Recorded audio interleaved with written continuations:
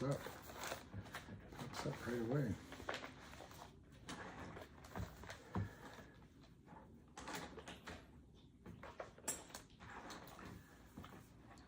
Wow, that was quick. I feel a little nervous for some reason. I feel a little nervous.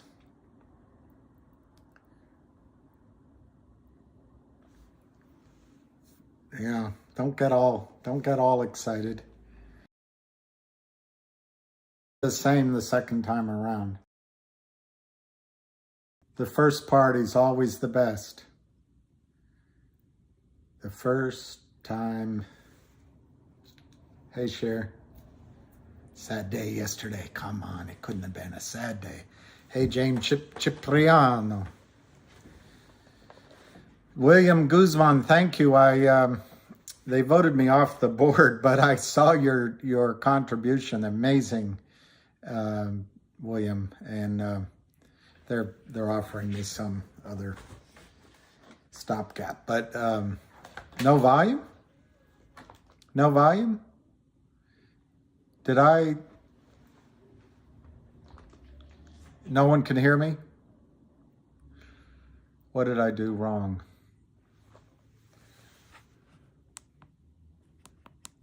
I got to turn up the volume. Hello again. Hello. Just call to say hello. Loud and clear. You're going to regret that. You are going to regret that.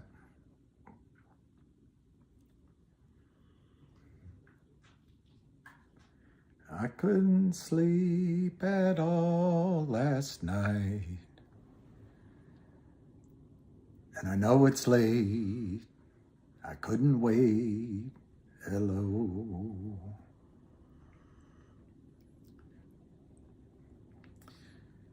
Good morning, good morning, good morning. All right, everybody can hear me. So I'm going to dedicate, they'll probably do something, but I don't think so. This is a public newscaster, but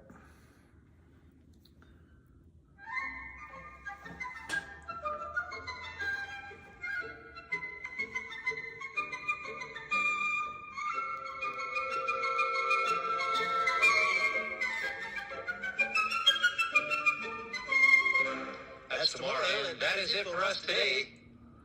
Okay, I don't know why. Whatever it is, it's not right on the teleprompter. There it is. We are going to do Sting, yeah. There's no words there. To play us out. What does that mean? To play us out? To end the show? Yeah. All right, go. In 5, 4, 3. That's tomorrow, and that is it for us today. We leave you with, I can't do it. We'll do it live. No. We'll do it live. F*** it. Do it live. I'll write it, and we'll do it live. Thing sucks. In 5, 4, 3. That's tomorrow, and that is it for us today. I'm Bill O'Reilly. Thanks for watching. We'll leave you with Sting and a cut off his new album. Take it away.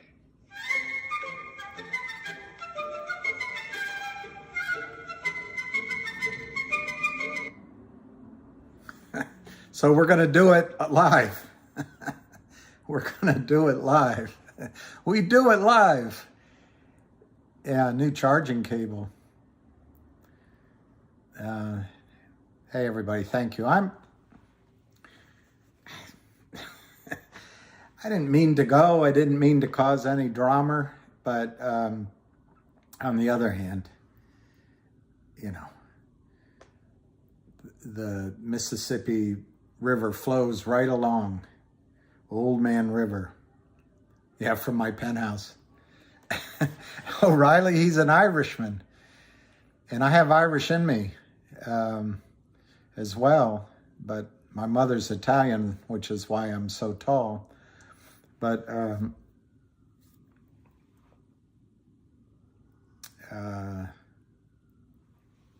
take us back. All right, let's get to the market action, which I'm assuming is slow since you're actually listening to me. Yeah, GTII, they're bringing it down to 501, 504. It was as low as 496. I remember what Yancey said on Friday or Monday, that a place like Merrill Lynch, for example, will only GT Army, the Fox. See, I got to put their names. I don't know who 631 is, but Ola.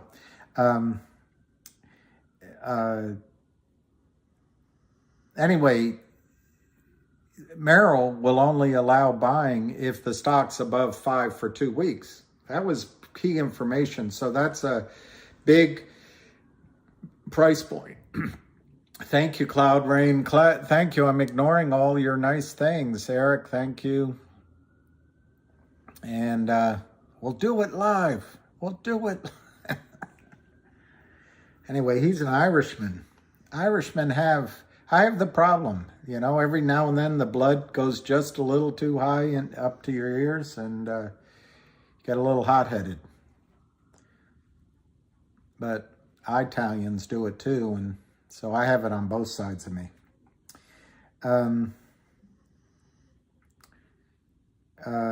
So 502, 505, that's not so thrilling this morning. Now let's go to FNGR.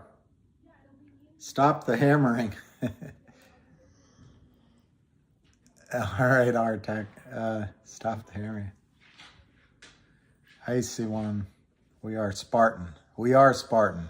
I am Spartacus. I am Spartacus. Hey, you guys.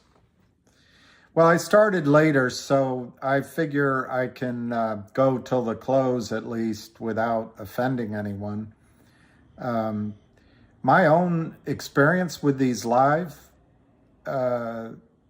broadcasts, they kind of take a life of their own, and then next thing you know, a few hours have gone by. It's not that I tried to monopolize the airwaves or your attention. We are Sparta. Good to see you. Hola, Juan. Hola, my good friend. You're Italian, Puerto Rican, German. All sorts of angry and happy. James Cipriano. And very orderly on the German side, I assume.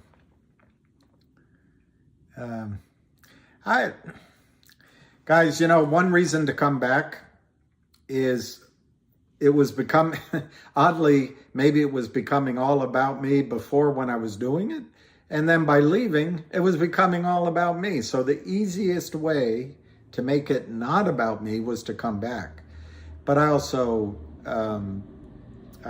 think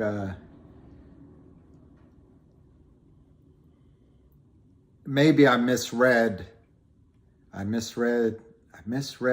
my lines. I misread your letter. I misread. Anyway, this is a song about it. I misread something. But maybe I did I think it's it's either Billy Joel or Elton John. Misread. Anyway, I think I'm accurate that I did do my initial goal, but years ago, a friend of mine from college, he was president of my fraternity. I was never a big fraternity guy, but I really admired him. I don't know if I tell that story, it'll reflect too well. It'll be like self-serving. But I remember one time, and maybe I'll tell the story at a different point. But I was nervous, a room full of 150 guys, and I raised my hand nervously. First time I ever spoke in front of, and I made my objection about a racist thing that was said. And what was amazing is after the meeting, out of all those people, only 2 people came up to me and said, Bill, it was 2 people, but they each said similar things. I really give you credit. I really admire that you stood up and said that. Good for you. And I was all nervous and and I felt like I had, all this tension. Anyway, he was one of those guys that came up to me. So I always, and I still do, think the world of him. But he, what was I saying about him?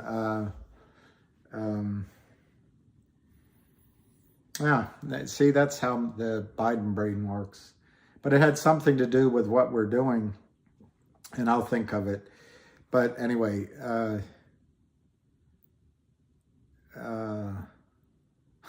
can't remember. Hey, reader. Lovely reader, reader me. Oh, what he did one time, he called me to Christmas in April, and I was honored.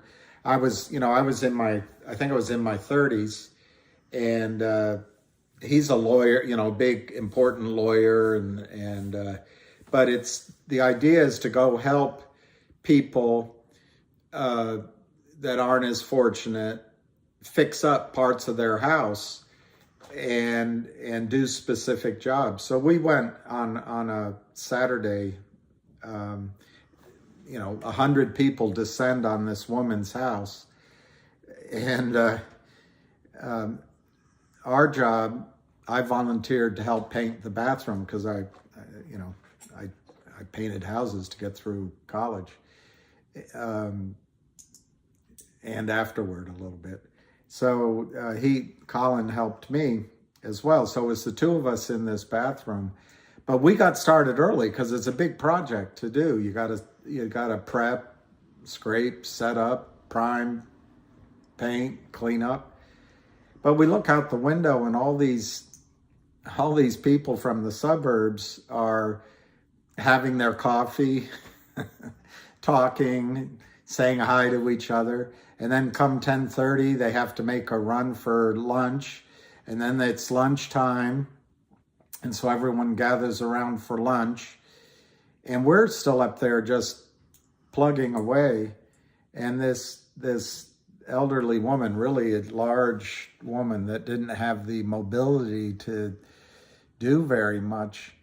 So Colin and I are just, and then come afternoon, people did a little bit of work, but then they took a break for refreshments, and then almost everyone leaves to go home to their wives or their schedule.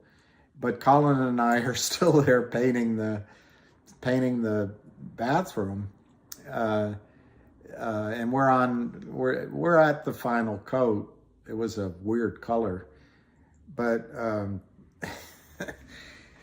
all of a sudden around 6:30, and we've been there since 8:30, but everyone's left. We're the only ones left. And each project in the house is only half done, half started, half done. It's like, what was the point of Christmas in America? Just because you're doing it for free, you got to finish your job. So Colin and I are talking. He's got his infectious laugh going, and it doesn't look like we're going to finish by midnight. So the lady has her sons and her grandchildren show up, and the house is all of a sudden full of able-bodied young adults, anywhere from 14 to late 20s, running around, and Colin being a kind of in charge kind of guy, he gets the 28-year-old grandson, he says, hey, I don't think we're going to be able to finish this in the time allotted. Maybe, implying maybe you could step in and finish it for your grandmother. And the young man goes, oh, that's all right. That's okay. Take your time. Take your time. And Colin just burst out laughing. And we worked another half hour, and finally Colin went out to the guy and said, look, We worked a solid day. The paint's there. You can finish it. It's only another hour or so, but you can finish it. And we left. So anyway, that's kind of how I feel about this GTII job, where I said to myself the other night, I did it. Maybe I haven't finished it because the job is to get it done. And what I would like all of us to focus on, particularly on GTII, however I point my finger, is to squeeze the Kramers. And I know we're distracted by finger. That wasn't my choice. But let's work on Lind as well. But let's just get the Kramers. So anyway, it's join loop is what's going back to 150. What's going back to 150? Gasoline is going to go back to 150. Minimum wage is going back to 150. The fare on the bus is going to 150.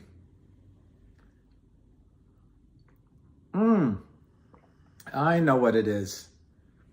I know what it is. Kurt Kramer's going to start paying you $150 a response. That's what you mean. He's not paying you $7 a response anymore. He's going to pay you $150. I get it. All right, so finger is 609. Hey, KYP. PYT. I know, I'll ignore it, join you. I got suckered in. I didn't realize. It makes me think of Loop Capital, which is the side company that organized that HKD trade that helped. Rumors are helped out Ken Griffin. Yeah, and PYT. That was a great. It shows how old I am. But anyway, that was a great song. Hey, Alicia. Good morning. I don't know if you learned a lot from me, but maybe I can help put perspective on PYT. I'm not making mistakes. All I ever learned from you'll share, join Loop LP if you like. Oh, Gem Miner, I guess, is another one of these guys. One person suggested that I set it up so I monetize it, and there's like super chat and all that. I don't want to make you guys pay, but his point, which was an interesting one, is it would cut out all these spam bots, but like I say, it confuses me on the pay. I mean, I guess we could put it toward a party, but by that time we'll have money for a party. I don't know. Let me just finish with finger. It's down. Wow. So that might be an opportunity. Now, see, the finger November 18, 10 calls are 55 by 60 cents. So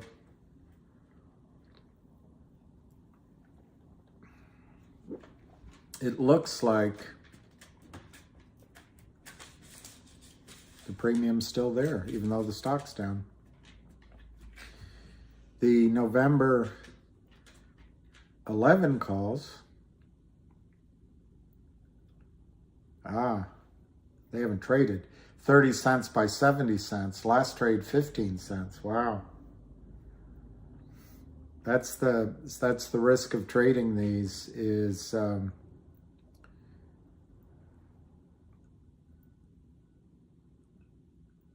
me see the December 10 calls. Yeah, 75 cents for the December 10. Well, 80 to 85 cents. And the volume's 110. It looks like the open interest, if I'm reading this correctly, is 265 contracts. But one thing happens with these calls is and I don't know if it'll happen in this play, but if people buy calls and the premium goes up, then an intrepid investor will come in and buy the stock, driving the price up, and sell the call against it to get a nice return for 3 weeks, 6 weeks. I don't know if that'll happen here. Double bottom forming. Let me go to GTII. Have 5 smackers. I don't know if I saved a picture, and I don't think I did. Oh, maybe this is it. Nope. Let me go to, there's, Kramer called and said he would give me his wife for my shares. You told him that the juice wasn't worth the squeeze? Is that how that saying goes?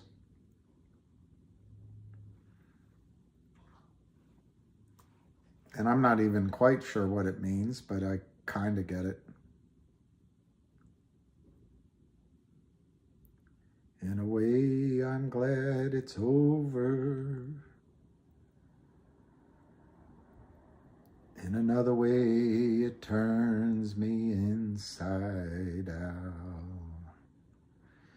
Losing you wasn't easy, no doubt. I'm looking for this chart, and of course, when I looked at it the other day, there's your hero, Dirty Mayo.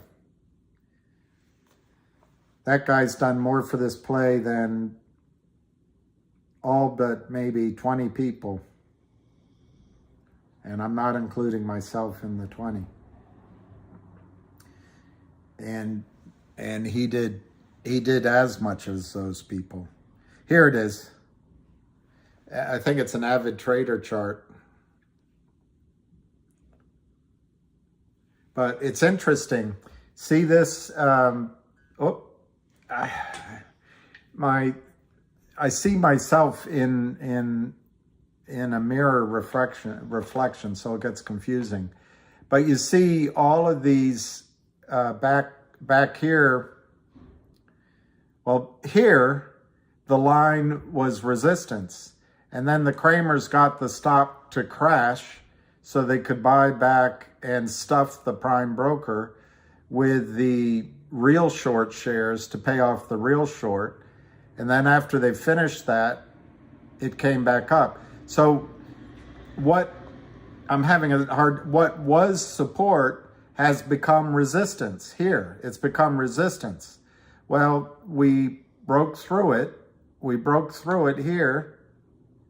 And now as a natch, they're trying to get it back below. I think they're going to have a hard time getting it back below that number. But they're trying to. And I don't know the time frame on this chart.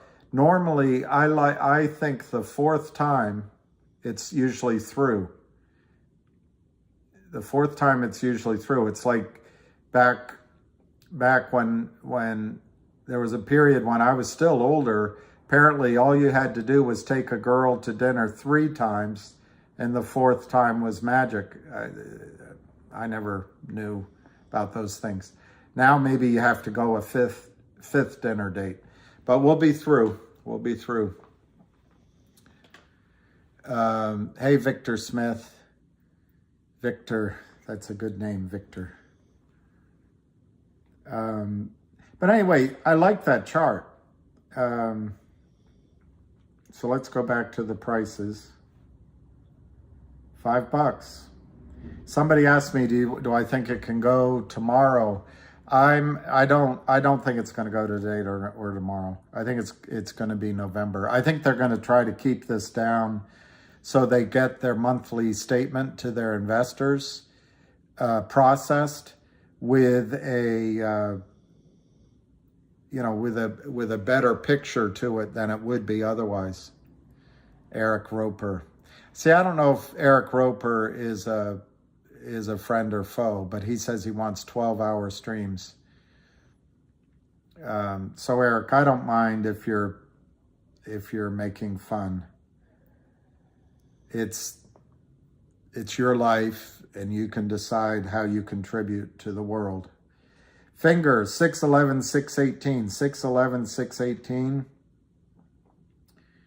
GTII 499.99. Are you out of your mind?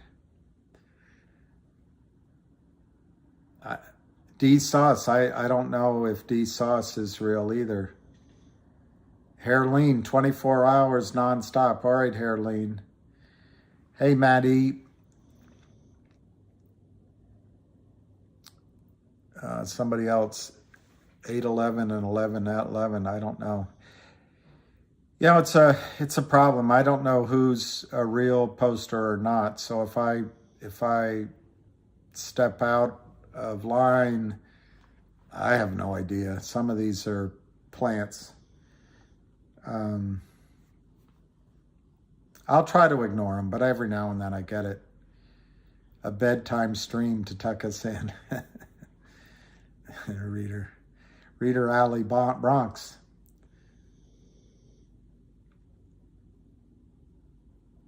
Kim Hansen, do you know the Muffin Man?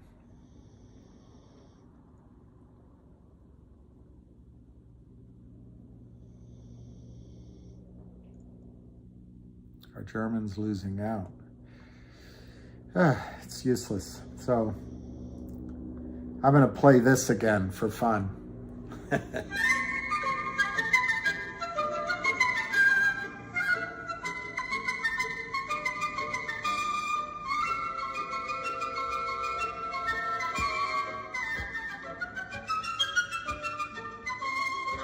That's tomorrow, and that is it for us today.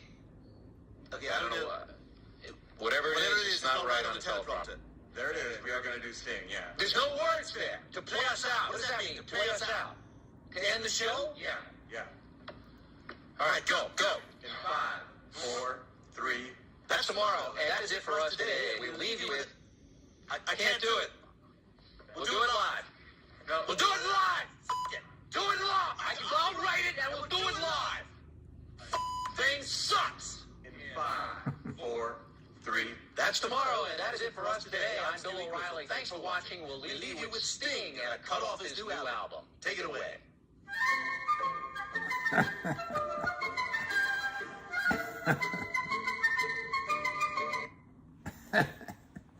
I think that's funny. Do it live. We'll do it live.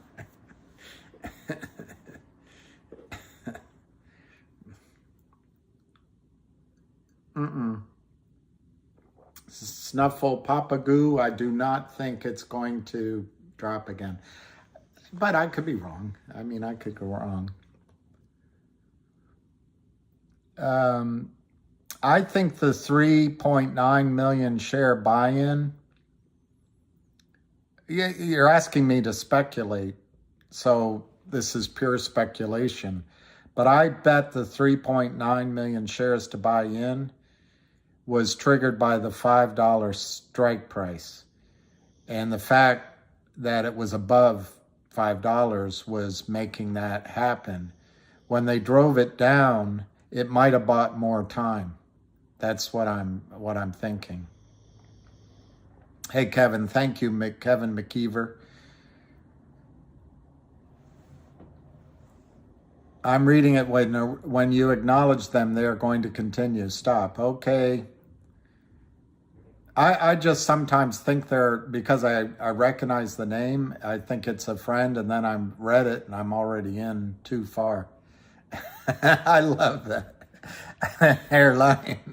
Well, I want to see GTI at 55 next week. Funzig. Yeah, I think it's going to run. I'm nervous that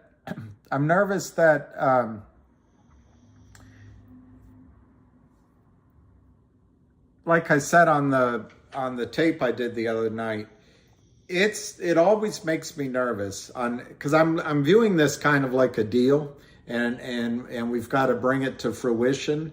and you work a year, 2 years on a deal, and everything's lined up, and then all of a sudden people start, hey, I did it. No, you did it. Hey, I want this amount. I think I deserve this.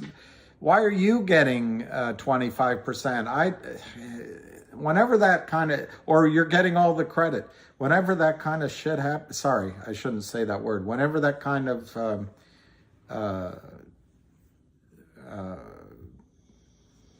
ridiculous, a man in my position can't be made to look ridiculous. He made me look ridiculous. What a movie! What a scene! Anyway, I get a little nervous. We've got to stay together. We can't start counting our chickens before they hatch. We can't start congratulating ourselves on winning until it's over. We're nowhere near finished with this. The hard part is to get it through. Sorry, why is Lou so certain it'll be over before 2023? Does that mean in the next 2 months or before the end? Anyway, I think it will be over next month.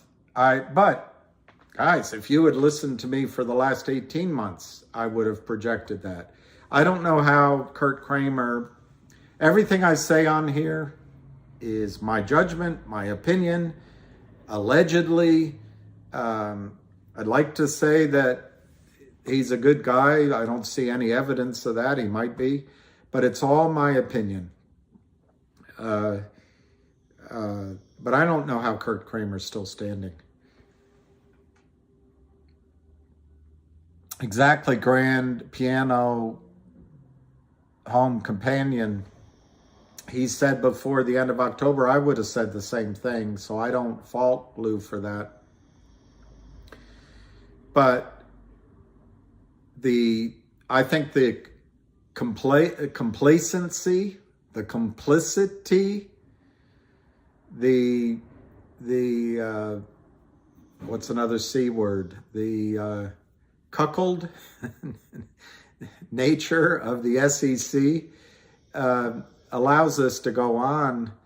But I also think that maybe it's either that Kurt Kramer is fighting so desperately that he's willing to throw everything in, or he's never lost before, so a certain amount of hubris comes in, or maybe somebody's helping him, or he was richer than we thought. I don't know. Or they're lying and hiding it and it hasn't been discovered, but it will out. It will out. It will out.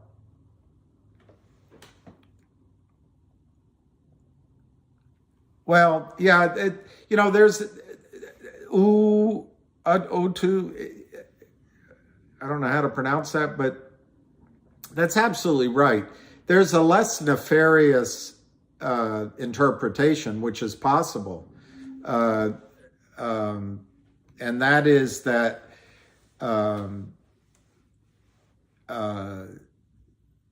the back offices of these brokerage firms are so computerized, and it's been a 10-year bull market.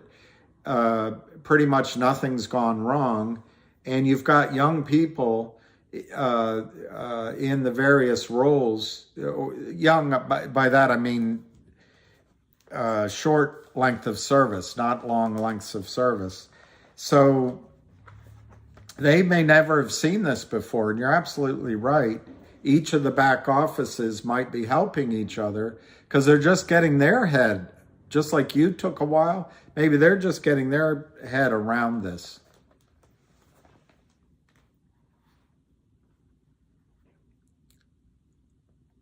Alan, I don't want to give moderating to somebody I don't know, but if you have a recommendation, and then you have to tell me how to do it. Welcome back. You're welcome, Chad and Marco. Thank you.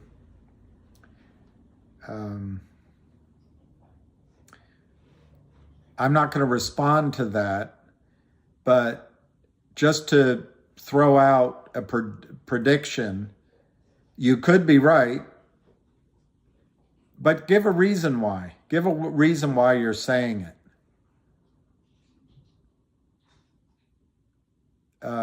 The fact is, everything I'm saying, this could all go in the toilet. That's absolutely true. There could be something that happens and it doesn't work. It's not this. These are not treasury bills. On the other hand, are treasury bonds what they crack up to be anymore? I don't know. I mean, if you bought treasury bills or bonds just 6 months ago, you're underwater. And then there's all sorts of worries about the dollar and whether oil is going to be priced in dollars and our, in inflation. Nothing.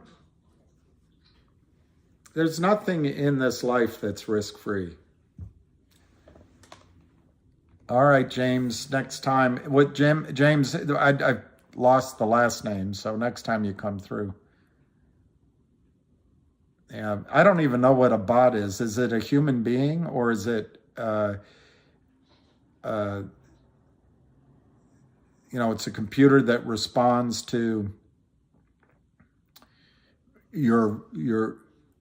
I do like the music of Jimi Hendrix. I think my there's so much that he did in his short life, but I think, well, of course, when he played the Star Spangled Banner, but I think my favorite is There's a Red House Over Yonder, short for robot. There's a book out of Czechoslovakia about robots, science fiction. I can't remember. I also liked Hey in Your Hand. Why didn't God Lordy. Called me. I don't know. I didn't get a call from him that I know of, but he might have called me. I'm not very good at answering phone numbers if it says unknown or, so he may have. I'm not upset with Lou. Traveling soon. Why, Juan? You want to find out where I am and knock me off? If I were to travel soon, the most likely place would be, other than short trips around DC, would be either London, possibly to the Middle East, but I have no plans, or Puerto Rico.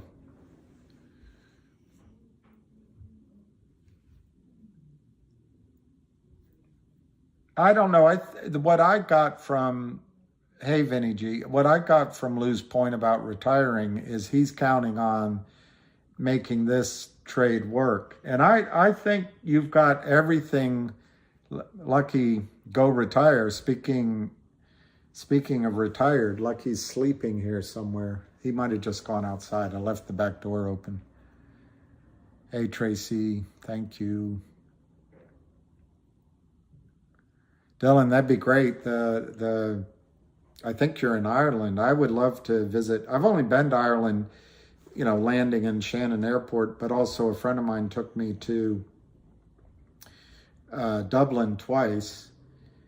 But it was all her schedule, so I didn't have time to which way I loved it, but I didn't have time to really do my own thing,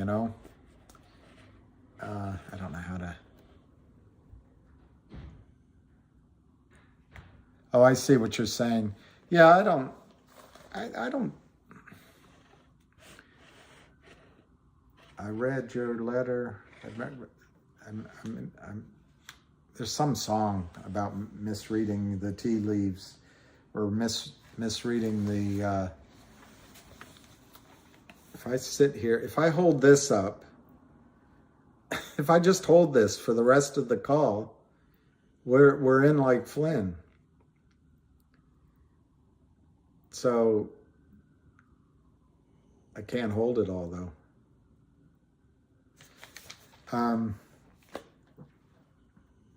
Yeah, Lou needs a shave, so hopefully this will move quickly.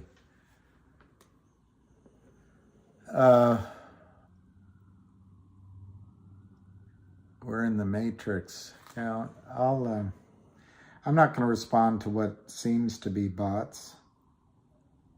We'll do it live. Did you like that little Stewie? Hey, William. Yeah, I'll try to meet the next one. And your donation was appreciated by everybody.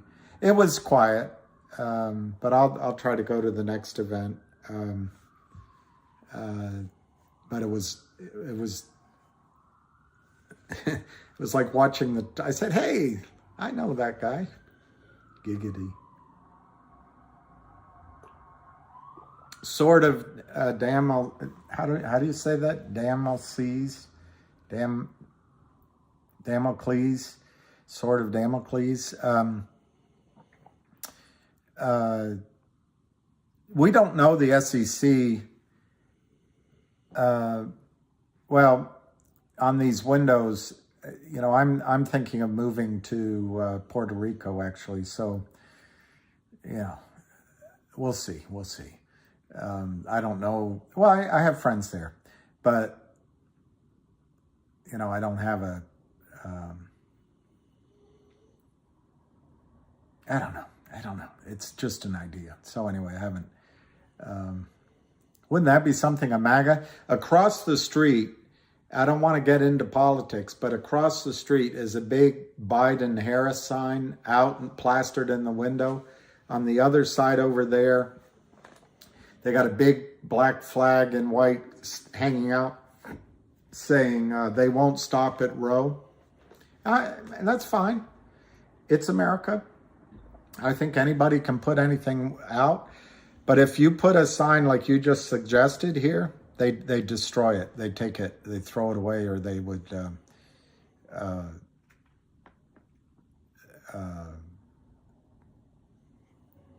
I don't know if they break in, but they do something to get the sign removed.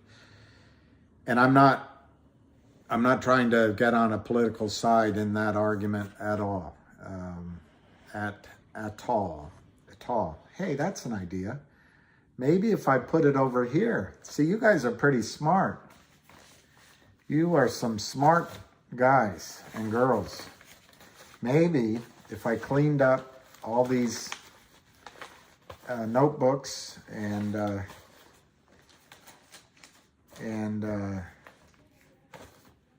pieces of paper and pens and etc., I could move this over and hey presto, there's no sun in your eyes. And then you'll see what I really look like. Do I want that though? Do I want you to see what I really look like? Do I want it? Now, I told you last night that I'm not a proselytizer, and I'm not. But since this just came up, if you ever get in trouble in life, my dad would say, Bill, I'll do it when it goes over there. She's our intercessor. She is our intercessor. Ask her for help. So, all right, this is gonna make noise, and you're gonna go, why didn't you turn off the volume? But I'm gonna try to turn oh, I see. Nothing's ever easy. It's not easy being cheesy. It's not easy being cheesy. All right. There we go. I just spilled my coffee.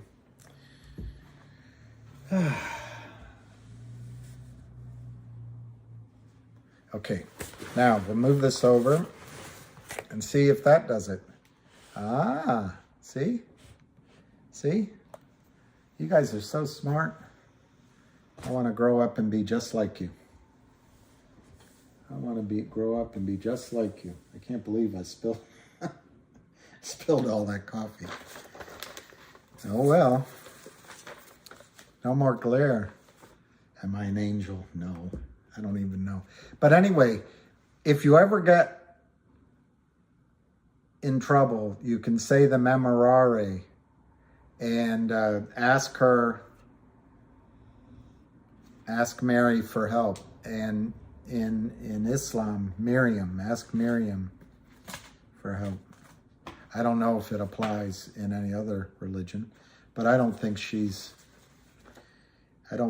particular. All right. So, how's that? No glare. We need to find you a woman. I wish I hadn't spilled my coffee, but nothing's for free in life. Okay, so let's find out where the stock is trading. 497, bastards. See, they get it down, 498, 499. So they're going to try to close it. They're going to try to close it below 5.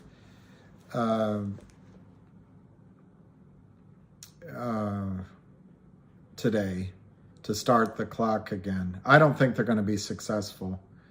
But I also think, as I already told you, I don't know when their monthly statements go out to their investors, but they're going to want to show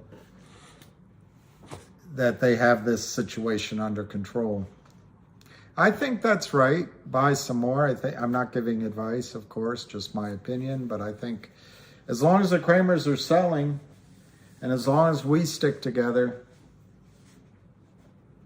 you don't have a CEO here. No, the Heart's Invisible Furies. I'm going to write that down. Sounds like a good recommendation. The Heart's Invisible Furies. Every pen I pick up doesn't work.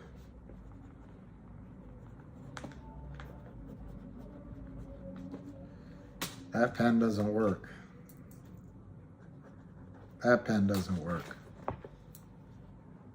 This one does.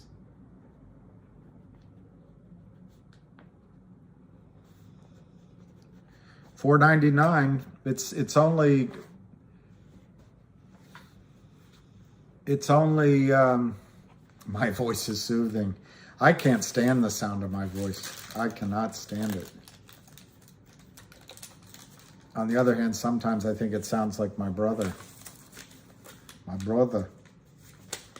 My brother. And he is a pretty good voice. I showed you those numbers. I'm going to throw this away.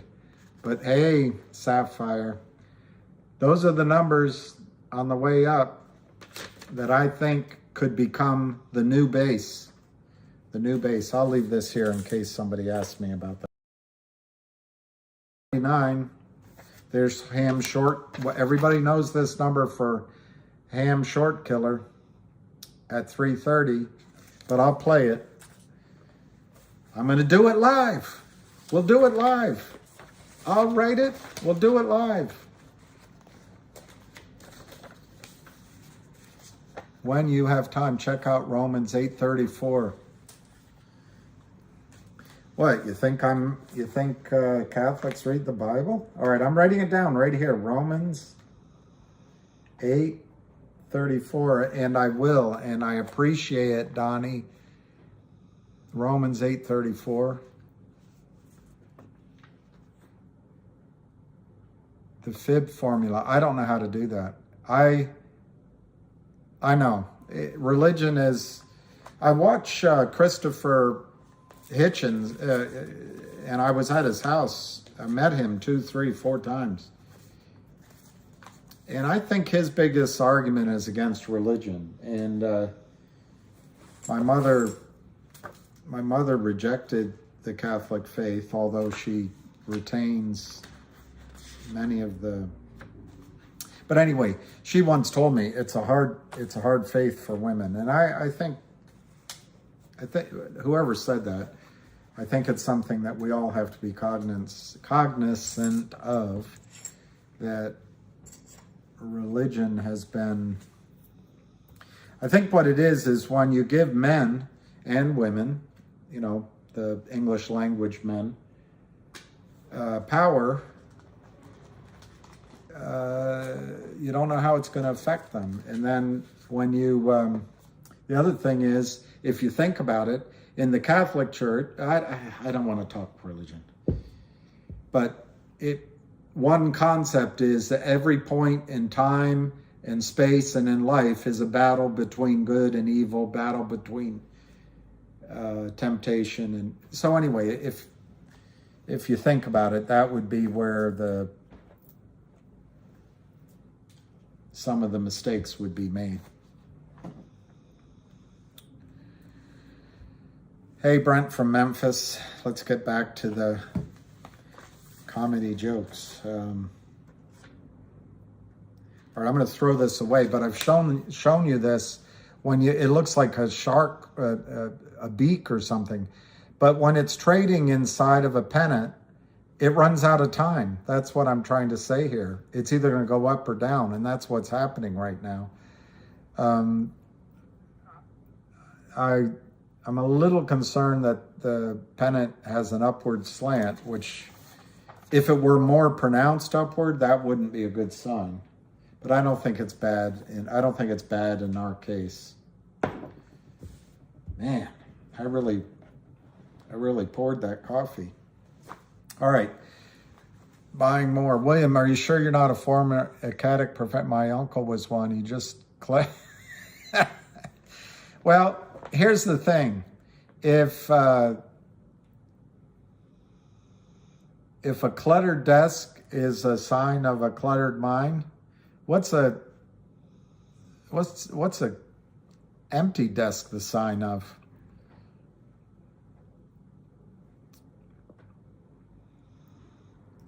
Yeah, I'm not much for. All right, 612, 617. I'm not much for spending hours organizing things. Let sleeping dogs lie. That's good. My dad used to ask me something about lawyers lying. Can a lawyer lie? I think the CTPB dropped down because they didn't need that real short's not there anymore. They didn't need the shares any longer. Kind of an obvious answer, so you're going to say, well, that's not it. But I think it's as simple as that. Excuse me. Finger 618, it's another boring trading day. I know the clutter's taped to my wall. I'll take that down. I don't actually prefer clutter. I'd like to have enough money to have a maid or a wife or everybody needs a wife. Even wives need wives.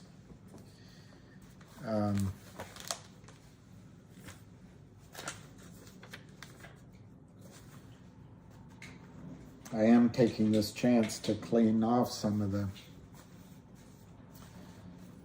Good to see you're back. I used to say that at bars when there was a chick sitting next to me with her back turned to me. I'd say, nice to see you're back. It never worked. But I'd go on with my life thinking how clever I was.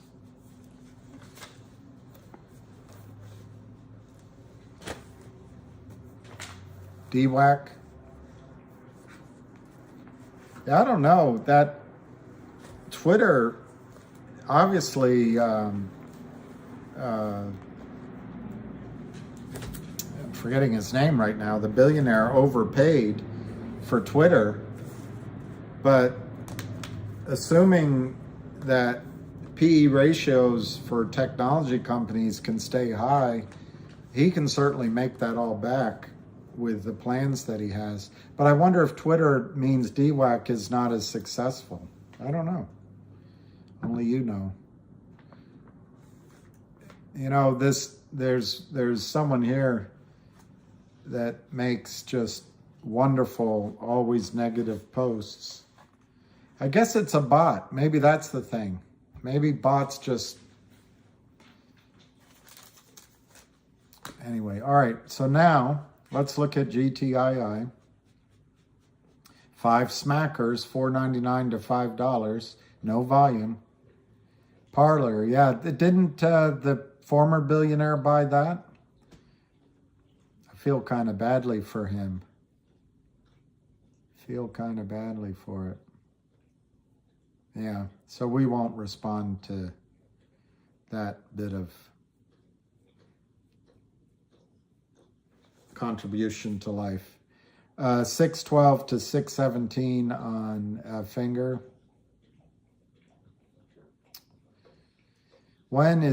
Chris asks, when is GTI going to run? Days, weeks, months? Welcome back, Cotter. Days, weeks, months.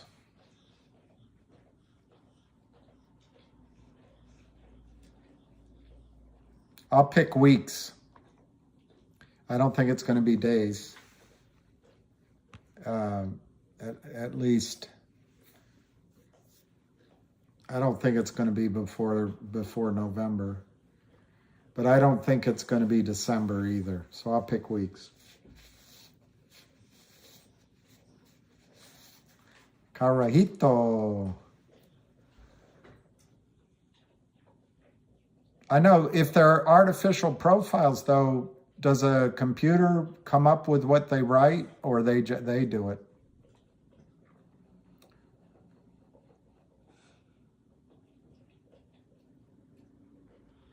Yeah. All right, I want to show you, now that it's lunchtime, I want to show you one other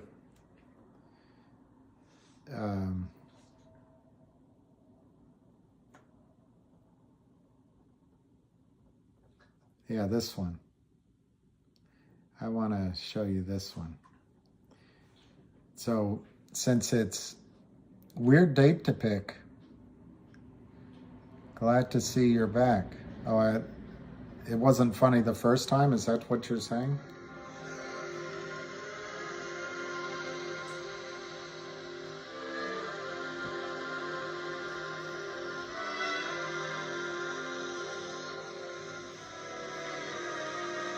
This is going to be my conference table.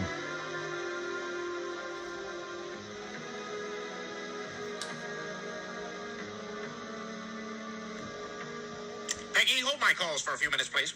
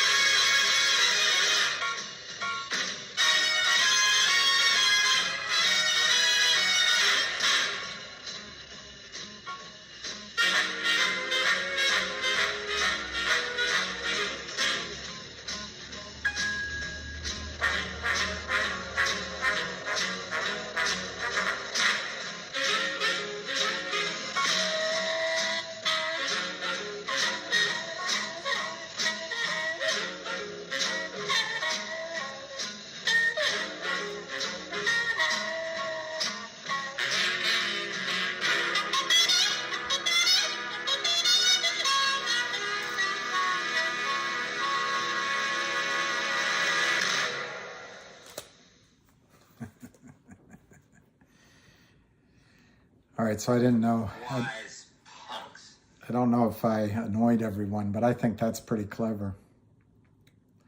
So the number of viewers dropped. I don't guess that's, I don't guess it's all that interesting today. Isn't that funny? They're pretty clever at Family Guy. All right, I'm looking at, why do you love me, CAT scan? Last thing I like in the world is a CAT scan. Even worse than a shot. Yeah. No, Jerry Lewis is dead. I don't know if he was sick, but he's dead. Oh, Lou went live. All right. Well, I can go off, I guess. Or screw it. We'll do it live. We'll do it live.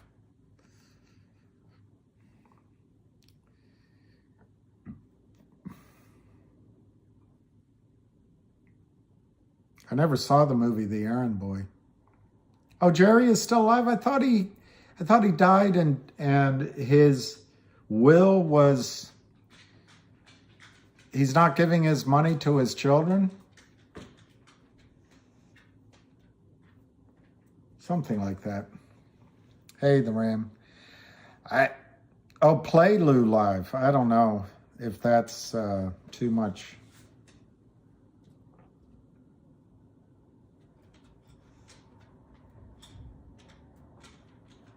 It's not popping up.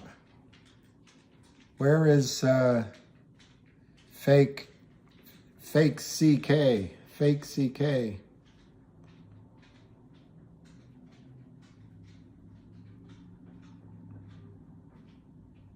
Bid ask size on which one, Ms. My man? On calls or on GTII? Let me just assume you're asking about GTII. It's 498 to 499, 571 by 309.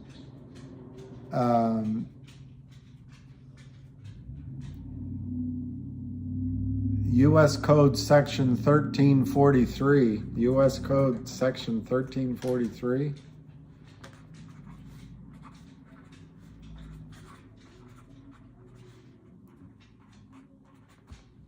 Let me just see if I have...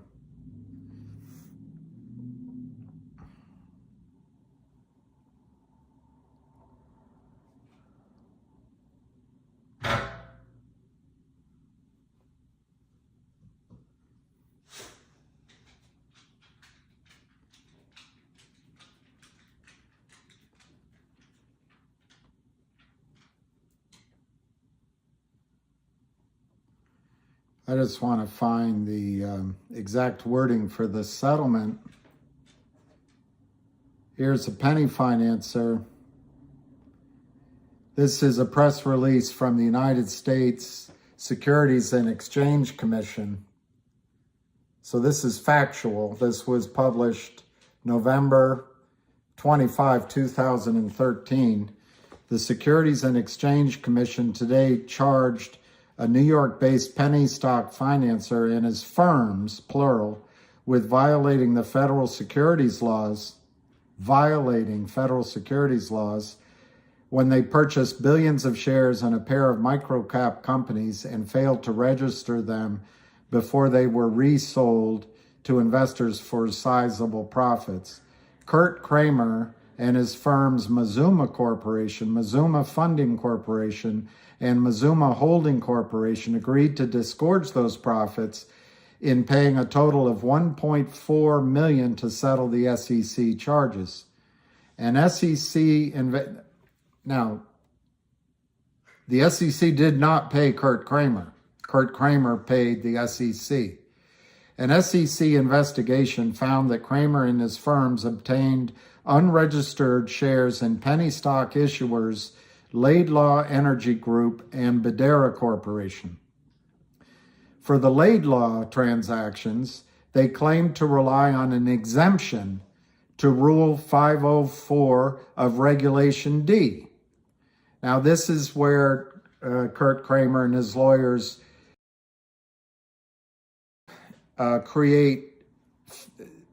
turn facts into matters of opinions and misunderstandings, and unfortunately, all the darker skinned guys than I am are rotting away in prison because they violated picayune drug laws that had all sorts of areas of misunderstanding too, or a lawyer would argue that. But they're rotting away under 3 strikes you're out because of the crime bill. But here, this guy can use your money and other people's money to fund lawyers that claim to rely on an exemption in Rule 504 of Regulation D that permits certain companies to offer and sell up to 1 million in unregistered shares. However, the Mazuma firm's purchases of Laidlaw shares exceeded Rule 504's $1 million limit. Is that a surprise? They never follow the rules any other time. Why would they here? So the shares were restricted and not exempt from the registration requirements of the securities laws when they were resold. Let's just assume what happened here. Oh, it's confusing. We have multiple LLCs and none of the LLCs sold more than 1 million. So it's not our fault. The fault is in the stars, Brutus. Mazuma Holding Corporation's acquisition and sale of more than 1 billion unregistered had been misappropriated from the issuer by its transfer agent also were not exempt for registration. Quote, unless there is a valid exemption, shares cannot be sold publicly without a registration statement. Who is selling tens of millions of shares of GTII stock into the public market that does not exist? Do you think it's someone other than Kurt Kramer? If so, where's the valid registration statement? What rules are being broken? Not 18 U.S. Code 1343. How about the Securities Act of 1933 and 1934 that requires sales of securities to be registered with the SEC? Kurt Kramer. If you want to start hurling around U.S. codes, why are you blind to one code and then you throw another one out? I have no idea what this is. Quote, unless there is a valid exemption, shares can't be sold publicly without a registration statement that provides investors with the level of detail they deserve about the investment opportunity being offered, said Michael Paley, co-chair of the SEC Enforcement Division's Micro-Cap Fraud Task Force. So, Kurt Kramer, how are you selling shares that don't exist to the public without the, quote, level of detail investors deserve about the investment opportunity they're being provided? You want to quote code?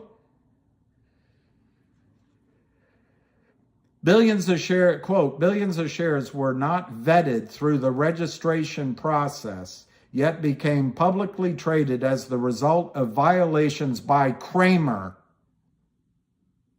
and his Mazuma firms, and the SEC will continue to punish non-compliance with the registration provisions of the securities laws to ensure the investing public is protected by these types of transactions. Mr. Paley added, unquote, according to the SEC's order instituting settled administrative proceedings, how many of those young men that are rotting in prison that are fathers and husbands and brothers didn't have fancy pants lawyers to settle administrative proceedings under Joe Biden's crime bill and Bill Clinton's and Hillary Clinton's crime bill. Yet these boys up there can continue to do their threats and take money out of the system with impunity. Is it because they're white? Is it because their lawyers are white? According to the SEC's order instituting settled administrative proceedings, Kramer and his firms purchased 2 billion Laidlaw shares, which amounted to 80% of Laidlaw's outstanding shares at the time. This has to be because of a toxic note, but that's an assumption. You can look it up. I don't have time to look it up. They purchased these shares at a significant discount from prevailing market prices. There you go, a toxic convertible note formula, making it highly likely they could immediately resell them publicly for a short-term gain. Kramer, this is from the SEC website. So I don't know what this 18 U.S. Code 1343 is, but this is right off the SEC website. Fake Kurt Kramer. According to the SEC's order instituting settled administrative proceedings, Kramer and his firms purchased 2 billion Laidlaw shares, which amounted to 80% of Laidlaw's outstanding shares at the time. They purchased these shares at a significant discount from prevailing market prices, making it highly likely they could immediately resell them publicly for a short-term profit. Kramer, that's Kurt Kramer, and his firms purchased the shares in 35 tranches. 35 tranches. Do you think the young men that sold a little cocaine or a little marijuana 3 times deserve to be in prison, while this man did it in 35, violated securities laws in 35 tranches? You look up the Security Act of 1933 and the Security Act of 1934. Kramer and his firms purchased the shares in 35 tranches with no 6-month gaps, thus quantifying the transactions as a single, integrated offering through which Laidlaw exceeded the $1 million limit under Rule 504, greed, by raising a total of $1,259,550,000. Oh, the lawyers are going to say, Mr. Kramer followed the rules exactly, and there was just a mistake. It ran over a little bit. No registration statement was filed. No registration statement was filed for any shares that Laidlaw offered and sold to Kramer, Kurt Kramer, and his firms. So U.S. Code Securities Act 1933 and U.S. Securities Act 1944. You want to put something up? 1934. Nor was any registration statement filed for any shares that Kurt Kramer and his firms subsequently resold into the public market. Despite exceeding the $1 million limit, Kurt Kramer and his firms continued to acquire and sell additional Laidlaw shares and profited by $126,963,000 from those transactions. That's what they were able to find. According to the SEC's order, Kurt Kramer and Mazuma Holding Corp. acquired more than 1 billion shares of Bedera in 2009 and 2010 through 21 separate transactions, in other words, violations, from the principal of Bedera's transfer agent, who had misappropriated the Bedera share certificates. Again, they purchased the shares at a significant discount from prevailing market prices. Kramer and Mazuma Holding Corporation resold the misappropriated Bedera shares to the public without any registration statement, violating U.S. codes, fake Kurt Kramer, for a profit of $934,404. Oh, it's under the $1 million exemption. So I didn't break any laws. I'm Kurt Kramer. In the settlement, darn it, settlement means there's no discovery. So Kurt Kramer can prance around that he's not a violator of laws. He's just so clever and smart that he can weave through various exemptions and then hire lawyers with your money to convince everyone that he's a good guy and give money to charity. In the settlement, Kramer and his Great Neck, New York-based Mazuma firms. What other firms are based in Great Neck? Power Up Lending? Could it be Geneva Roth Holding that lent the money to GTII? Are there coincidences in life? So Kurt Kramer and his firms agreed to pay disgorgement totaling $1,061,367 plus pre-judgment interest of $128,611 and penalties totaling $273,000. He didn't pay taxes on any of the gains. I'm speculating in my judgment, and they just caught the various LLCs that they caught. How do you know there weren't offshore accounts or other LLCs that participated in this alongside? So this is a slap on the wrist. And this is the damnable part when it goes to Gary Gensler. Without admitting or denying. All right, so without admitting that Kurt Kramer broke the law, but he's not denying he broke the law either. Without admitting or denying the SEC fine, consented to an entry of an order finding that they violated, this is from the SEC, fake Kurt Kramer, sections 5A and 5C of the Securities Act of 1933. So let me write up to you, Kurt Kramer, section 5A and 5C of the Securities Act of 1933.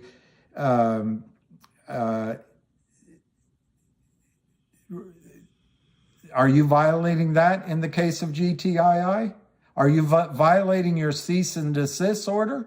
Are you going to be able to make a settlement even with the white-collar crime criminal attorney from Gibson Dunn to protect your precious rear end? When in fact you're violating your cease and desist order and you don't want anyone to put two and two together?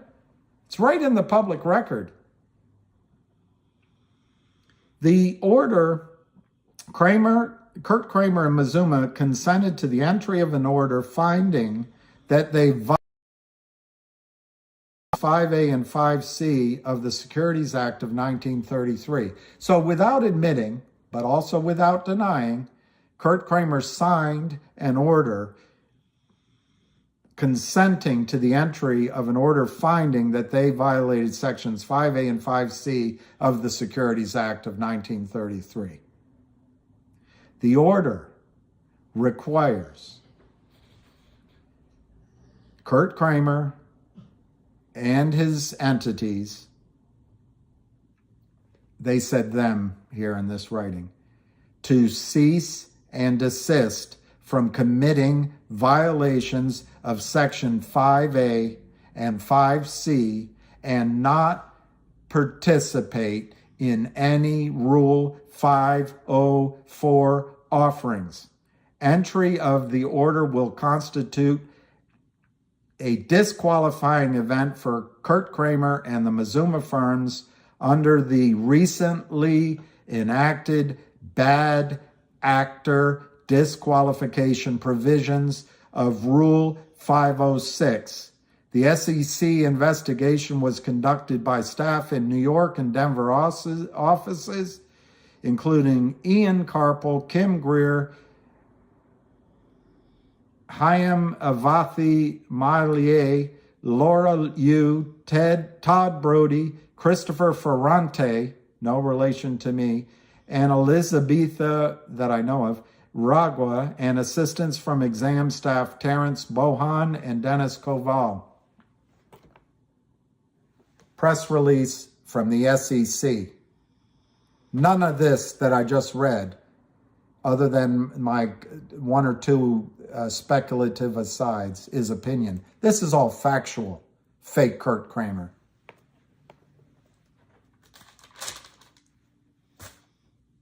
I don't know what this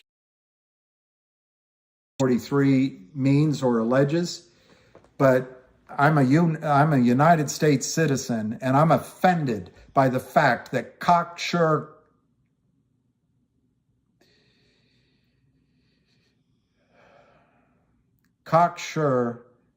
lying son of bitches like you steal money from the market, steal money from investors, and hide behind the skirts of attorneys pretending you're law-abiding citizens. To me, you're no different than a mafioso crook or a robber that walks into the bank with a gun. You're less than all the people that are rotting away in prison because of Joe Biden's crime bill and Bill Clinton's and Hillary Clinton's crime bill. You belong in the first wave of recruits that go into the next war, in my opinion and my judgment. But if you want to go through the legal system, great. You can hide behind it. You can hide behind the SEC doing nothing, and all the money that you're taking from the people that invest 100 shares, 1,000 shares, 10,000 shares at a time. And you're such a big shot. You sell billions of shares because you're a big shot. Well, guess what? It's going to come up. It's going to catch up with you. You can't hide behind violating the law and signing cease and desist orders that say that you don't agree, but at the same time you don't deny that you did it. And it says don't do it again, but then you go do it again. You were found out for usury. I don't have it in front of me right now. You for usury, violating usury in New York, so you moved to Virginia. Don't lecture me, fake Kurt Kramer, on who is violating the United States code, whatever the F. You're the one dancing around violations of the code, which you are violating, in my judgment and in my opinion. And the evidence is there. But you get some high-priced attorneys that most people can't afford with the money you stole from the markets so that you can continue to go to temple and go to Children's Hospital and live the life of an upstanding citizen when all your entire income is stolen.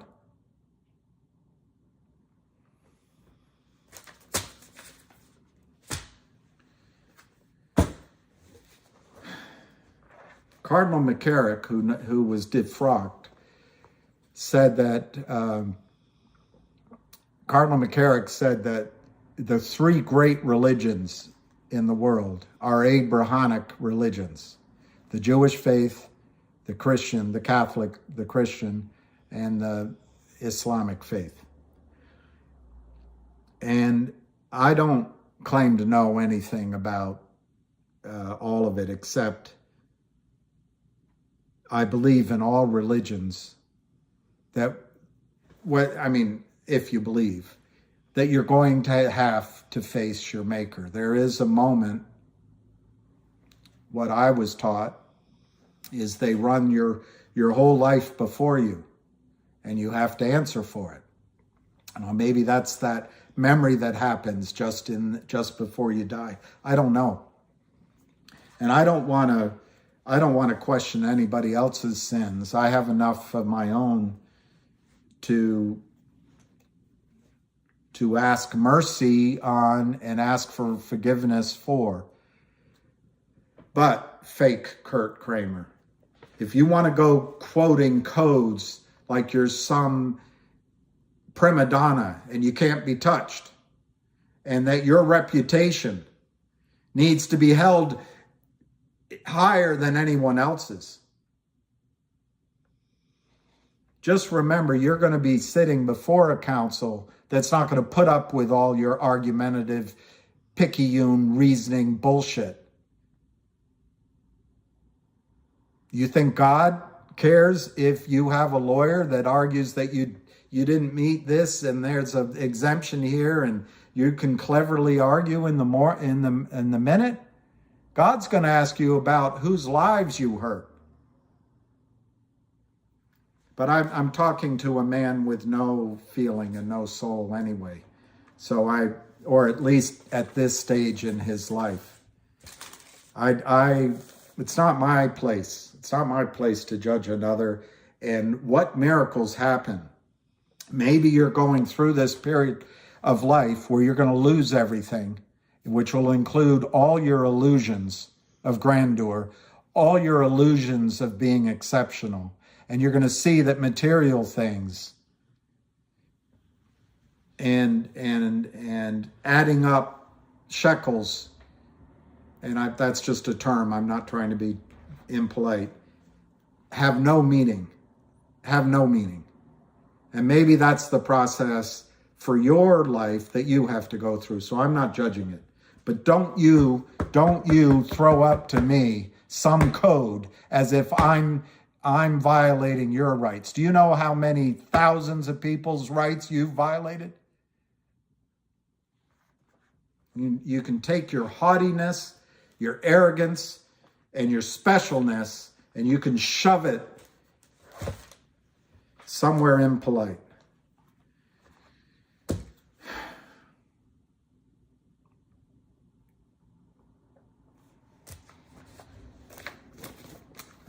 I'm sorry that was unpleasant for most of you.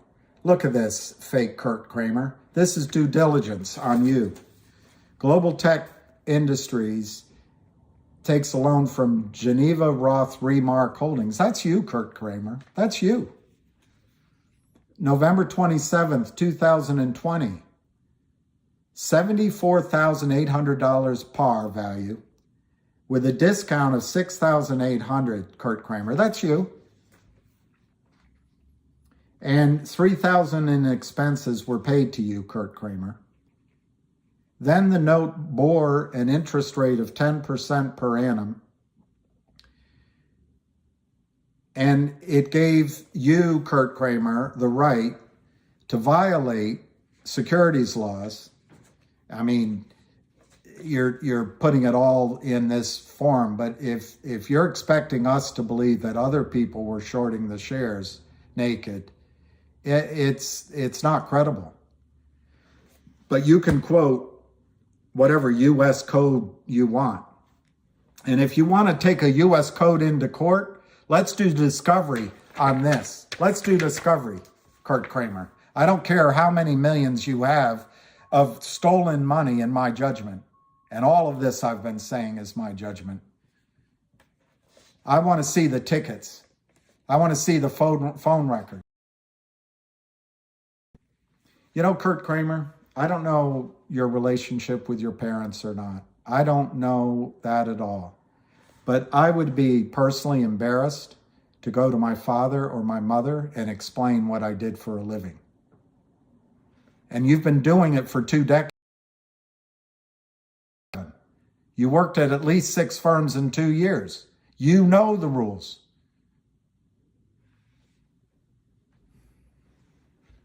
Do you think any of the jive talk that these guys that sold drugs and all that, if they had translated the jive talk into a lawyer's neatly written precis or dossier, because they had all the money that you do it's purloined from the markets, do you think they'd be rotting in jail right now? But it's the same jive-ass talk that you're doing. Same. And then on your promissory note, Kurt Kramer, it bore a rate of 10%, And then you could convert in 6 months at a price equal to 75% of the market price as defined in the note. Well, guess what you did? And you're going to say, no, it was somebody else. It was another LLC. No one would short the stock unless they were protected by this note, Kurt Kramer. So you started. I did a amicus brief in another case. I'm bound by holding those shares for 6 months. Okay, maybe Geneva Roth Remark Holdings is, but what about the hundreds of LLCs that you create? No honest bank creates 100 more LLCs. Your protestations to being honest and somehow your reputation is so pure, I just don't see how you can support it. You know, and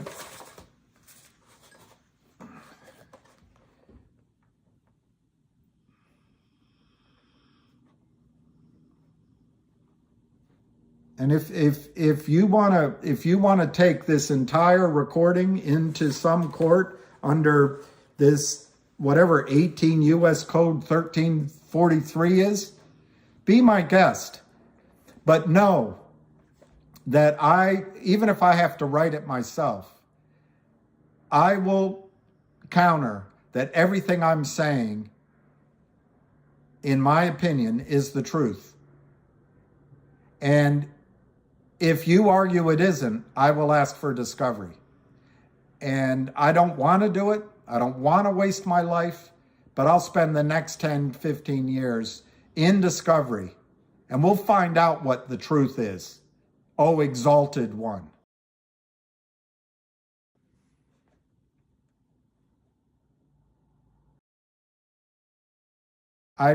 These lyrics, I think, apply to you, fake Kurt Kramer. I'm not going to read the sexual part, but you're going to remember later on, I cheated myself like I knew I would. I told you I was trouble. You know that I'm no good. You're going to be saying that to yourself. But then she says, and when you question your reputation, what do you think these kind of settlements do to your reputation? Do you think it's somebody like me? I'm just a schmo. Who really stuck the knife in first? I would argue, fake Kurt Kramer, that you stuck the knife into your own reputation first and often, and you still are doing it.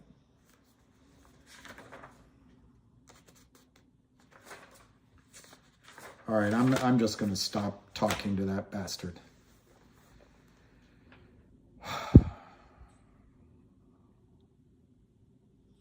No singing yet.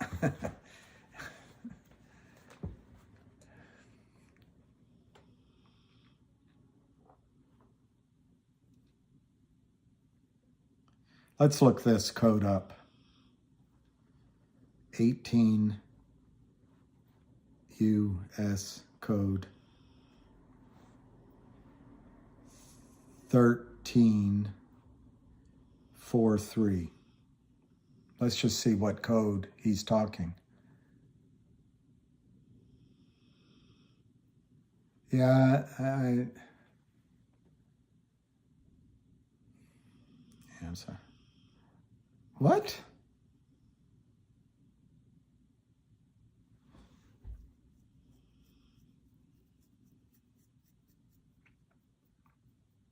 Ah, I see what he's doing. Elements of wire fraud. He's actually coming to me on elements of wire fraud. And I'm going to say that his narrow interpretation, see, the sun is moving. His narrow interpretation is under this one sentence: use of interstate telephone call or electronic communication in furtherance of a scheme. Who do you think scheming? Who do you think did international and interstate, and I guess intrastate, phone lines and wire fraud and deception of trades? I'm not a shrink. This man is it's a psychopath. What do you mean it's very narrow? Oh, and my volume is too. Oh, my volume. All right, I'm gonna just let it go. Somebody just asked about the low volume in the stock. 493 to 495, 493 to 495 on GTII, 656,000. I don't think that's a bad sign at all. In fact, I think it's a good sign that the stock volume is so low. Right now, there's a lull going on, and I think there's a professional buyer in there. By that, I mean some big buyer. It's probably no better than you and I, but he's hired a firm like, I'm making it up, like Goldman, and he says, you know, I want to buy, I'm making it up, 10 million shares, and I'd like to do it under 525. So it goes to the trading desk, and a broker is working the order. That's what I think's going on. I don't think it's bad that the volume is so low.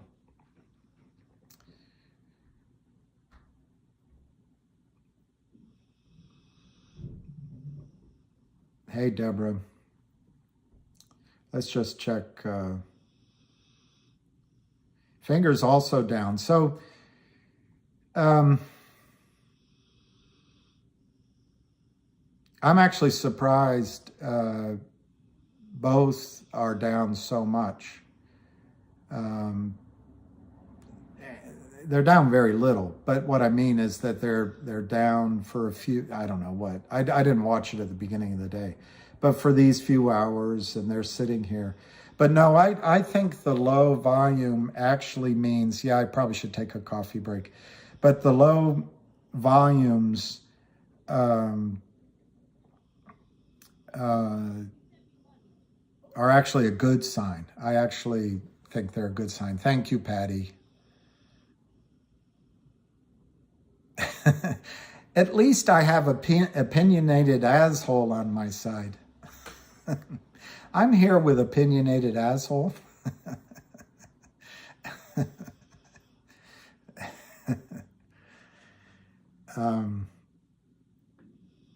There was another stock that was, let me just look at this MMTOP. Yeah, so MMTOP is actually up a little bit.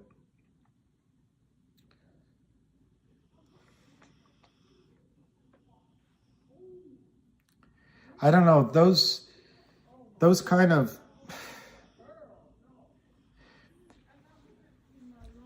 just to be clear, since this has been brought up, I'll say it on this tape and then I'll say it on every one.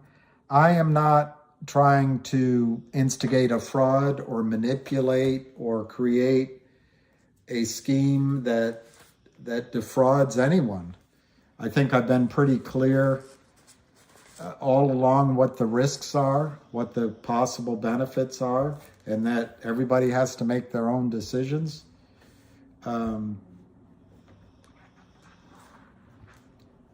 I would have to talk to an attorney, I guess, but I don't think I'm violating wire fraud or phone line fraud.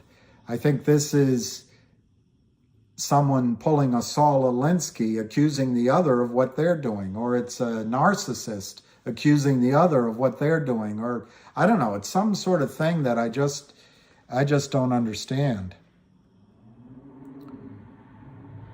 Okay, Paris, I'll go get some coffee. Let me just go through the stock price. I'm going to read a few. The fake Kurt Kramer says I caused damage to his companies and to something else. I don't know about that, fake Kurt Kramer. I think you caused damage, and the damage.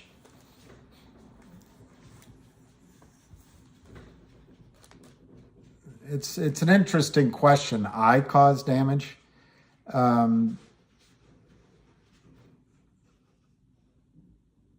I don't see that. So if fake Kurt Kramer, you want to go into court and argue that, I think it's a really specious argument. I don't think I've caused you or your family or company any damage. I think the damage caused is your own, and I think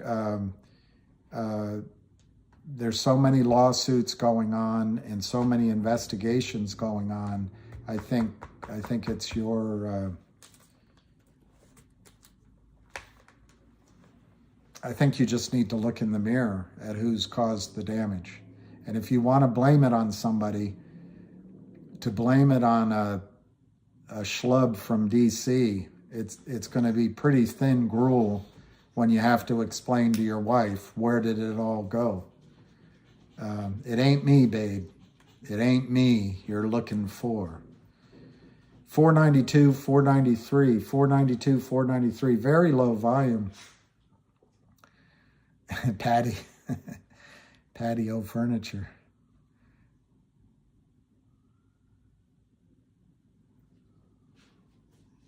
Matt Beckley,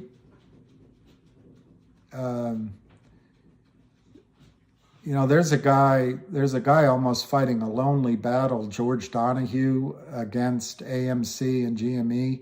I admire him. But before him, there was a guy that fought extremely hard, wealthy guy, Patrick Byrne. And there was a guy named David Platt or something like that fought hard. I guess he's had a heart attack. New field being plowed. It's been there. And so your question is a good one. Is the Fed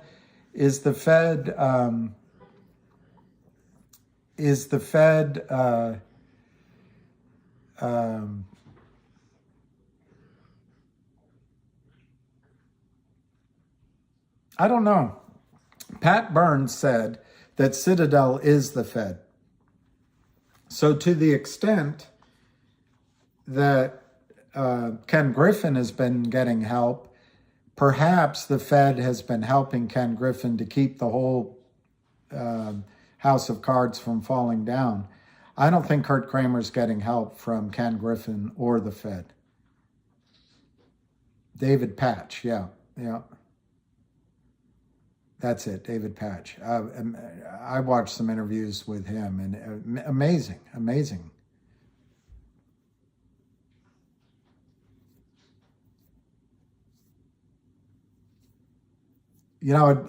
just thinking, one of the attorneys on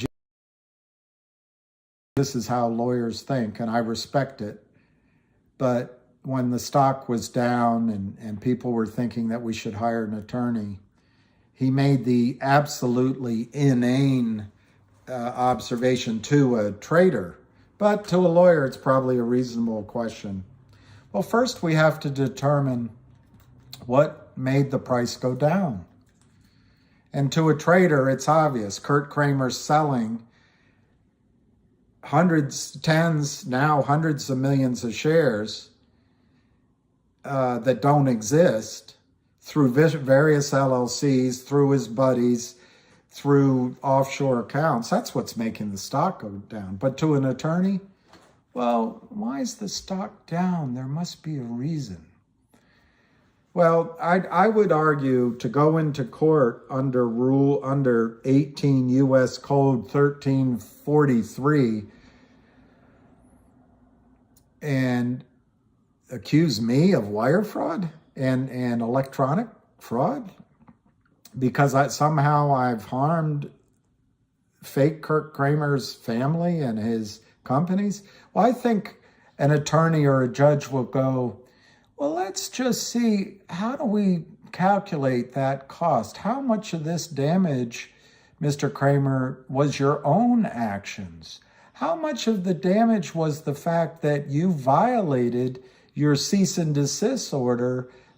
This is just a hypothetical. Your cease and desist order from the SEC, which you signed a mere 8 years ago. Were you or were you not aware, or were your lawyers not aware that you were potentially violating the cease and desist order you signed before? So let's see. And then you've had a lawsuit about usury, and well, let's see what damage, why the damage has happened. And you're saying Mr. Ferrand did it? Well, that's odd. Who sold the 150 million shares? Who bought back the note? Who's in the market buying shares? Well, let's see how much is attributable to Mr. Ferrand. They always mispronounce my name. Yeah, I think he is saying what he's actually doing. You do? Well, no, I'm not going to talk to that guy. Discovery is the bleach, and nobody likes John Denver up in Kurt Kramer land. Sunshine on my shoulders makes me happy.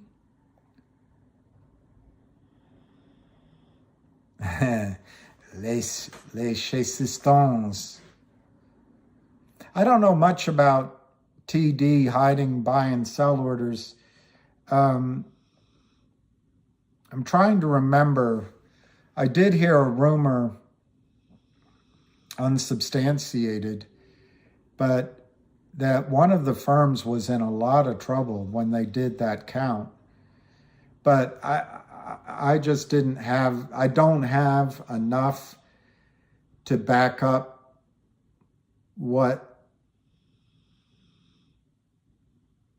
or not that rumor had basis. But if you remember, Kurt Kramer signed a note lending money to GTII that was convertible into a toxic formula, a poisonous formula.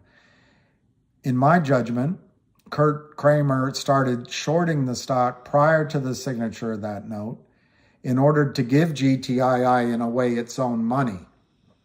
Now, you would argue, well, how does he get the money out of that account?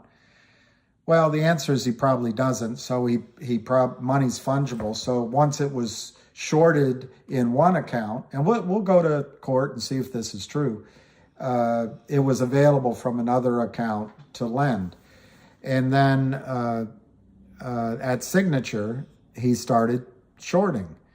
And now, maybe it was, as Ham says, his mother or his brother, or maybe it was, Leo from the block or somebody else. But a certain number of shares got sold that were in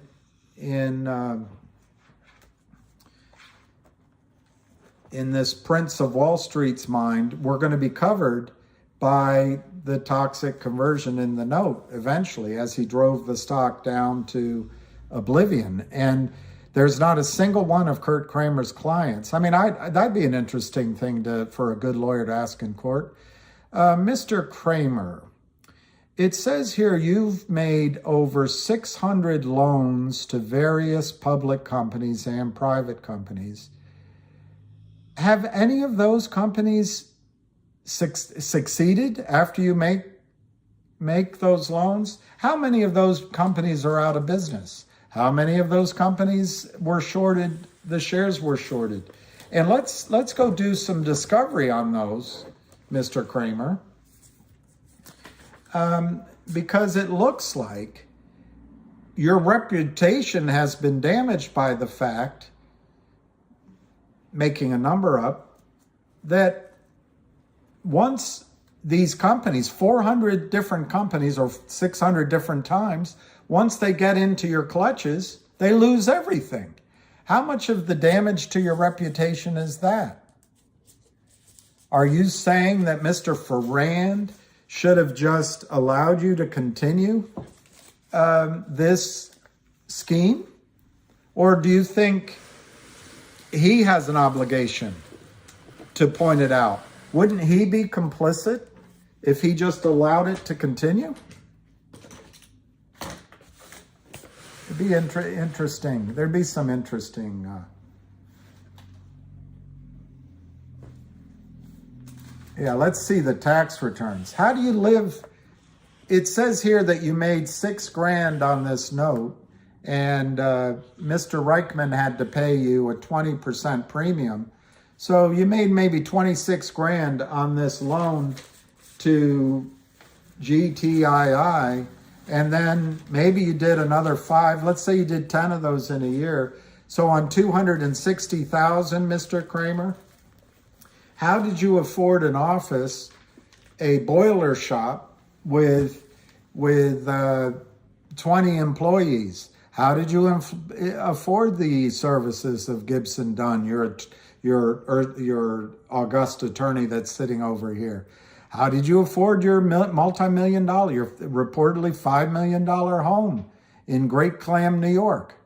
How did you afford a $500,000 donation to a charitable cause that you got glory on? So, Mr. Kramer, could it be true that the allegations that you were selling unregistered naked phantom shares in each of your clients' stock is true? You say no.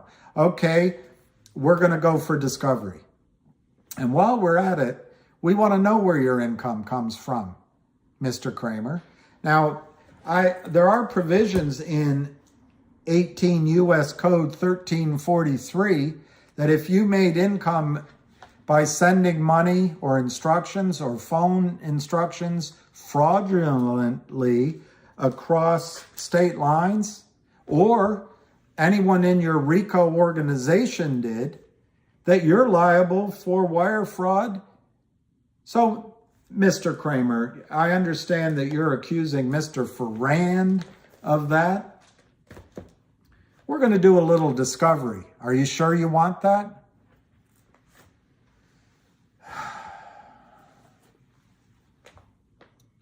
Okay, there you go. I like that question, Sweet and Sour. I've been debating that question. And it's a good one. Let's just change the topic because I don't think the Kramers are involved in FNGR. It's some other schemers and scalpers. I'm telling you, you guys are just the vanguard of what's going to happen to Wall Street. If Gary Gensler doesn't get this under control, when people, the whole banking system and the dollar is based on confidence in the banking system and confidence in the dollar. As one wag pointed out, you call people a confidence man, con man. It's the same thing with the dollar and banking. Well, what's really frightening, because Kurt Kramer is the lowest of low lives of, in my judgment, of people using these schemes. Ken Griffin and Virtue and Michael Cohen probably, I'm pretty sure I'm saying it. In my reason and belief, they hire at an arm's length armies of these and fund LLCs that do the same thing. And Lynn Partners might be one of them. But Lynn Partners is doing this to Finger. I don't know the note in Finger, but there's no question somebody sold over 104 million shares, failed to deliver. It's FINRA data. And it wasn't kicking it down the road. It wasn't like Kurt Kramer and his LLCs have done, in my judgment, kicking things down the road for months. This was in the span of 3 weeks. They sold over 100 million shares in Finger that don't exist. So I forgot who asked the question, but so then comes the question, well, what happens now that they have put in calls on FNGR? Well, I don't know. I'm being open with you. I don't know the legal mechanisms, the legal contracts that they draw up to create synthetic shares. I know, outside of the options market, I know with options you can create synthetic shares. For example, you can buy a put and buy a call. Then all the money you have to put up is the difference in between. If you have to put up that much, you might only have to put up a small percentage. So if the stock collapses, the put rewards you. If the stock goes up, the call rewards you. But I think there's some other hedge they do on that. But they can create synthetic shares. So that 104 million, I forget who asked me the question, I'm sorry to be rude, naked short position perhaps can be somewhat covered up by creating synthetic shares in the option market, and that bothers me. And it may limit the damage to the upside in Finger. I don't think Lind is as really dumb at trading as Kurt Kramer and his team. I think, and dumb's an opinion. I don't think that violates U.S. Code 1343 at all. Dumb. Kurt Kramer should have covered, that'd be a question in court. Well, Mr. Kramer, why didn't you cover the naked shares that you sold when Mr. Reichman bought back the note? Wouldn't it have been wiser just to buy those back and that none of this would have happened?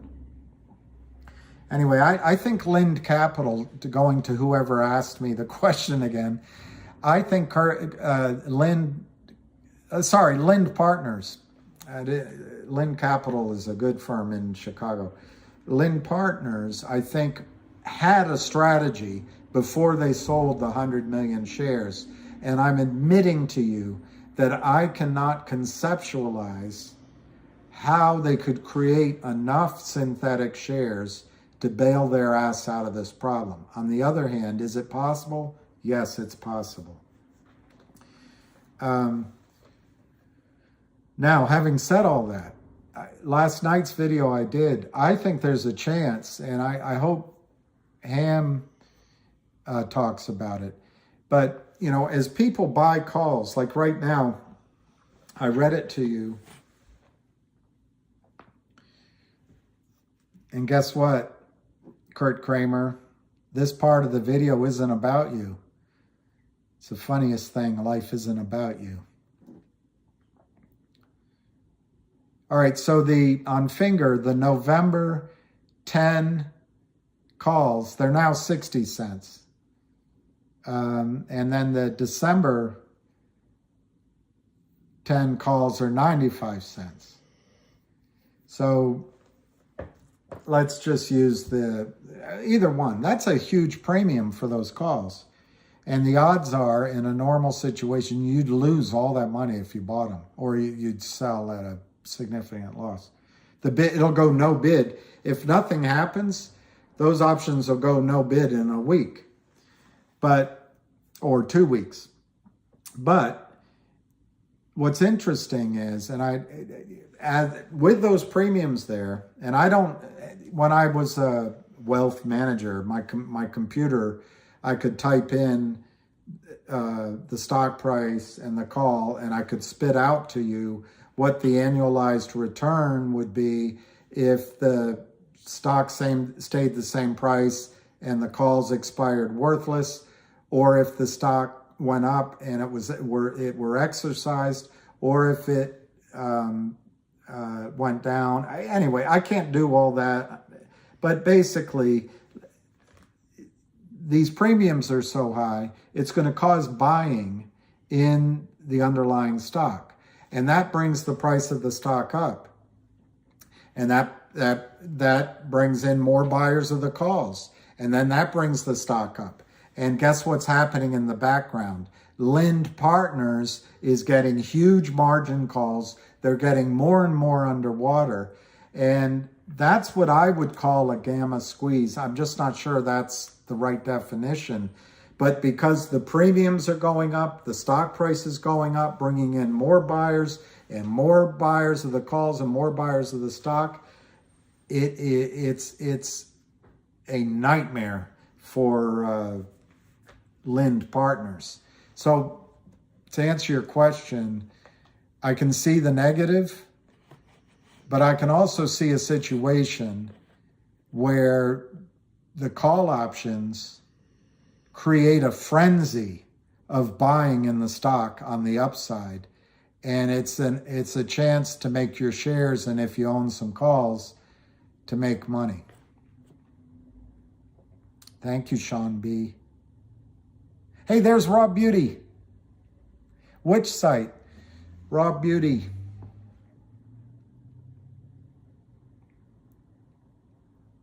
Oh, fake Kurt Kramer. In a down market, I'm making money from my clients. Nothing illegal here.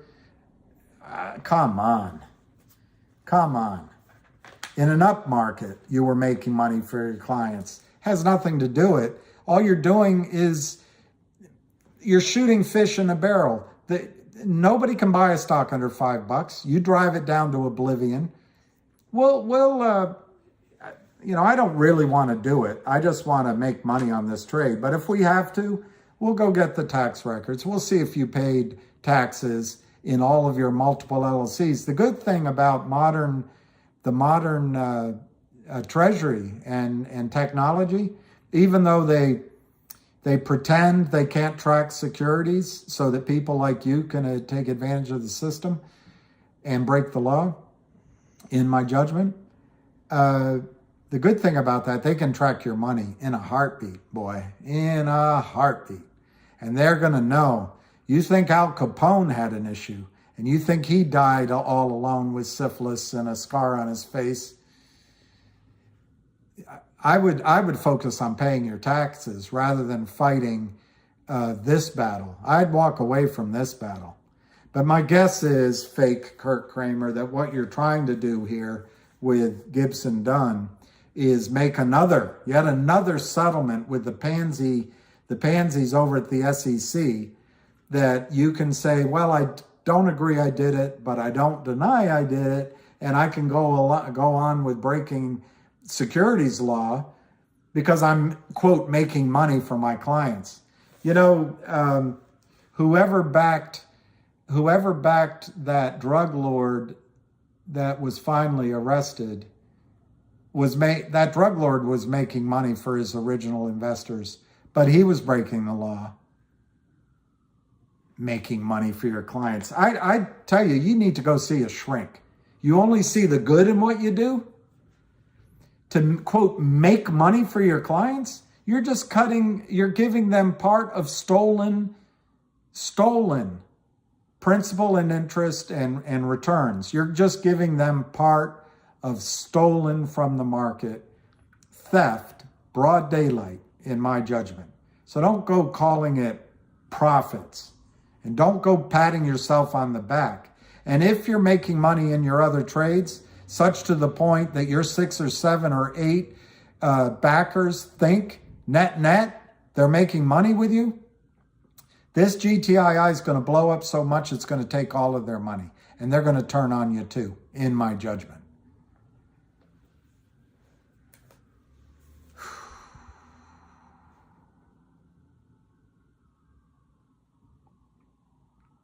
Well, Jim, I think there's every now and then, I think it's probably a bot or a fake. It says Kurt Kramer, power up lending, and it gives me these messages that that I just responded to. The last one said, William P. Farrand, I'm making money for my investors in a down market. Nothing wrong here. And that's, I think it's a troll, but, maybe, how did the Rod Stewart song? I'm singing to prosperity, when he should say posterity, for the whole damn world to see. So someday, when he has time, maybe he'll see that. I don't know. I'm all right, guys. I'm sorry. Yeah, there's a bit of a sale on GTII. Just making money from my clients in a down market, William P. Farrand. I'm taking money from the people you're talking about, and we're just selling shares that don't exist. Nothing wrong going on here. Just making money in a down market. Genius. Guy doesn't have a buy button. He doesn't know how to trade. It would be interesting. It would be interesting to see what avid traders saying about this. I don't know the strike price. The support prices. Yeah, they're taking it down, not on much volume. It's actually, I'm minimizing it, but it might be 200,000 shares, so it's a little bit of volume.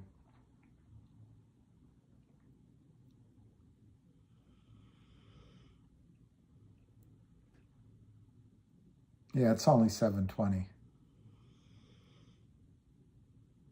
That's a good point, Andrew Watson. It would be absurd. Absurd. That's a word in a song. Feeling absurd. That's in a song too.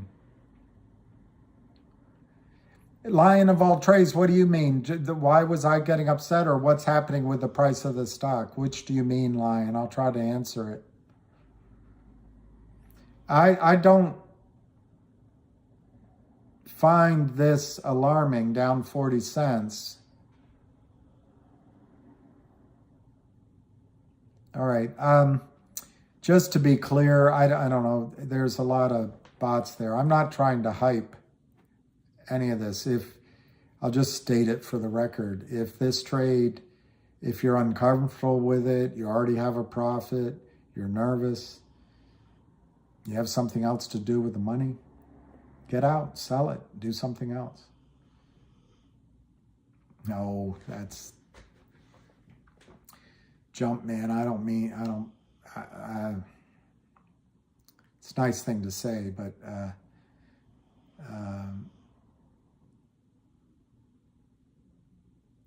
what do you mean crippled, Tom? 8% down, 9% down? Yeah, but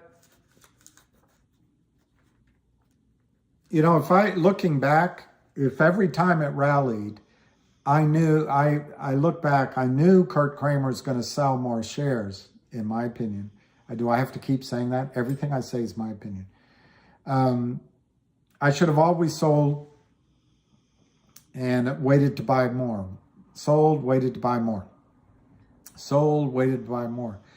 But the risk is, you could get, with GTII, you could get news that the audit is over and and it starts to run. Do you want me to stop? How many of you want me to stop the live? Patrick Kassab says I should stop doing the live right now, that it's hurting you. And if you guys want me to stop, I'll stop. I shall stop.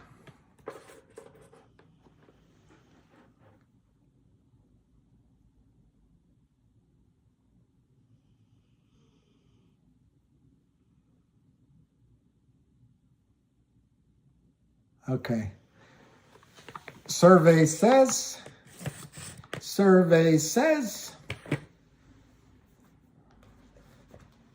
Survey says to continue. So I might go get a cup of coffee. Wow. 460, 465. I don't have a chart here that's up to date. Let me see if there's been one posted.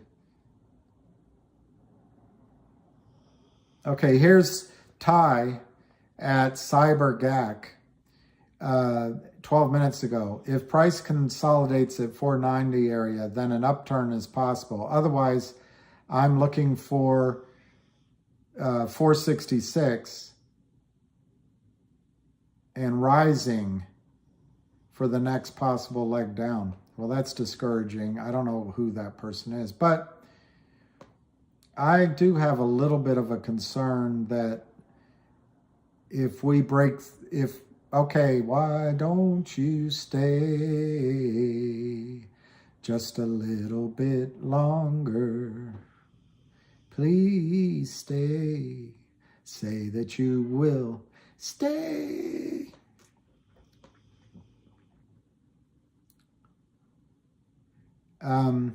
I don't like the risk that in a pennant formation, you can break to the downside, just like you can break to the upside.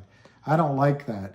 But that already happened. They already did that to us a week ago. And I think that was, here's from Giannis, and it's addressed to me and Ham Short Killer. 1,000 shares are available in GTII to borrow at 893%. It says, Bill, don't sing. All right, I won't sing. That's the problem. That's the problem. It's hard to know when I'm going to break out in song, so you can't quickly reach for the volume and turn it down and then turn it back up when I'm finished.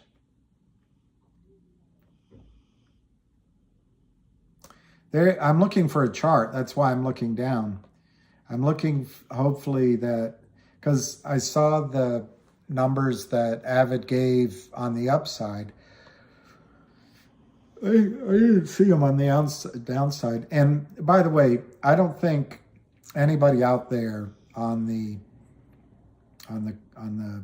bad guy's side is going to listen to my price targets one way or the other with any kind of, they know I don't know what I'm talking about.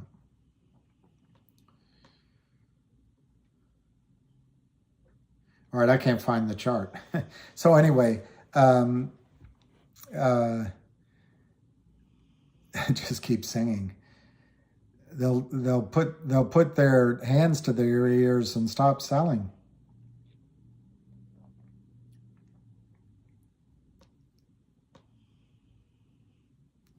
See, this is more interesting than me. That's true.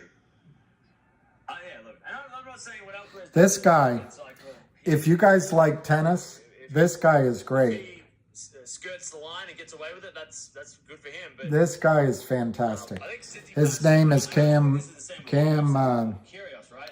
I mean, Is that certain his name's Cam Williams, but his site is Tennis Talk with Cam Williams, and he does a live play-by-play when you can't watch it, and he's really good. And man, I get so many pictures of Janice, but it always seems to be a different girl. But they're all quite appealing.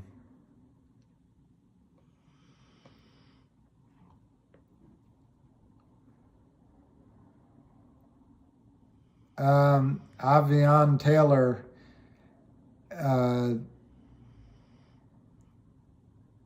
yeah, Jeff Kendrick, that's, I don't know if you're a bot or not, Jeff, but that's kind of,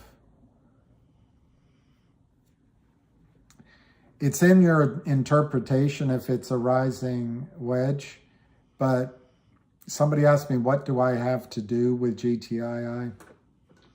I've never spoken to Reichman or I forget her first name, Griffin. I do know Ham, and I know many of the core investors, I've spoken on the phone to pretty significant people who have invested and know the company well, but I don't have any relationship.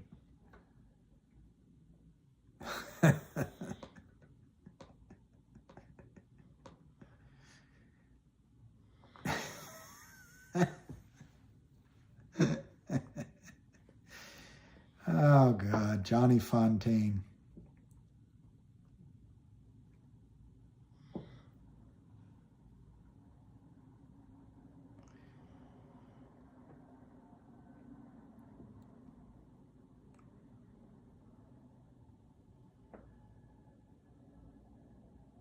Let's see if I can find it.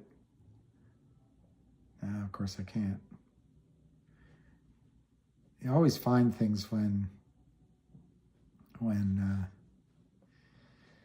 always find them when you don't need them. Yeah, that's right. I think the charts don't tell the whole story. So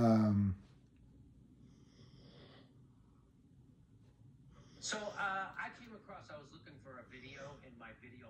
Republican and likely Republican. Okay, I got to stand up and plug in this. We're at 5%. Okay, I'm going to step up, plug this in, and I'm going to get a cup of coffee, and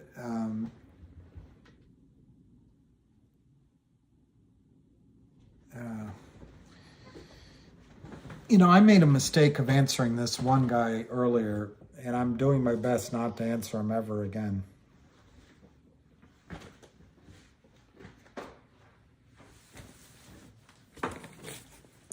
All right, let's plug this in. Perfecto. Go get some coffee.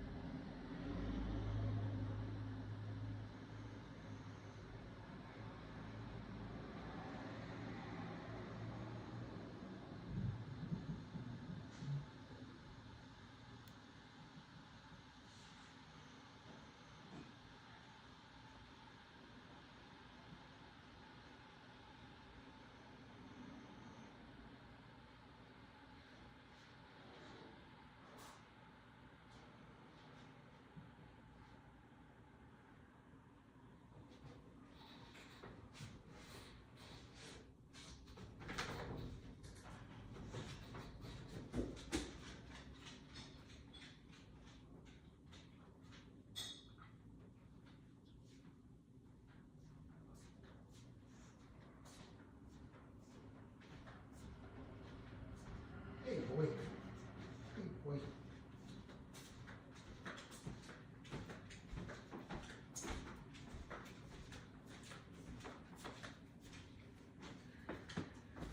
All right, so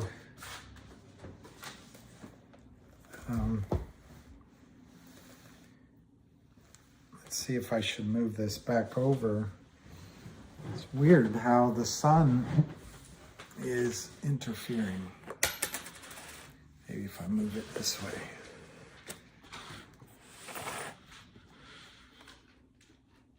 I don't know what to do.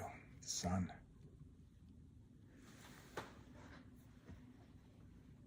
All right, there's a guy whose name begins with E and his last name begins with an R. He's a bot. If someone can tell me how to get him out of there, I'll do it, but I don't know how to get rid of him.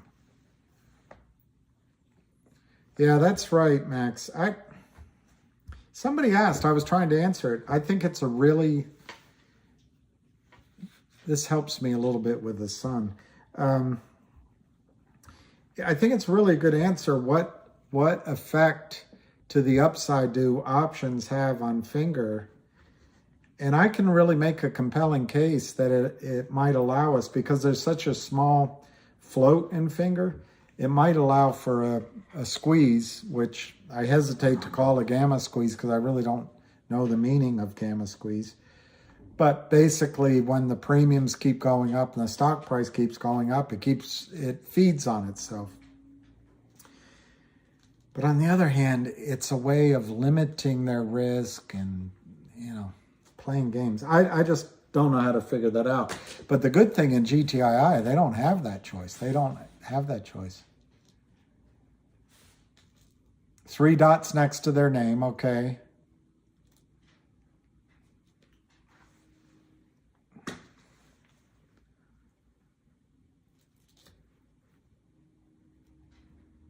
Is it washing? Oh, let me look at... I wanted to find this. It's very funny. But it's not coming up. I guess maybe it was taken down.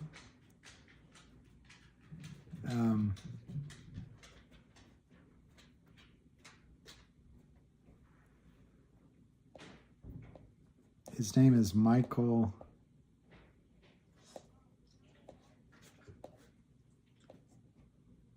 Can't find it. Anyway, I'll look later. Good morning. I think he did it. I think he did block. Yeah, I'm glad to be up and running again, although I got worked up. I'm not sure it was the best thing to do.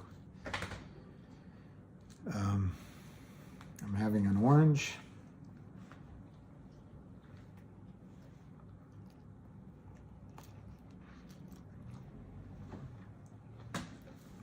Hey, good boy.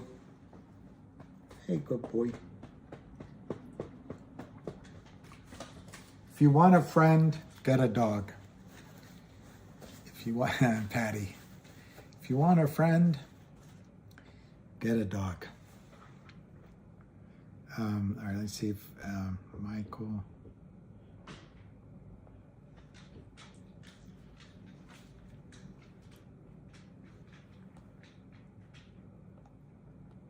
I can't find.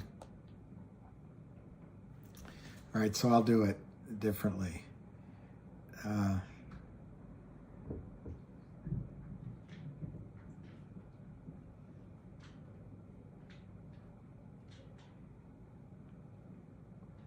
there we go.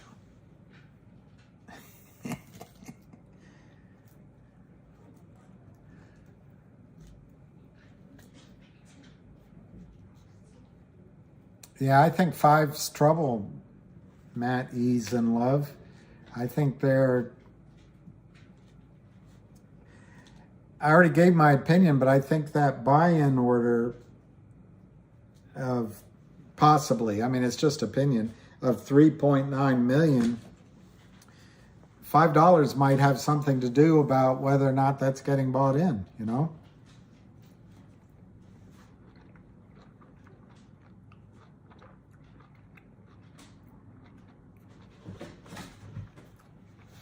TJ, I think people are just speculating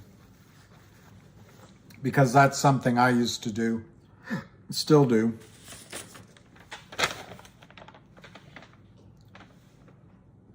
If I could just hold this here.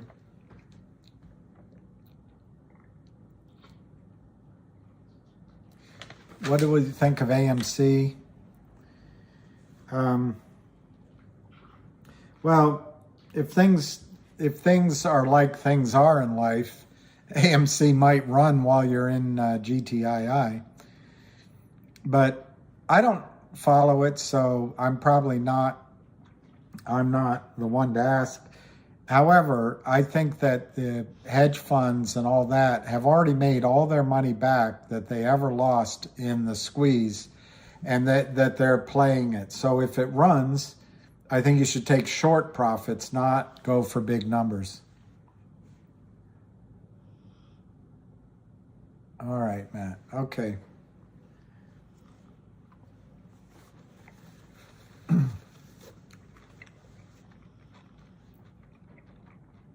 It does taste weird,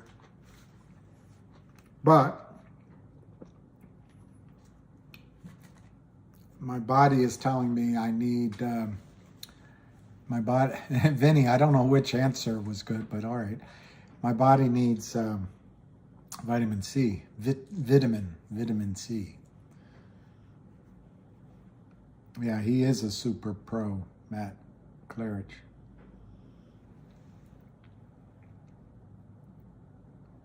If stock is up, they can get called to add more money to margin. Yeah, that's true.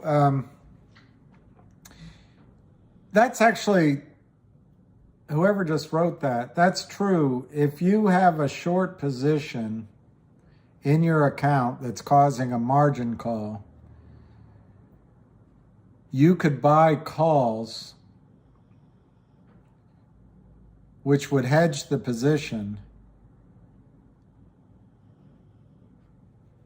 And I'm wondering if you could sell puts to bring in cash,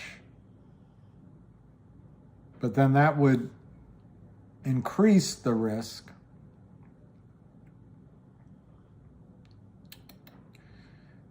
Maybe you can sell puts and buy calls. Anyway, there may be ways that I think GTII, I don't think there's a reason why it's dropping other than Kurt Kramer can continue selling and our buying pressure lapses. I'm also a little, it's doing all right now, 474. I think I don't know, I don't have the chart, but I think it's testing or even going through the bottom part of that pennant, which is normal, it's fine. And it can go through it, and it doesn't mean it's the end of the world. It just has to come back up. But I think this is a natural testing process. I'm going to say in the last 45 minutes, it hasn't been very much volume.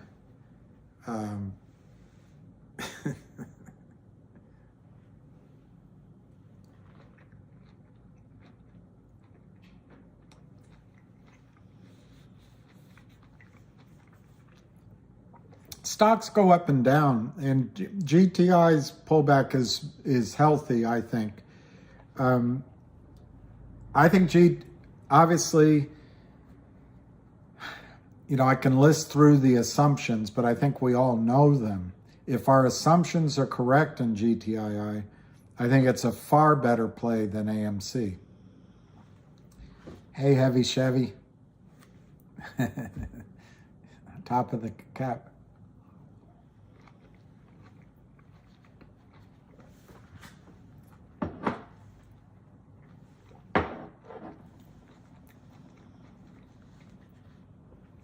I hate that song, Don't Stop Thinking About Tomorrow. Don't stop, you'll soon be.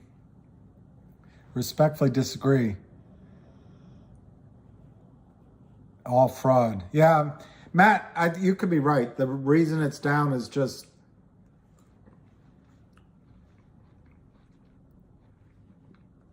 wash trades and manipulation by Kurt Kramer et al. And that totally makes sense. And by the way, the charts don't really work in these kinds of situations. Oh, you think it's following a computer program? Wow.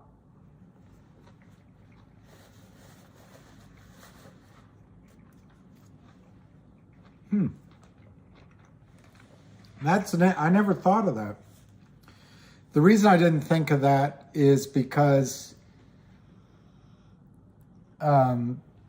the reason I didn't think of that is because, but you're right, if there's no human involved, the computer's not going to factor in the risk of a squeeze.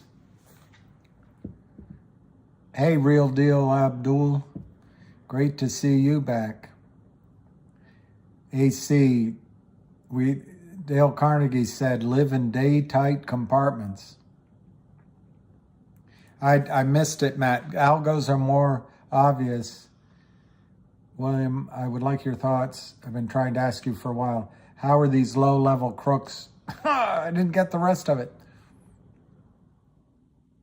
I can't stop agreeing with everyone's theory. Well, theoretically, they could be right. I think the crooks get away with this because they have attorneys, and the attorneys can throw up all sorts of objections and letters to the SEC if there's an investigation going on, roadblocks. I think the Kramers know that they can settle with the SEC. Lower lows and higher highs.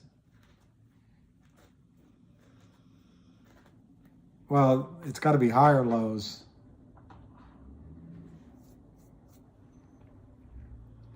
So what was I answering? And then I also think that the Kramers have never lost before. And I think that their money, their flow of money to the market makers and the prime brokers been so good over 2 decades that the prime and the market makers are reluctant to stop the gravy train. So I think there's some, just momentum in the process that is hard to slow down. And I just don't think the regulatory bodies have the capability or the desire to stop any of this. Having said that, there's a lot of investigations going on with the Kramers. The IRS, reportedly, FINRA's looking into the share position, and I understand the SEC is looking into them. Yeah, that's right, Mittmont. They've never, every other time in their life, selling more shares made it win. Kim S., they're holding as long as they can because we'll go to other plays. It went too quickly.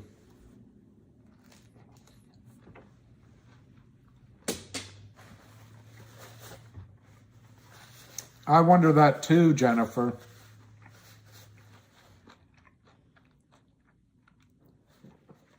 How are we supposed to win against endless failed to delivers and naked shorts? That question, it goes to the heart of this whole play, and one of the reasons I started doing these kind of videos and etc. We have to focus just on winning at GTII. All these other intellectual arguments that I can get into, what's going on in the overall market,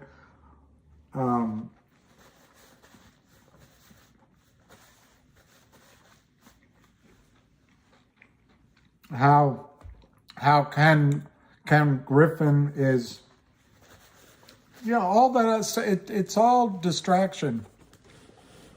What has to be focused on is just making GTII squeeze.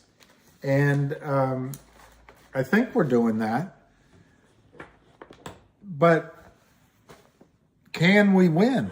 Can we win? And I would suggest that if we do win, it's going to be one of the first times that retail has won. And it will set up being able to go to other companies and other situations and make the same, make the same kind of trade. But I think it's a really good question. And while I think the odds are really high, we're going to win here, like 90, 95%, 98%. It nags at me that somehow they're going to slip away.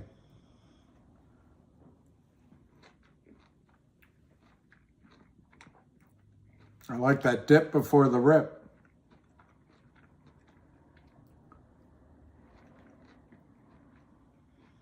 It's 795,000 shares, 460 to 474, 467 to 474. Last trade, $4.70. It's pretty good.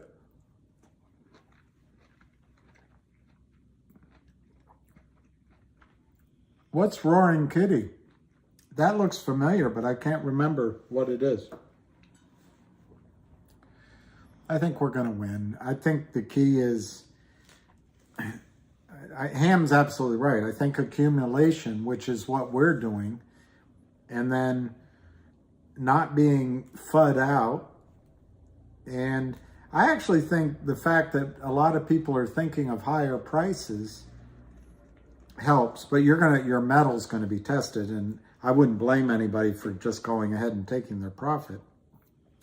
But the fact that higher prices might be everybody's target, it's going to be hard for them to cover.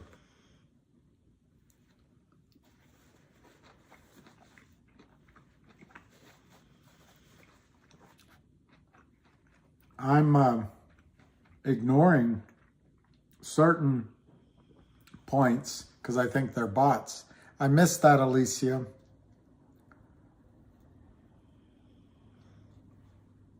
Superpower. Oh, buying option chains. Enduro, the exact float of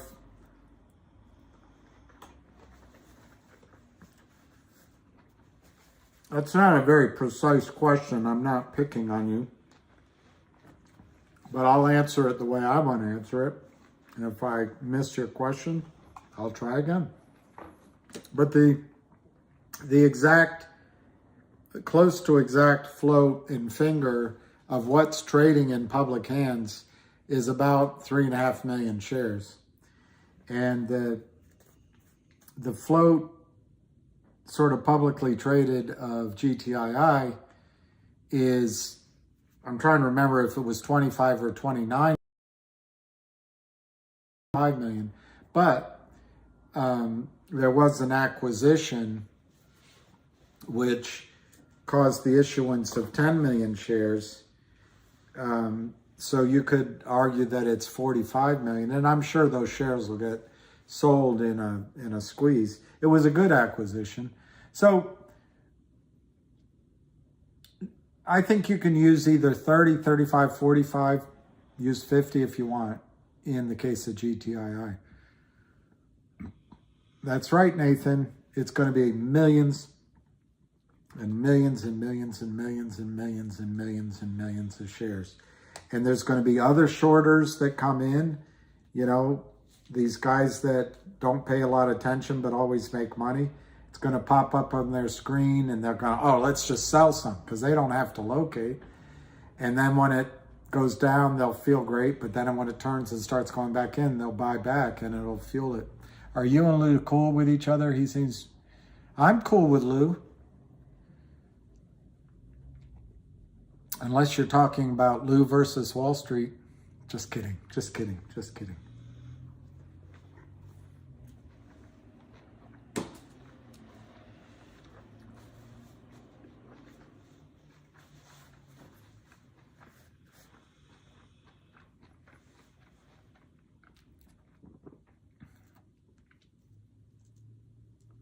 See, a lot of the questions, if I don't answer your question, it's because I suspect that it's a bot. But hey, Julian, yeah,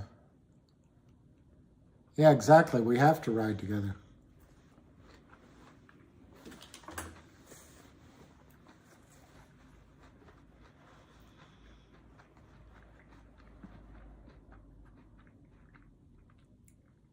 Okay, Steve, that's a good question. The question is, as I saw it, if we're all just accumulating counterfeit shares, why do they have to be?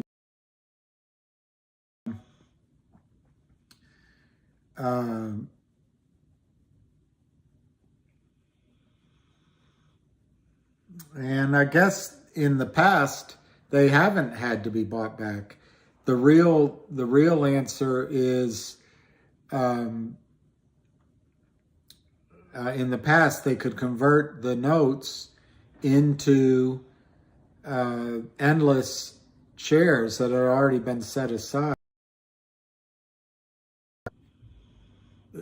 I think in a normal situation, that's a really good question. Even in this situation, it's a good question.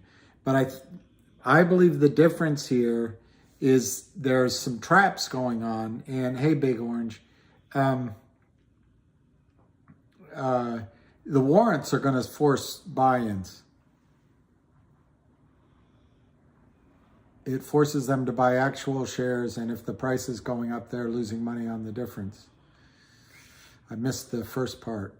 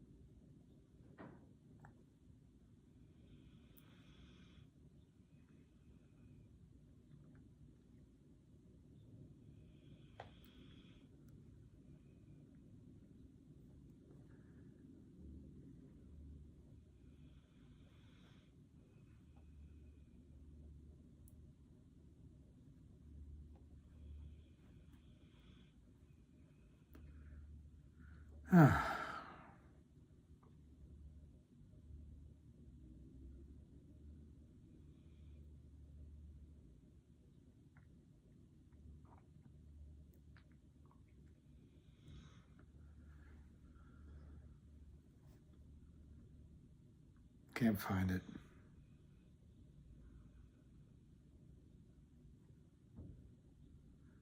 Can't find it. Well, they're bringing it down on low volume. 470, 475.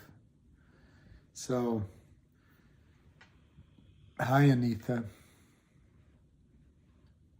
They do just lend out more fakes, but the question is why, hola Ramon, why, there you go. How do they know how do they know those are real shares? And the answer is you don't. And that's back to what I was saying about a confidence game. What if everyone just starts doubting what's in their brokerage accounts?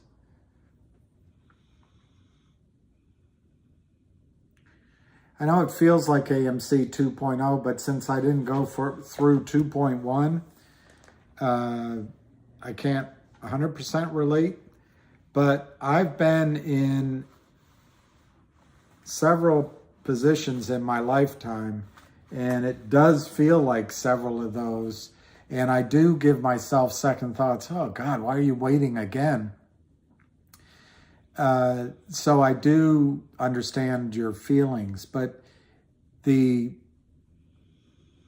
facts, I think, and some of the facts are just hard, and others are the ones we assume are factual, and then there's some assumptions. But I think it aligns that the wait is going to be worth it. Sapphires, I don't know how to say Spica or Spica. I know it's the largest star in Virgo.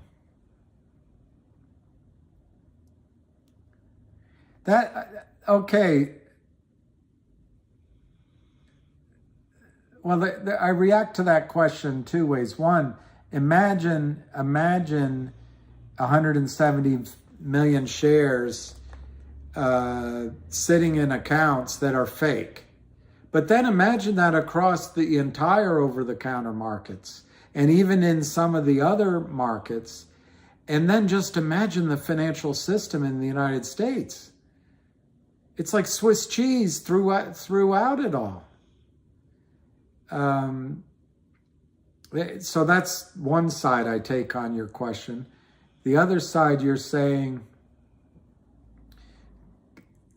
which I just don't know the answer to. When you lend out shares, I believe the shares have to be real. They have to be located. They can't be an IOU in an account. So until I'm proven wrong on that, I don't think there's 170 million shares to lend out. There's only whatever the real shares are. And none of us really know that, where they are, where they're located. What happens is the DTCC would say to E-Trade, we show 2 million shares at the DTCC in the name of E-Trade. But then E-Trade has 15 million shares spread across its clients' accounts. Only E-Trade knows which one of those were actually settled, quote unquote, real shares. Those are the only ones the 2 million are the only ones that can be lent out.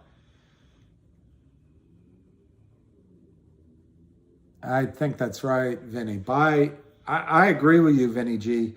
I think buying shares in GTII, assuming you believe the story and you understand that stories can change and there's no guarantees, but as long as the Kramers are selling, I would buy.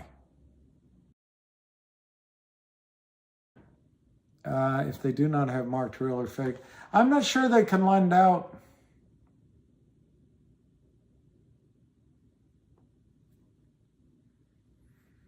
I don't know why they would lend out a fake share when the other broker could just create a fake share in the account.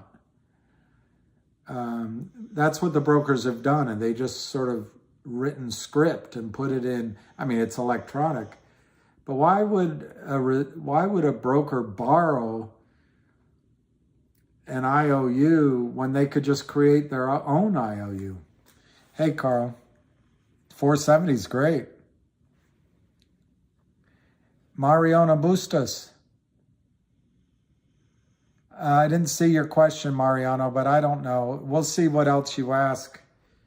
I trust my moderators. I'm buying shares that are on loan that have no locate. How do you do that? Oh.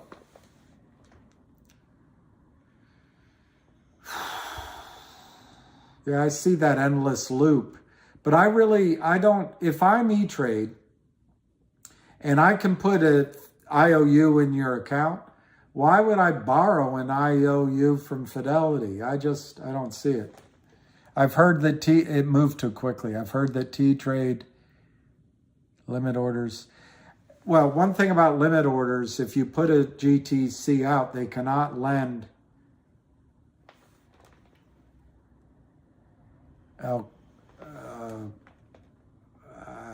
I'm not going to respond to that capital letter thing, but I didn't say that anyway. If you put out a GTC, they can't lend out your stock. And switching to a cash account helps, although they don't all let you.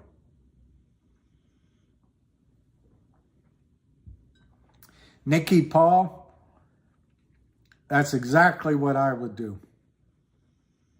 That's exactly what I would do. I might take 10% of it and buy calls on Finger or something, but that's complicated. I would put it all in. That's exactly what I would do.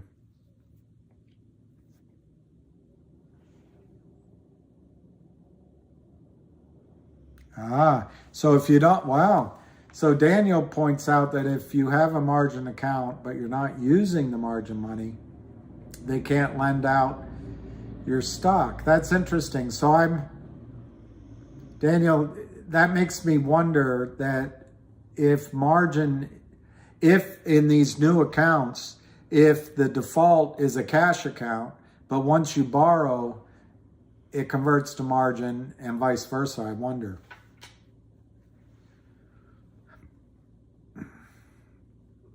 Can this play run without enforcement action?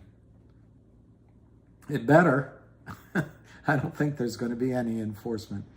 There's nothing better in enforcing this when money's being lost. Also, there's whales out there. I think there's at least one that recognize if they bought 20 million shares, let's say at $5, that are just created out of thin air by the Kramers, and it went to 100, 20 million shares times 100, well, it's a lot of money.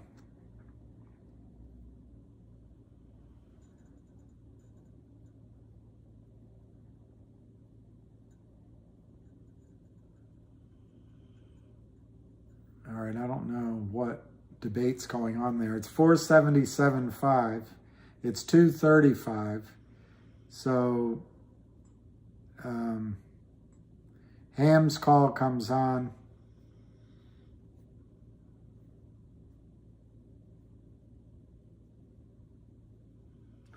All right, I got some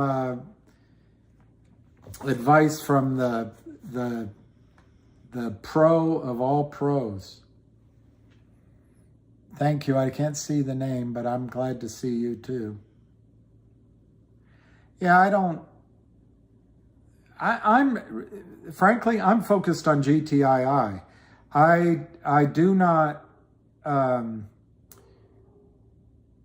think that it's bad if you invest in Finger. I know that story, and I mean, it's to me, it's a very exciting story. But I'm focused on GTII, and I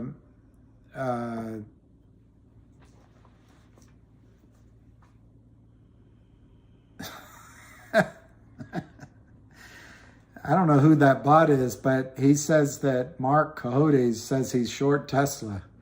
It's pretty funny. All right, so I've just been suggested that I let you guys know. Part of the reason this stock, both stocks are down, is volatility. These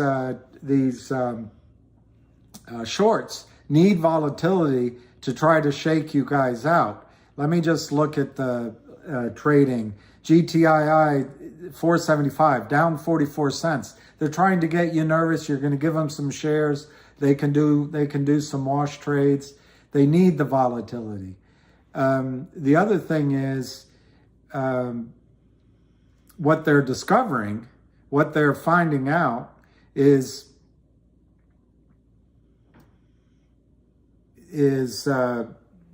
because you guys are holding so strongly, that when they bring the stock price down, I've been watching it, it brings in buyers. It's not bringing in sellers. They want sellers. They want to shake your tree. So the only way they're going to find sellers is for the price to go up, which is what we want. But then they're going to have to sell more stock at higher prices. It just gets worse and worse for them. I'll just give an estimate. If the number's 150 million that they're naked short, and I'll say it's $1, I would not be surprised if it's still well below $1, their average price. But if you say it's $1, it's 150 million that they have sitting in their various accounts. The stock now is exact price is 477. So 150 million shares short times 4.77. It's $715 million value short minus 150 million. They're down $565 million. And if the only way they can get you to sell is to have the price go up, that over $500 million in paper losses is just going to get worse and worse and worse for them. They don't have staying power. We don't need the regulatory bodies. All we need is the magic of the shrinking sphincter muscles and you know, their their private parts become innies because they're losing so much money.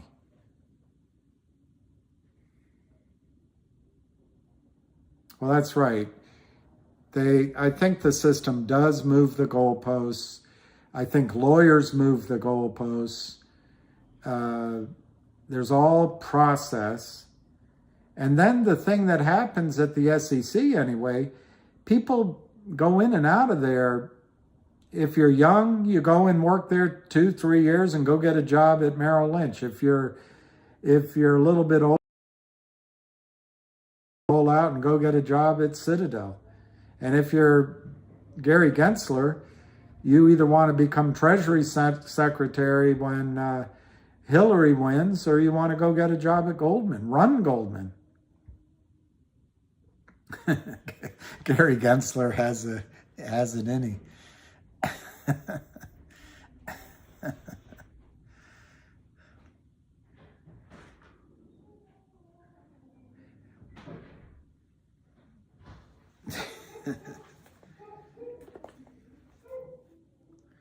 All right, I can't find the. I know where I can look for it.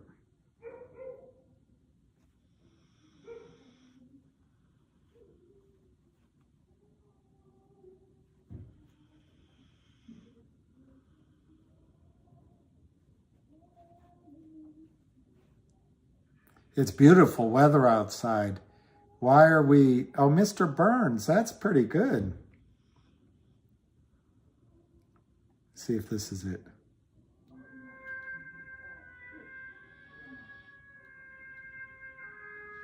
Let's see if this is it.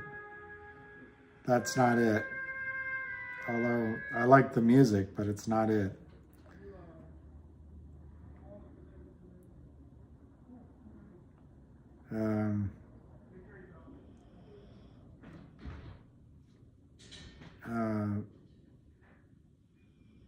Okay. Ah, there we go.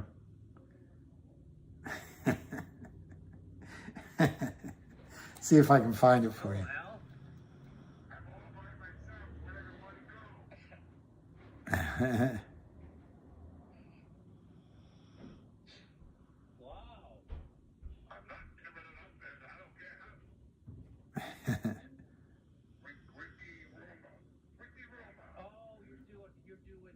Let's see if I can find it. Let me see if I might not be able to find it. And then when I do, you're going to say it's not good enough.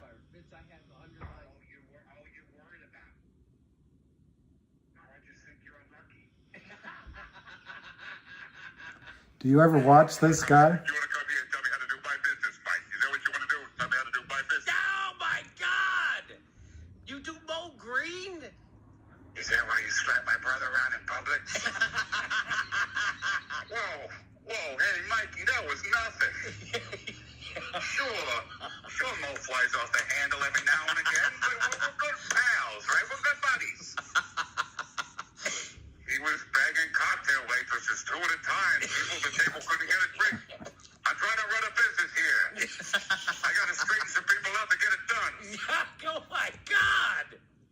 You had to straighten my brother out? Wow, that was amazing. I've seen that movie a lot. No kidding. Wow, that's amazing. You kiddies really make me laugh, you know that?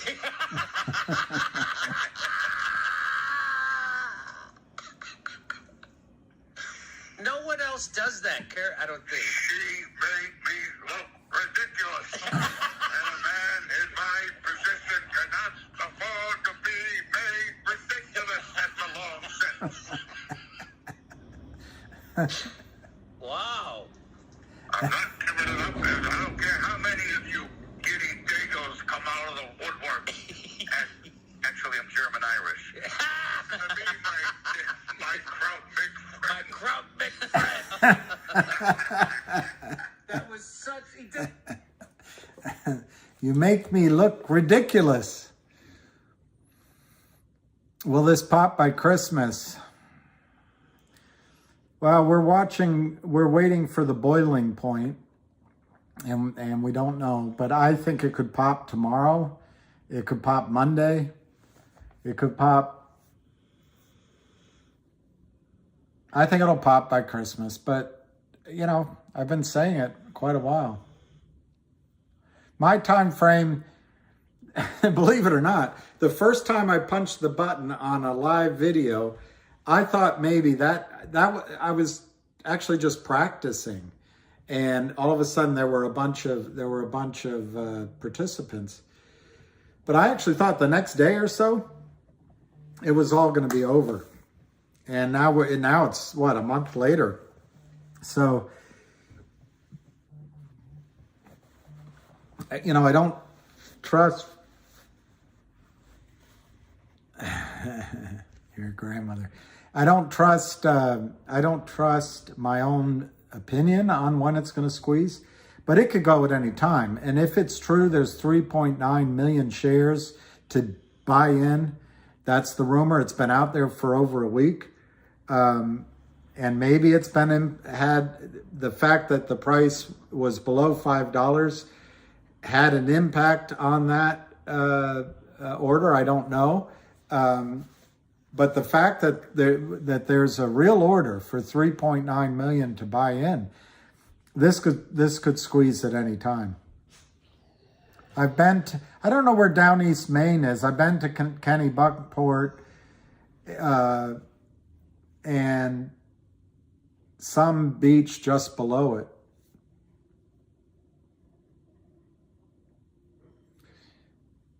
I should be committed, Kathy? No, I am committed, yep.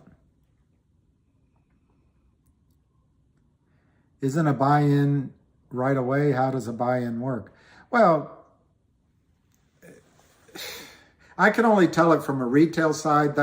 This is the short side, but a buy-in, I would get a run every morning, and I would try to avoid it if there was trouble on that run.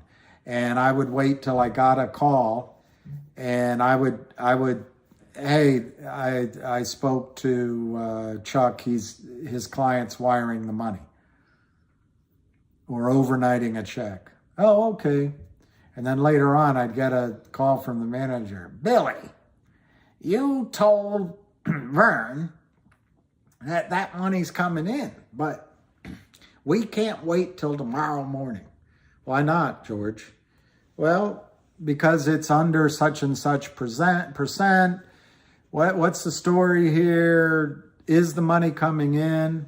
And then I could either lie to him and say it's coming in, or I come clean and say, well, I'm not sure. Yeah, they're not overnighting the check. Well, I tell you what I'm going to do. I'm going to buy you in. And then you're bought in. So my point being is that when you get a margin call, it depends on the severity of the margin call. If it's a Fed call, you have no choice. You're out of time. Baby, you're out of time. If it's a house call, which most margin calls are because they're trying to manage risk, they'll work with you a little bit, and they'll give you a day. They'll give you 2 days. They might give you a week. And if you want to bullshit and lie about it, they might give you 2-3 weeks. So that's the margin call. The buy-in only becomes mandatory at the point where it's a Fed call, which in the case of retail is when you reach 25% equity in the account, or when the firm has had enough of your baloney and says, we're buying you in. Well, I don't believe that check's coming. Well, I'm a big producer, George, and this is my best account, and I don't want you. Billy, you've been telling me for 2 weeks it's coming in. I'm getting heat from Tom in regional, and I just gotta close out this position, and they will. Now the problem, as I see it with GTII, is I think Alpine's in cahoots with Kurt Kramer. I don't. Oh, Bar Harbor. That might be where I went. It was a long time ago with a girlfriend. I had one. Really, I did. But it was beautiful. She was beautiful, and we had a great time. But that was her neck of the woods. I didn't know where I was going.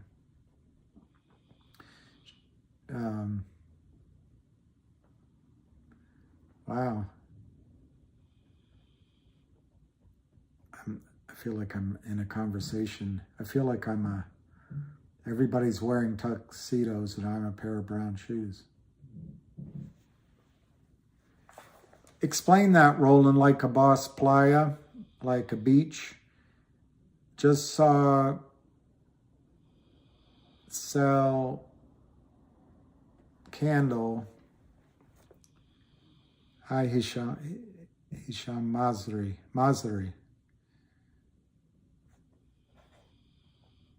I know some Mazris, but I think they're in Jordan.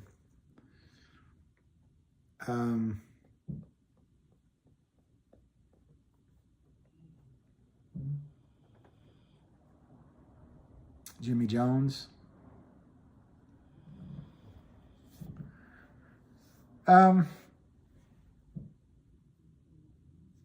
Jeans, hoodie, and skull cap. See, that 3,900,000 shares is a buy order, but it might be, the situation might be this. Maybe when the stock was above 5, they had until the end of the week. And maybe once the stock went below 5, they had another 10 days. I don't know. The other thing it might be is the compliance officers coming down hard, and the risk manager in the firm is coming down hard on the trade, saying that account, we've got to buy it in. It's too much risk, or buy it in. And so Kurt goes back and says, or whomever is running the trade, because I don't think Kurt would be involved at that point, says the broker, whoever the person is responsible for the account, well, we have the order in. We are buying in 3.9 million. It's being worked on the street. And that might buy time with the compliance desk. It might be, okay, let us know the status of how it's going. And so it's just a matter of kicking it down the road a little bit. Where did I get the 3.9 million info? I got it. It was on Twitter a bit, but I also heard from people I talked to that it was, as real as any rumor you hear. Everybody bases rumors on listening from somebody that they trust, but I'm convinced it was a legitimate buy order and a legitimate rumor. What are we waiting for it to start running? Well, no one knows. I think Alpine is complicit. But I would say Jimmy Jones, I think the most likely thing to make this go is that people are exercising their warrants. And it takes a little time. People drag their heels, they forget about it. But I mean, I'm making it up. Let's say that 10,000 people own 10 or 12 million warrants. Well, 3 million of those or so, maybe a little bit more, are real. And those have a majority of those have probably been exercised. But those don't cause any problem because the warrant was already moved to the transfer agent and the shares are accounted for. The warrants, it's not shares, the warrants are accounted for and the company issues the new shares. And that's all fine. It's the warrants that are fake, that are IOUs, that are placeholders, that are just Xerox copies of of the letter the company sent out that are sitting in all the other accounts for 7 or 8 million. Well, the first 100 people that call up Fidelity to exercise, Fidelity says, all right, send the money, we can get that done, and they work on it. And maybe they somehow get that processed. The second 200, the third 500, it starts getting into a point where they can't handle it anymore, and they have to buy in. They can't just move decks on the shares on the Titanic deck anymore. They call up Merrill, say, if you don't deliver it, we're buying you in, we're sending you the bill. And that's really what I think is going to get this, maybe the 3,900,000, maybe the real short. But I think what's really going to set this off is when the popcorn, not your popcorn, but the effect of, kerneled corn popping one at a time, all of a sudden becomes the whole pan and the lid blows off. And that's what I think it's going to come from, the exercising of the fake warrants. And unless the brokerage firms want to be complicit, we're already 2 weeks into that process, and they're bullshit, they're BSing, but they're going to run out of. My answer to you is, I think the thing that's going to trigger it is the exercising of the sins caused by that. Hey, William. Hey, Jennifer. Thank you. It could be. Everyone will be talking about GTII, and, Michael Lewis will write a book, and Sidney Lumet will do a movie, and Taylor Swift will write a song.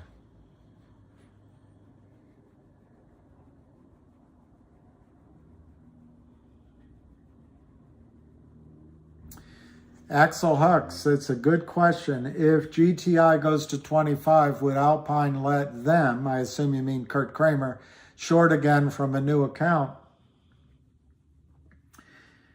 Well, I suppose, and it wouldn't need to be Alpine, but I suppose if Kurt has other accounts set up that are, clean in a way, burner accounts that have no relationship to his others, maybe offshore accounts. It'd be an interesting question, but I think by that time, I think the Kramers are going to be out of resources.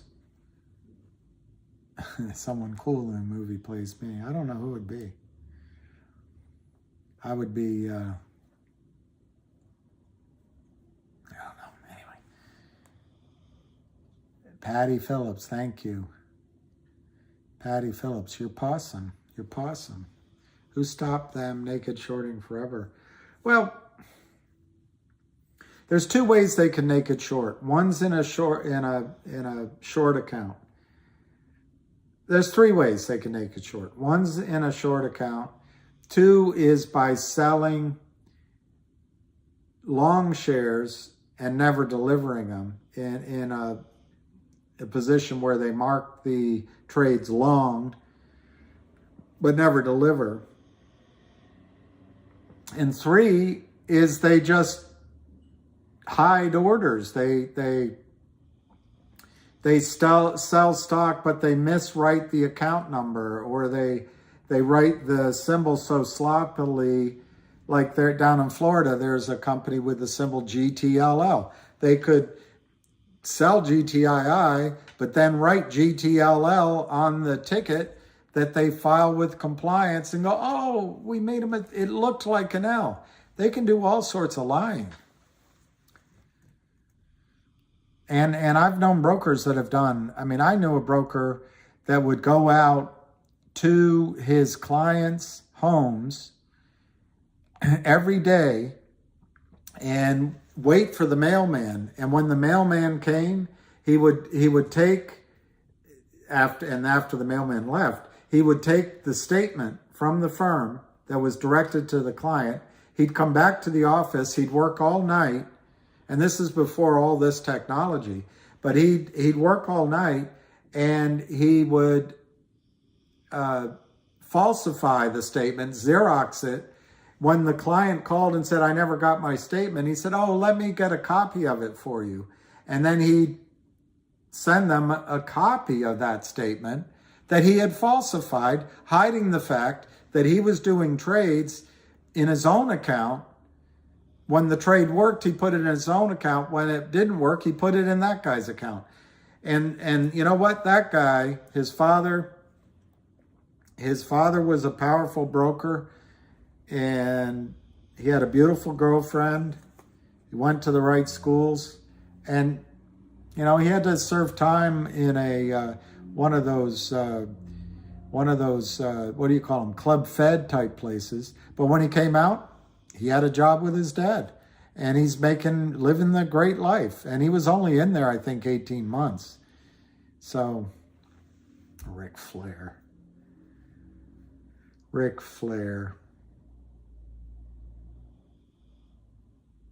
Lion of all trades. Dying thing, you're free again.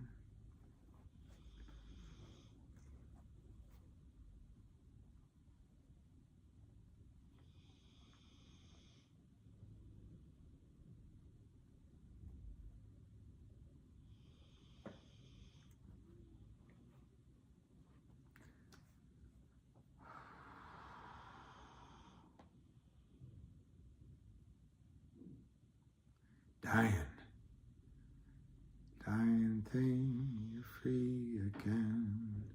Who could? I think it was Daryl Hall that sang that. You were grammatically incorrect? No way. Hey, Chris Frazier. Down goes Frazier. Down goes Frazier. Down goes Frazier. Vancy, it could be another 2 to 5 months, and it's driving me crazy. I didn't, macho man. I did not,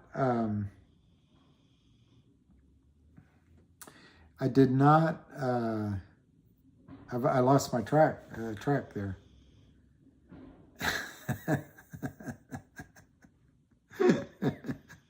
Jennifer, as soon as it goes, as soon as everyone's rich. It would be nice if they were more transparent in their investigations. However, if they want it, we've all seen the cop shows. If they want it to stick in court, they got to do it the right way. And it feels like it could take 2 to 5 months, but I'm telling you, as soon as you walk away. I mean, and lend it to your brother for 3 months and plan on getting back in 3 months. And just the way karma is, it'll run, it's just really hard.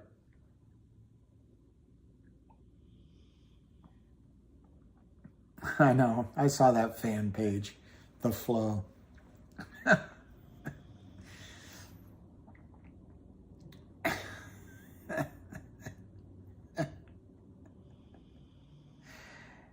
It's just hilarious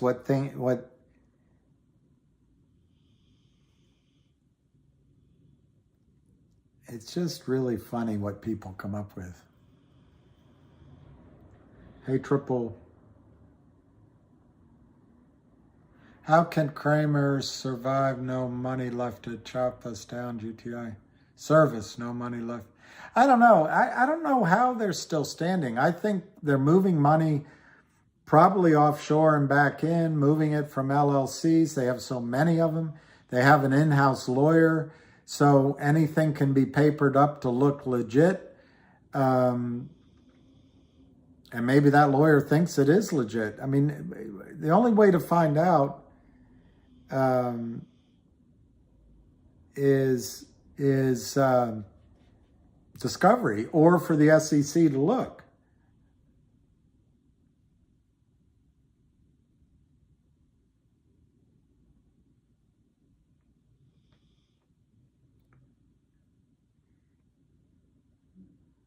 I am thinking again. Love seeing me laugh.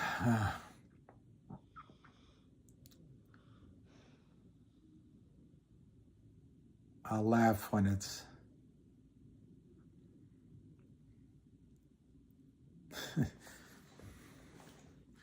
when I was a young kid. I lived in Moscow, USSR, back in the USSR. But on the playground,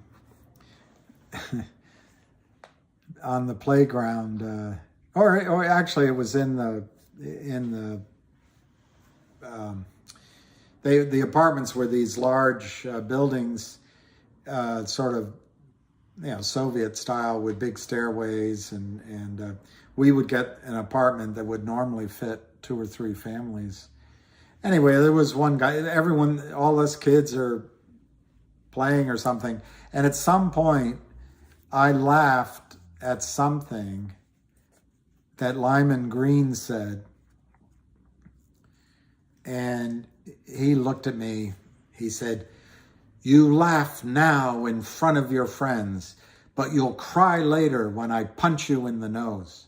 I don't know why I remember that after all these years. Will it run now? Frankly, it's not going to run when we watch it.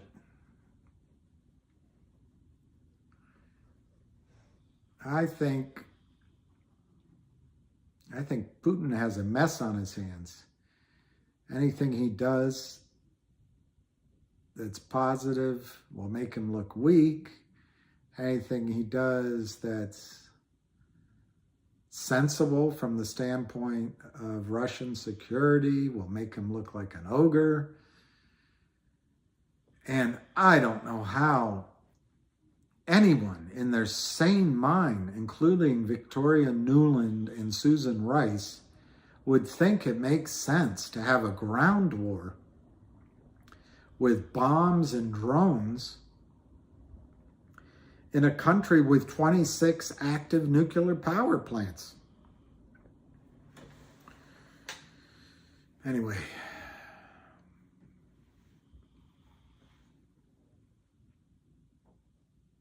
Hey, Roger Shepard, thanks for posting. And I like that cool race car. I'd like to go to Latvia. Well, the Ukraine girls look with da-da-da, and the Moscow, something. Yeah, when I was there, frankly, the Russian girls and Russian women didn't. You had young women that didn't shave, and you had somewhat older women that were all babushkas. They were all rather large. But then I went back when I was in college, and it was enough time to change a bit, but not much. It was still the Soviet Union. And yeah, Russian women are beautiful. Russian women are beautiful. What, Lion, guess what? Do you think Ye would buy GTII? Sure, babushkas, yeah. He's got to get his billions back. That'd be one way to do it.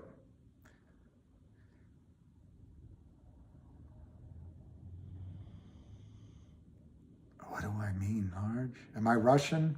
No.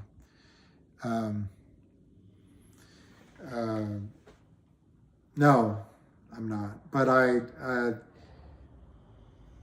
had a Russian girlfriend, really I did. She married someone else. And I regret very much, one time she went back to Moscow to visit her family. And I was all tied up in something. And the fact is, as you get older, you don't remember what the something was, but it was so important. I wish I had gone with her, and maybe we'd be married today. But I would love to go back to Moscow with either a Russian girlfriend or a friend that spoke Russian. I would love to go back to Moscow and visit. I think Russia's beautiful. I think Russians and Americans have so much in common that we would be, if not natural friends, natural allies. And it's a real shame that because one person lost an election, we've had to turn a man and his country into an ogre because she can't get over the election she lost. It's a shame for the rest of us. What? E-Trade is delaying order?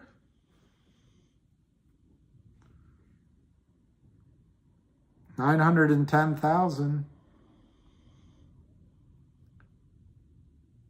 Oh, the days of mail order brides. We should educate Yi. Elon could do it. You know, the problem is, guys, no one wants to help us make money. What you've got to present to a guy like Yi or Elon or Putin, whoever, is how they can make money.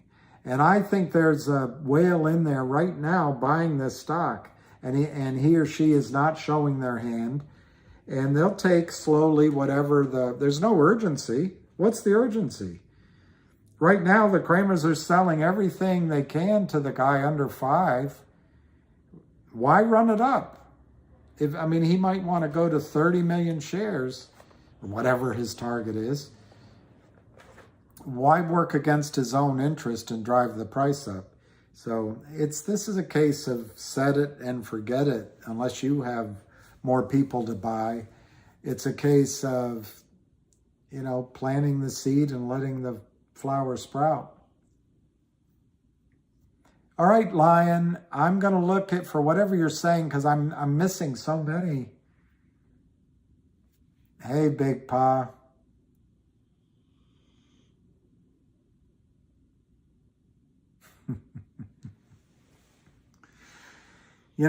I have mixed feelings, guys.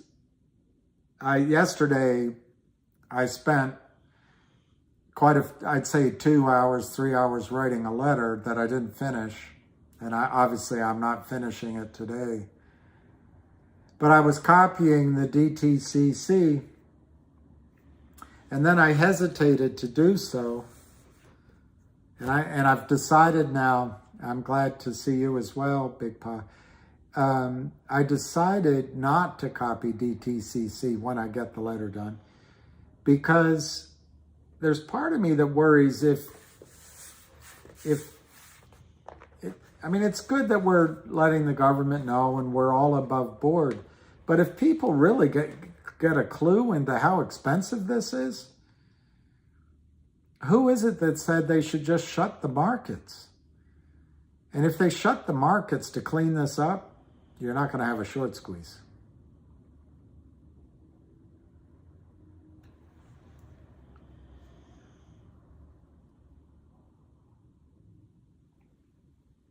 Okay, it's 3:13. I think what we need is a Missouri boat ride.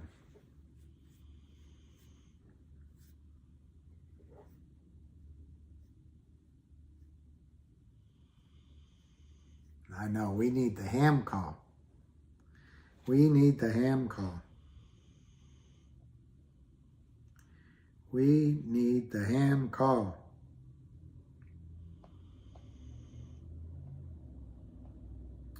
I keep getting these pictures, and these women are so gorgeous, and they're all named Janice. I don't get it.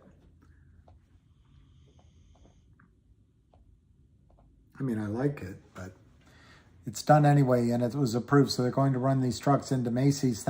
Wow, Lion. Awesome. Awesome. I love it. I love it. Lion is going to be the hero. The hero. Thank you, Paul Flynn. Yes.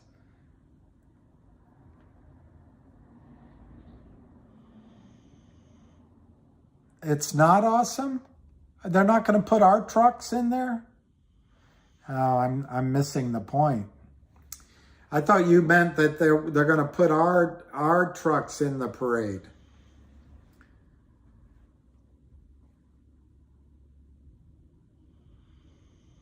I know they should, Stacy, but then you don't get a squeeze. Coffee with William. You know, I used to watch Imus in the Morning on CNBC.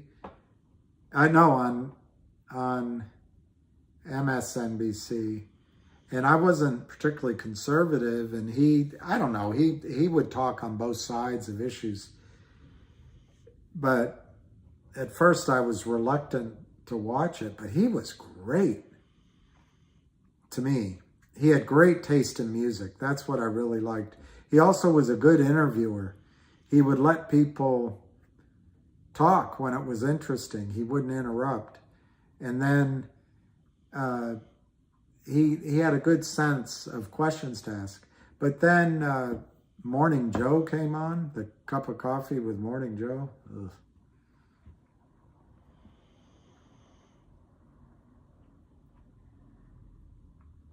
That's what I thought. 3 billboard trucks in Macy's would be great. But I think I got it wrong.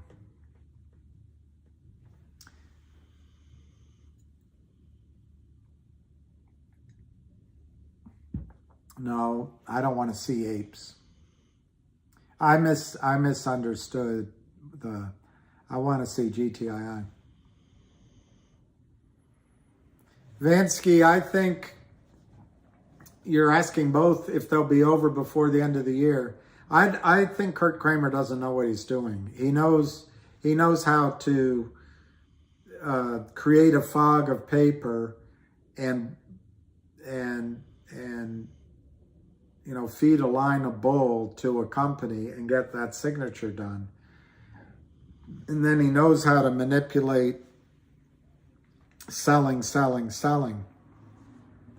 But I don't think he could trade his way when money's on the line out of a paper bag. And so his only recourse is to keep selling. But also, I think he thinks his only way out is to keep selling.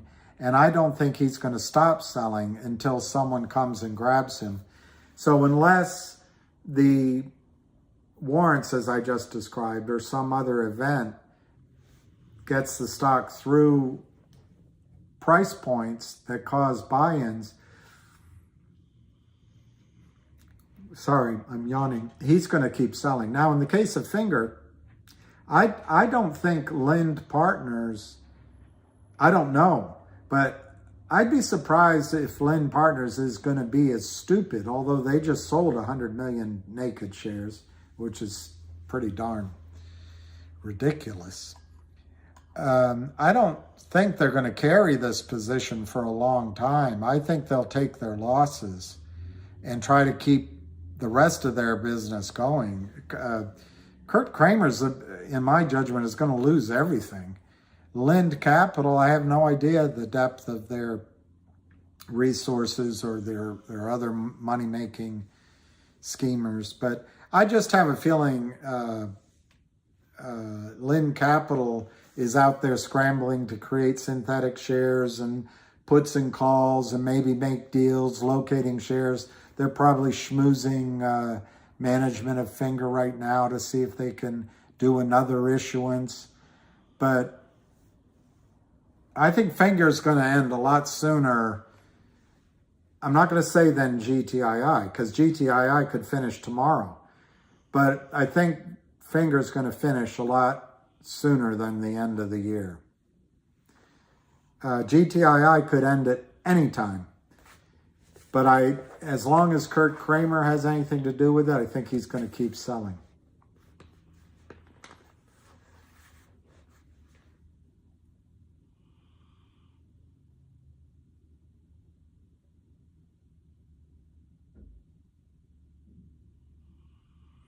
Well, don't get upset with reporters. It would be such a risk to go out on their reputation to make money for us. They're not going to do that. It would be a risk for them to be early in a regulatory play, which is what they would see this as. What do they gain from that? They'll do just as well to report on this after the squeeze or after the SEC frog walks somebody like Kurt Kramer in front of the cameras. There's very little upside for C.V. Payne or Maria Bartiromo or Michelle Lee. I mean, they're making, what do they make? 25, 35,000 a show? There's the risk reward doesn't run in their favor to come into this story now. Having said that, I still do videos to them as if they'll listen, and I copy them.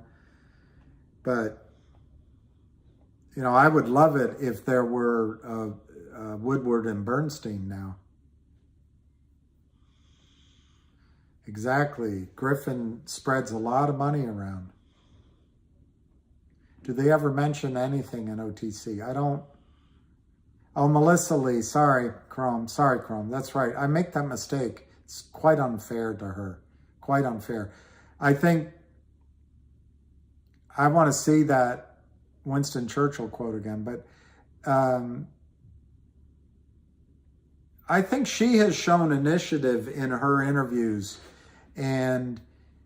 But they got all of what, a minute and a half?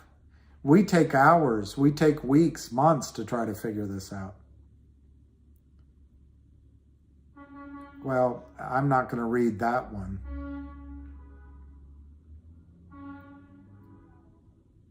Well, that's right. OTC has a reputation. Two things about OTC. Has a reputation for being risky. So people are taking their own risk in there. And I think, and I don't want to get into politics, but I think a lot of the political discussion today is fighting battles that were fought in the 60s and 70s that have already been won. But it's so easy to put the bumper sticker out there and make you look like you're so great. But the issues are different today. And they're not as black and white, so to speak. Well, I think that's what happens with the over-the-counter market, the regulators. In the OTC market, they have this image that the bad guys are the CEOs, and the CEOs run wild, and they, to use words that you see all the time, pump and dump, and they're taking advantage of shareholders. Well, the fact is they cleaned up that issue long ago. The problem is short sellers selling shares that don't exist, that dump. And you're exactly right. There's no support in the media or the regulatory side.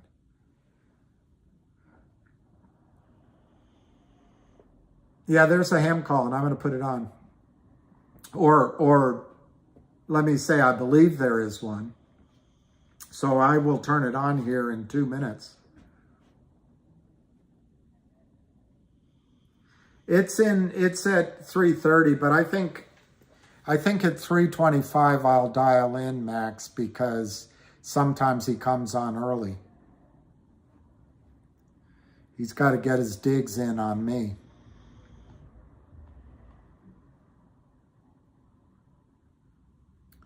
I say that as a smile, as as a, what does everyone answer for that? May it be Mr. President, visit Nova Scotia? Oh, I'm going to look up Winston Churchill quote on hurricanes. I'm going to do that.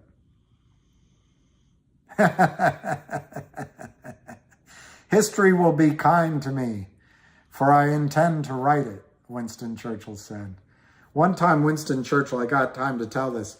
One time Winston Churchill went in to take a leak in the men's room, the loo. And they, in the UK, they have these long sort of troughs. It's not like we have where you have a urinal, then another urinal, then another. It's these long, you know, if you put water in it, a bunch of cows could all go drink in it at the same time. It's just a long. So anyway, Winston standing there relieving himself, and one of the other members of parliament came in midstream, so to speak, and started to unzip, and Winston made a big show of pulling back and walking all the way to the other end of the urinal. And the guy said, why Winston, what is it? Did I say something? And Winston said, no, whatever the guy's name was. It's just you blokes in labor, when you see something truly large, you want to nationalize it. Did I mispronounce trough? Trial? All right, I'm going to dial in. It's 3:26.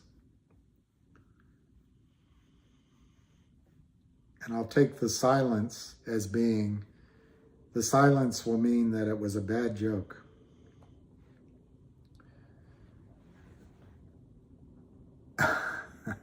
Welcome, and thank you for choosing freeconferencecall.com. You're helping. I did it wrong. All right, I got to dial it again. Idiots, it's for you. Welcome, and thank you for choosing freeconferencecall.com. You're helping people around the world. Idiots. Muted. All right, you're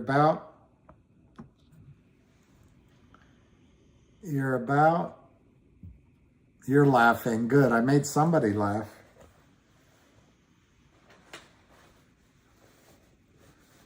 Oh, Winston.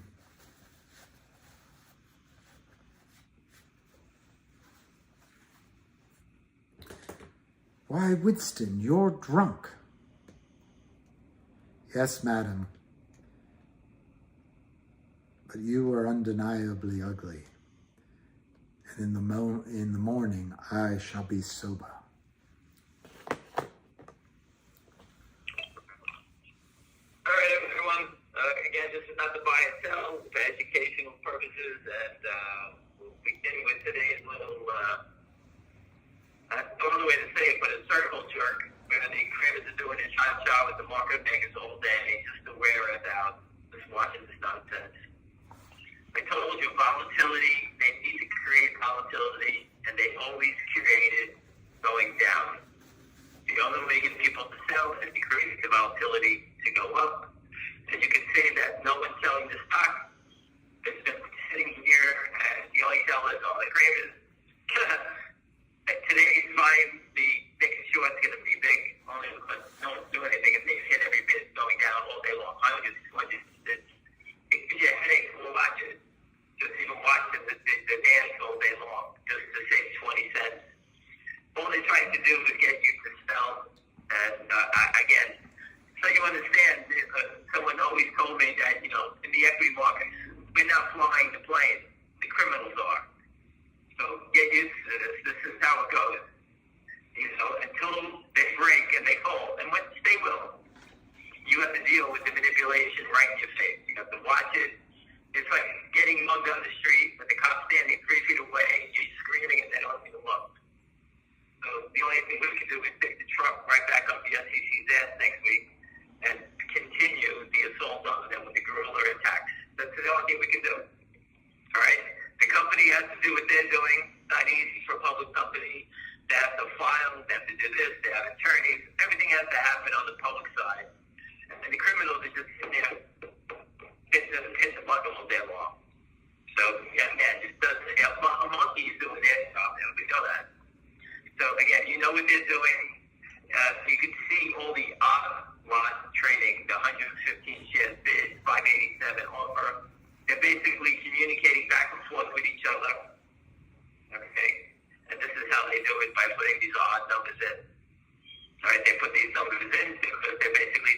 drop the bid, take the offer, whatever the combination is, whatever their plan is.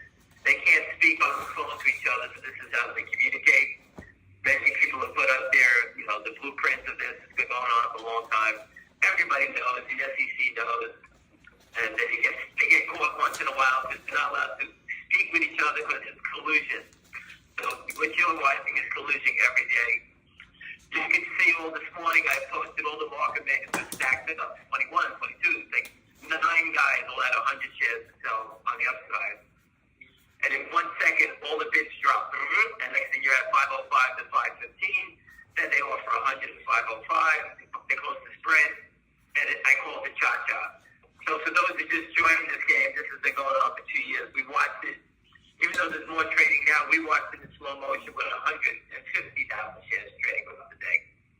Think how it was then torturous watching these guys do this every day. Okay? The volume's picked up, but they're still allowed to do it. Don't ask me how.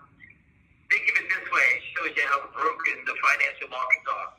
Now, many of you are going to sell, move on, I got it, that's life. Everywhere you go, this fraud exists. So, when you do move on, you better understand what you're doing. Because wherever you go, whatever profits, whatever money you have left, they're going to take it from you. It happens every day in every stock. So you better learn how to trade fast and be close to the vest and get your money out. Unless you're fighting with a group of people like we are to know what the hell we're doing. Other than that, you're out of your mind. And I'll say that to the cows come home. If you think about it, what they do is like equivalent if we were allowed to buy 100,000 shares of each day of Apple. And until it works, we keep buying another 100,000 shares. So Apple's down from wherever it was, 280, where it is now, whatever the high was, 182. Then we bought 100,000 today, we bought 100, 148, 147, 146. And then they call me up, you got to put up money fast. We're thinking long. We don't have to put up any money. Just to make it short. We're taking long. We'll just keep buying it until one day Apple goes in the black.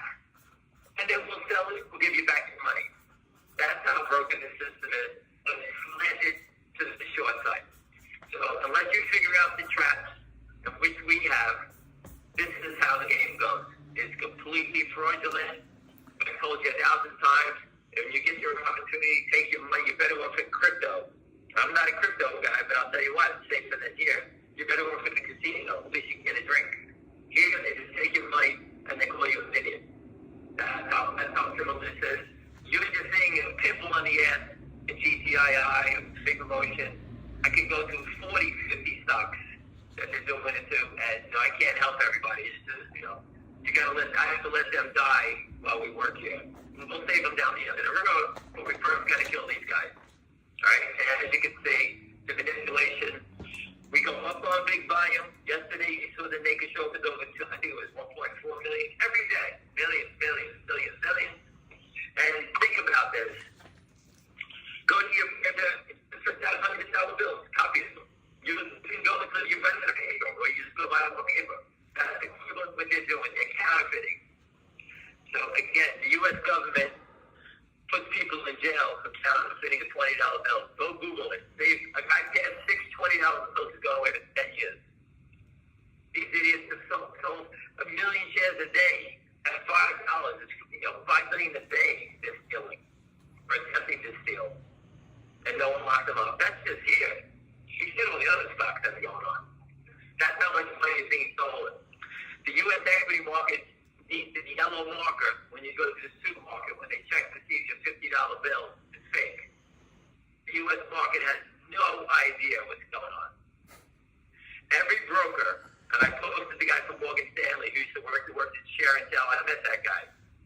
When he worked at Morgan Stanley, as long as he got an order, example, I'm that guy. Someone calls me up, the Craven calls me up, sell 50,000 GTII. You own it? Yeah. You gonna pay me commission? Yeah. Knock yourself out. I'll take as many as you want. And they all look the other way, and they pass the buck. That's how it goes on. That's the system. There's no one checking anything. They're the only people that are checking for you. And I appreciate all the new people back here. I'm glad William is back up and running. Okay, but this is a a fight. You have to understand every inch of it. We've been doing it. They knocked us down from 2 to 60 cents. We ran back up, back down. If they thought they can win, why were they selling a stock by the boatloads at 50 cents, 60 cents, 80 cents, a dollar? Why are they trying to knock it below 5 at all costs? Why are they trying to push it down? Because they can't win. And that's the sign. Everybody's been getting calls about borrow the shares. They can't win. They're paying through the nose. They need people to sell the stock. That's the game. The race is on. And I do believe the regulators are here. I have a strong belief that they're here. Right? I can give you, that's my gut feeling, and I have a pretty good gut when it comes to this stuff. I believe they're here 100%. And I just don't know when they finally pop these guys and arrest them. But again, that's not my job. If I was doing it, it'd be over with already. And just to change the channel here, going back to Finger Motion, Lynn's partners, they are a disgrace. And you got to paint them with the same brush as you do with the Kramers, even though they're on Madison Avenue. Again, these guys, they lend money. And if you look at it, if you borrow money from Citibank, $10,000, and you tell them you want to pay them back with all the interest that's due early, Citibank would take it back in a second. It's funny that Lynn Partners is not too happy about taking the money back early. Wonder why. Who would want their money back all paid up in full interest? Just think about that. And all these guys do the same thing. They're criminals. They try to slant it, lock themselves into profit at the expense of shareholders in the public company, but they never thought the stock would ever break out. They sold 110 million shares to hold it down, and now they got to run like a freight train here, right? So again, now they started with options, and people do, the options. There is no puts trading in the stock. It's all calls. Anyone who sells a call is now short the stock, or short the option. So if you sell a call, the only way you can hedge is to buy another call or go buy the stock to hedge. So there's not a negative in here. All these big squeezes always are related to options. Because now, instead of me saying, I have to go out and buy a $7 stock, I can go out and buy 100 calls at $1, so 10,000 instead of 70,000. All right, so you get more leverage with options. Okay, so think of it as it's a positive, and when the events come, you can always sell your stock on the way up, roll it into an option, and you have free money. You have money to play with that. So again, it's not a negative. I know people are buying 10 calls for this November. Right? Remember, the stock was just almost $10 the other day, last 2 weeks ago. Okay, Lynn just keeps leaning on it, them and their friends, whoever they are. Just like the Kramers and GTII. Hold it down at all costs. 500 shares. Hold it down. Hold it down. Again, I call it the Kramers discount. The only way out is up. These little fights mean nothing. Again, these are little battles. The war is what we're here to win, not the battle. They can take it. They need 40 cents. They're trying to mark it down at all costs. Obviously, they got problems everywhere. They're trying to cover whatever shares they're trying. Whoever shares they did borrow, okay, they're trying to cover to make sure they don't pay those fees. All right? If you can't borrow the shares, how can you short the stock? The only thing they can do is make it. All right? That's what you're saying here. All right? Again, Finger Motion just went from negative to green here. I think that stock's going to take a real run shortly. I think the company's got the green stuff. They just presented, and they are. Can you just say it for a second to this guy? Hold on a second.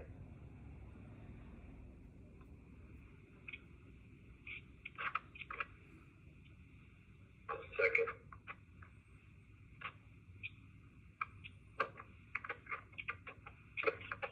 He won't stop calling me unless I do that. Anyway, so I just repeat myself again. Options are a positive; they're not a negative. People, this is what happens. Don't get nervous. People get nervous about that.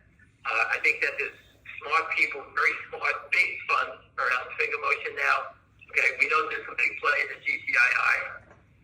No one I know gets worried with a stock going up and down 30 cents, 40 cents. It's just, hold on.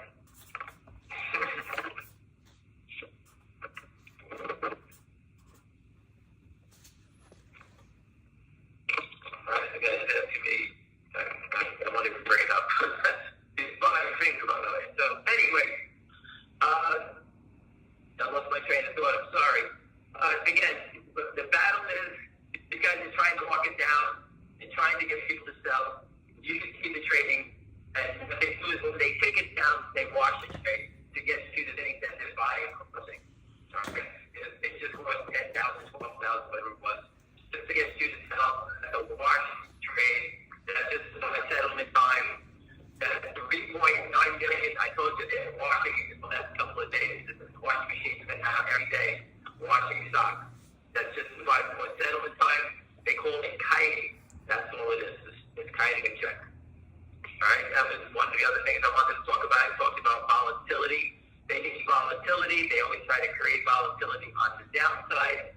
I talked about William is back. I hope everyone's happy. He's a great man, you know, and go easy on him. He doesn't have the rough skin that we have. You know, I don't personally give a shit what anybody has to say. I've been doing this a long time, and it's a tough game. There's bashes, there's people call you family names, everything. Again, I'll go in front of anybody, anywhere. I've gone to the FBI for people that don't know me. I've had my life threatened. I don't give a shit. Right? We burn the oath. We're not going anywhere. We're not running away. This is the longest. This pump and dump is running longer than the Phantom of the Opera. We've been doing this for 2 years straight, every day, 7 days a week. I've been here, but I had conference calls with 70 people, not 7,000. 70 people. Now we're up to 7,000, 14,000 people a day that are listening. Everybody understands the crime. Remember, these guys that sell money. You have to use your money. Remember that. We have to put our money to play this game. Most of us buy a stock and sit there like the Statue of Liberty watching it. Right? These guys have access, and they just keep hitting the sell button, trying to drive it down to save margin money. The big difference when the rules are slanted. Just to understand, to go back in time a little bit for anybody new here on the GTI side, the company wanted to issue a dividend with the Shiba Inu coin. If I didn't pronounce it right, I'm not a crypto guy. It's basically a piece of garbage coin, but the short sellers will not be able to deliver it. The company put a little twist on it, and everybody has to send a statement to the company, because we know the brokerage firms will not send their statements. For example, I used Ameritrade, got 3 million shares at the DTC. Everyone can see that with the DTC, not a speech firm. But we don't know what Ameritrade owns. Ameritrade hits the button and says, oh my God, we own 10 million shares, but there's only 3 million physical shares. That means they have naked shorts of 7 million shares at Ameritrade. But they would never tell us that difference. So when the company did their dividend on that crypto coin, they required the shareholders to send their statement to the company. Well, if you go back and read the press release, the company had too many shareholders. I'll just use Ameritrade, for example. Ameritrade had 4 million shares. Well, that's a big company got statements from individuals saying they have 7 million shares or 8 million. The company then called FINRA up and says, hey, we have discrepancies. We have too many shareholders at firms. The company called FINRA up and reported that. It's on the tape. And if you don't think the investigators are here, go back and read that press release again and just think what I just told you. Okay, obviously there's discrepancies. I don't know the number, but obviously there's a big problem. And as a public company, the CEO can't sign off on their financial statement if they have too many shareholders. And the difference is they have the proof of the shit. They have the proof there's too many shareholders. Right? It's very different. All right? We sent it to the company. Everyone on the call who was long at the time sent the company their statements. That's a written affidavit to the company that you verified, which your brokerage firm sent you. So if E-Trade, Ameritrade, for example, sends you a statement saying you own this stock, and you show the company and you don't, and you're not a shareholder of record, well, Ameritrade is committing wire fraud. Right? The company has proof. Well, all these guys that litigate and want to go against the brokerage firms will never give you the proof. You'll be stuck in court forever. We figured out how to reverse engineer it, get the shareholders to unite, send in that statement, and that we have the proof.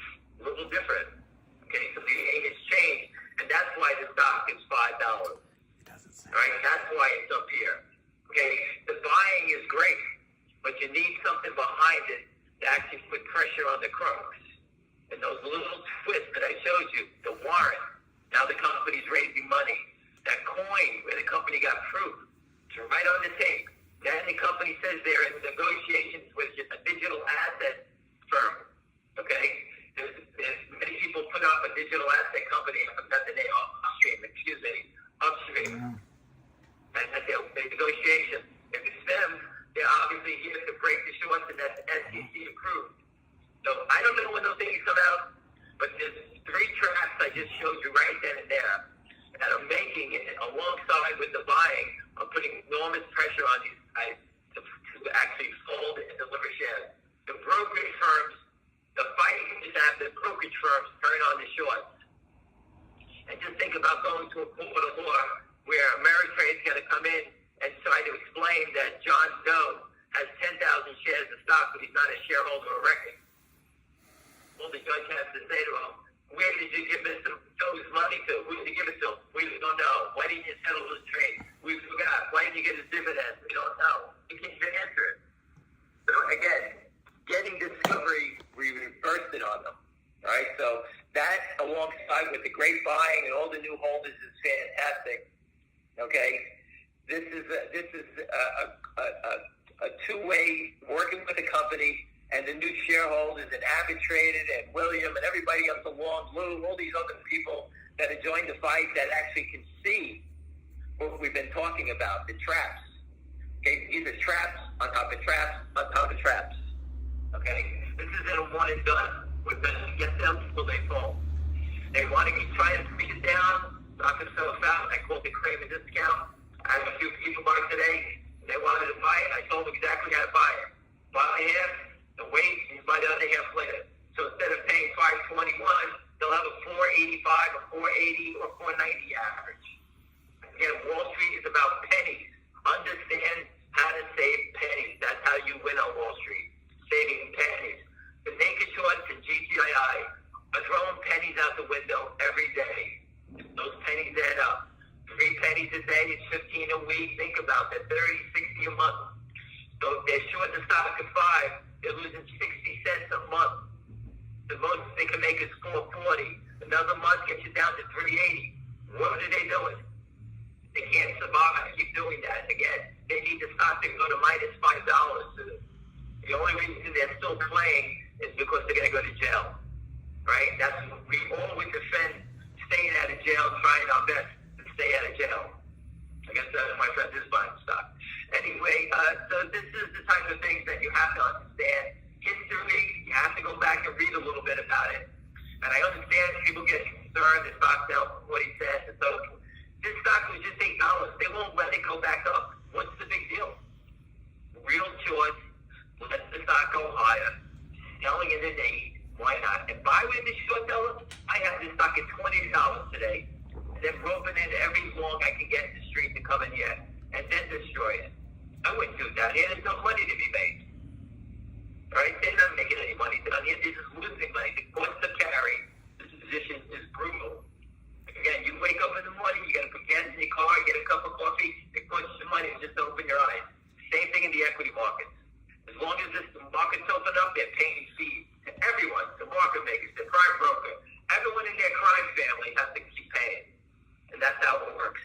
Now, these stocks, most of the time, are shorted intraday by all these little day trading firms. And at the end of the day, you always see them come back and try to cover.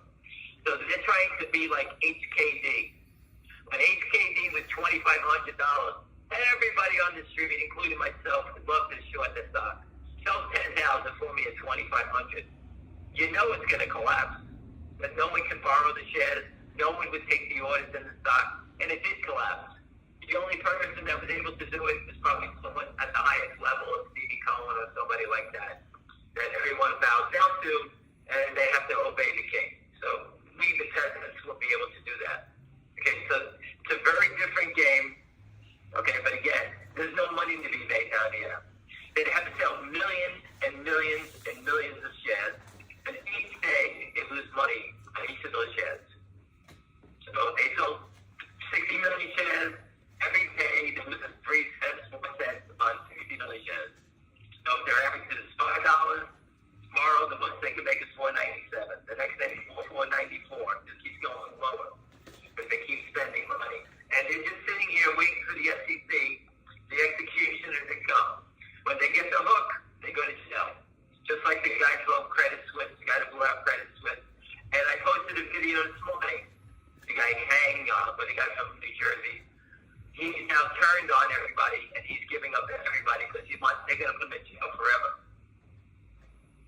All right?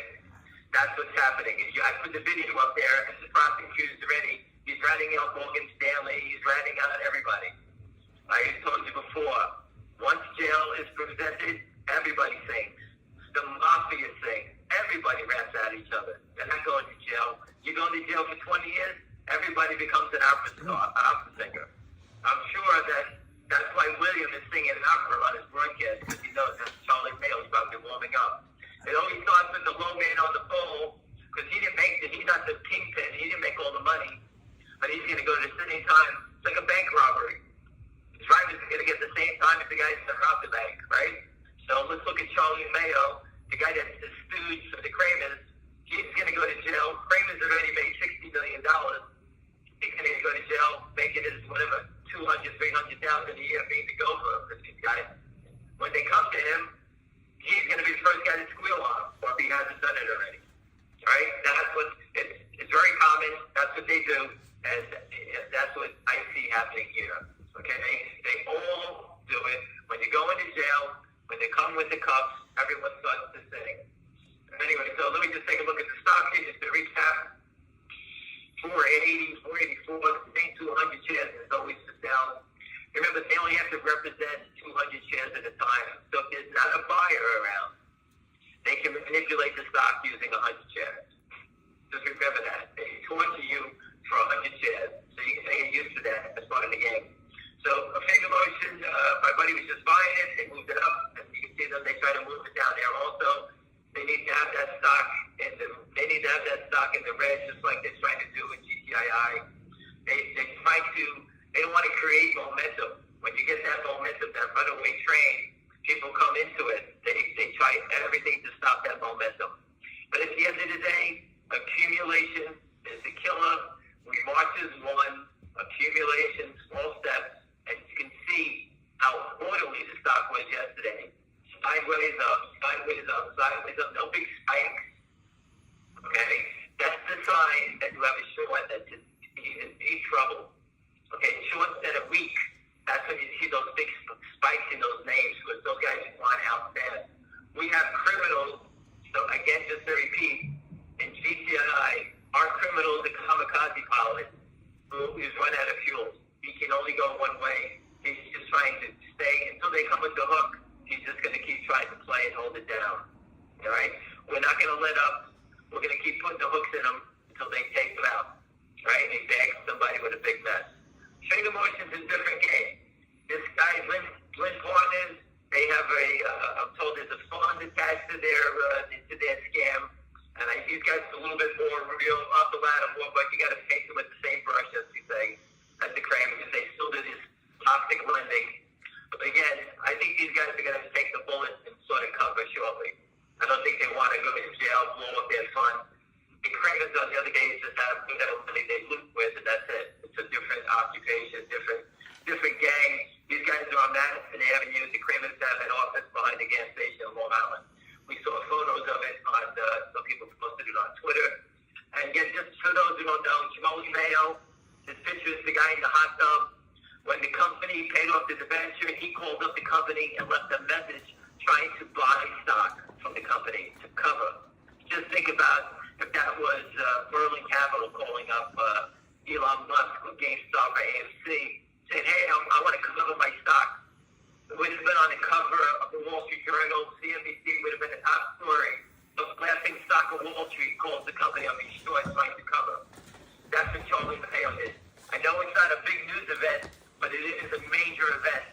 That's the first time I've ever heard of a short seller leaving a message trying to cover after to get their debenture paid off.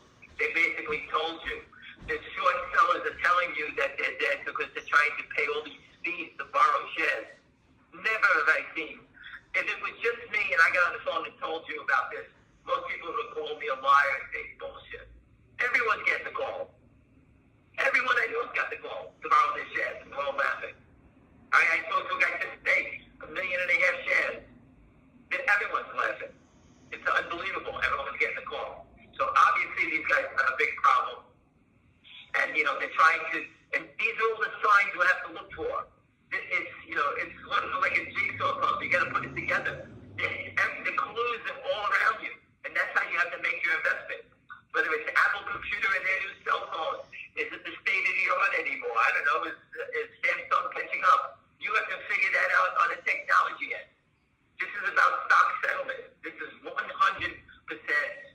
broken equity market and stock settlement and fraud. That's the game. Nothing else matters here. And a year ago, I told everybody, when this stock finally does scream, and the company raises the money like GameStop or AMC does, I said, I'm going to laugh. This company is going to be added to an index. I'm going to be laughing about it. And that was when the stock was $1. You know, so when the stock went to 8, a lot of people were saying, boy, you're pretty close on this prediction. But so when the company raises the money and they do the mergers and things they want to do, everybody gets to think of money, right? We could all buy a bigger house. We could all travel around the world. If we have more money, well, the company has the opportunity to raise a lot of money. Squeeze the short, raise the money, and then just go buy a share. Go buy Berkshire Hathaway shares. And no one can say anything about you. We're doing the same thing as Warren Buffett does. That's what I would do. And screw everybody. All right. This is about stock settlement. And again, I apologize. I can't stop the fraud, the manipulation. You must understand it. I put up videos. I put up everything to lead you in the right direction. Things to read. Things from the past. How they killed United Airlines. Go read that story. I remember when they had it. There's two shareholders that reached out to me. Their parents worked for United Airlines. They were in the union. They lost everything. That's how deadly this game is. They destroy public companies. They destroy your pensions. They kill military companies, medical companies. You name it. I've seen it. It's unbelievable. How the FTC looks the other way, that tells you how broken the system is. No one wants to go in front of Congress and have to explain. This is a political nightmare. So the only way to do it is do it ourselves. We know how to trap them. Don't stop until we carry them out. That's the game. Anyway, listen, have a great night. So enjoy William and his chat. And William, if you are listening, start your show with the Phantom of the Opera. Wear that mask. There's a little flex to that show. Anyway, everyone, have a great day. And I apologize against the attacks again. Thank you.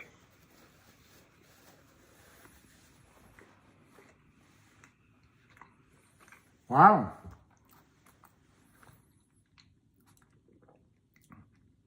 GTII, let me hang up the phone. GTII is 1.14 million, next to nothing. 481, kind of boring, but it's solid, I think. Ham is a ham. Ham is a ham. I know what I am. But fingers 668 plus 37. And I tend to think Ham is correct that LIND, I mean, they're all lowlifes. They just do it with different suits on. But I think LIND has a lot more to lose. Let me see how I want to say that. They're going to cover because they don't want to lose more. The Kramers, in my opinion, are going to lose everything. So they figure, why stop? We're losing anyway. Let's see if, something rescues us. Look at fingers running. So, for example, the finger right now, I remember talking to you in the morning. The November 10 call, there's still 60 cents. There's still 60 cents. But there's calls running. And this is where I get confused. They have the 450 calls the $1 calls, the $2, $3, $4, $5, $6.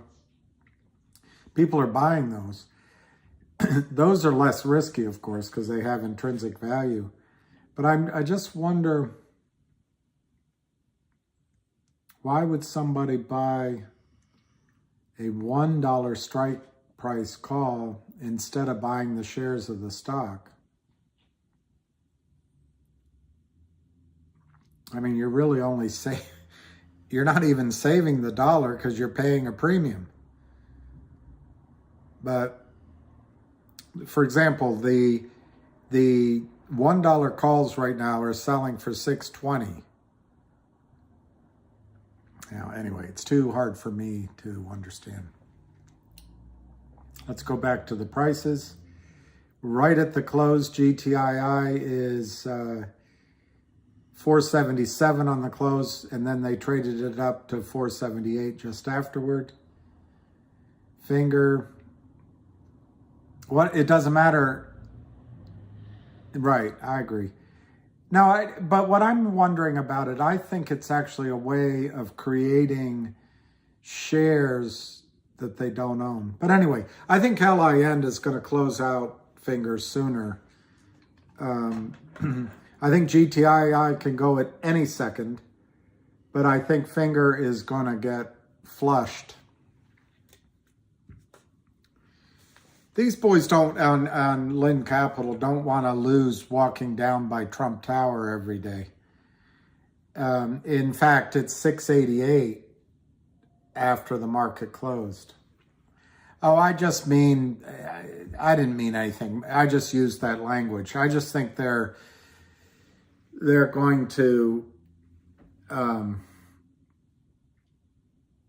they're just going to, I think they're going to close out the Finger trade.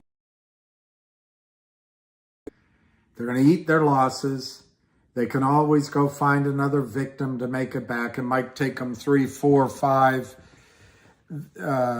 companies to make back what they lose on Finger. But they're all about staying alive and continuing the scam. I just think Kurt Kramer blew it. Yeah, I think Finger will still run. That's what I mean, yeah. I think Finger will run. I think it'll run. I wanted to show you what Ham talked. I don't know if any of you saw it. If I put it on my history, let's see if it's there. But what Ham was talking about,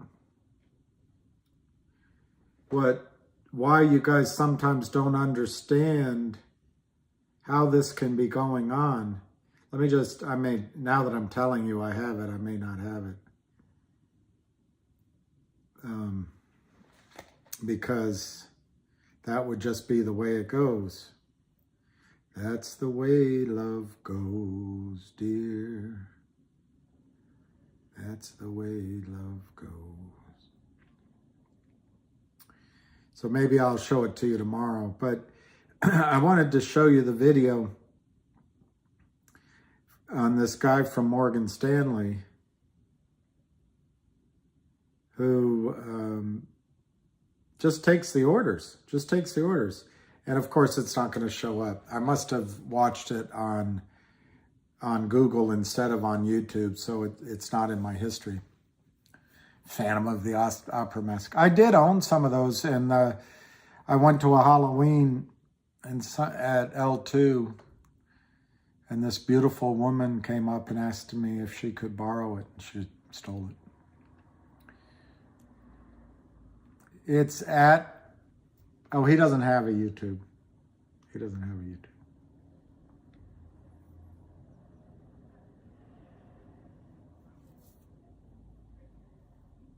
Yeah, but he's not on YouTube.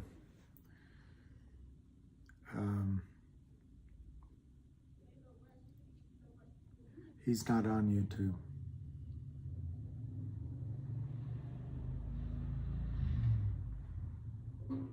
I guess I could look at history. I don't know how to do it, but I might be able to find that.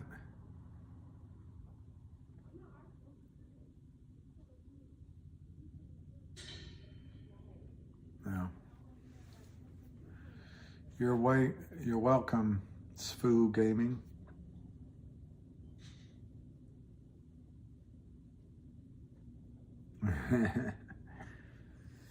He likes his steak in little round dehydrated balls.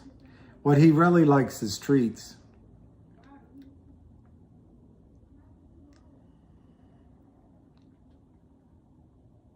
Yeah, he likes those little fake bacon, those fake porterhouse treats that look like they're wrapped in bacon. All right, go feed the fish. Yeah, Candace, his calls are, I don't know this vehicle called Space, but if you go to Twitter and look up, I think it's either Dirty Mayo or Dodger. he records these, and I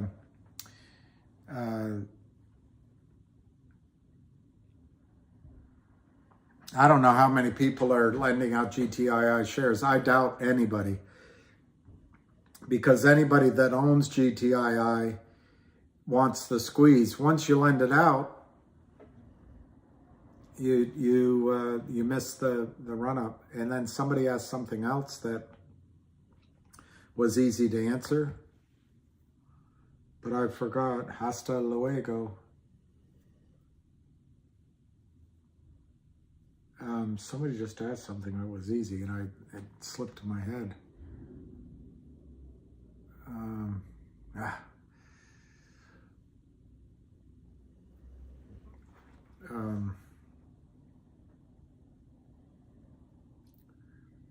I really thought, maybe I watched it on that. I could have watched it there, so it wouldn't show. Maybe I can find it on Ham. Rob, I think, I'm all in favor of analyzing, not so much conspiracy theories, but I like to think about what's going on and, behind the scenes. But I don't think there's any way that Lind is helping the Kramers. Well, actually, now that you mention it, I guess they know, maybe that's what Lou was talking about, but they know from our videos that it's the same investors. So I suppose there's some logic to it.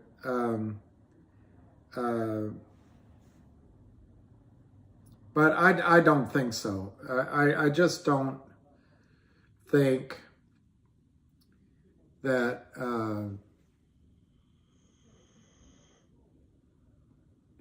see, Wall Street, it's interesting. Wall Street, there's a buddy-buddy system. Everybody helps each other. I get that point of view. But it's also about making money. And if you show your cards, you're going to become chum. You're going to become chum. Yeah, Ham did talk about a digital token, but I think he talked about it in the concept of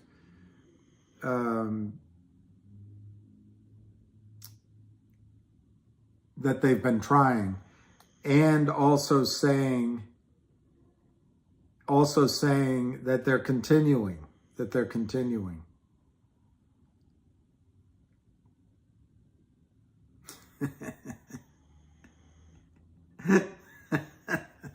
Dodger's funny. He put up a good GIF.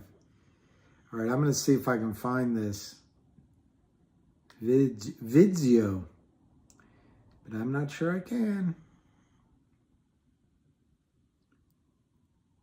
I'm not sure I can. Oh, here. Is that it?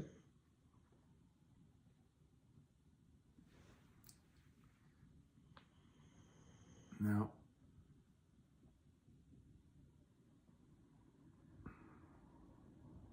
No, I can't find it. Right.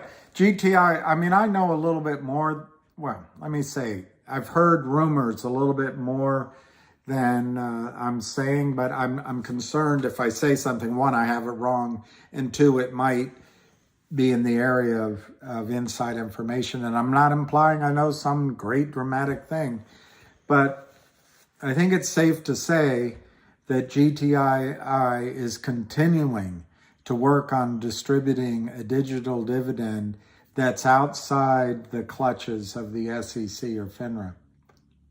I agree with that, doing one at a time.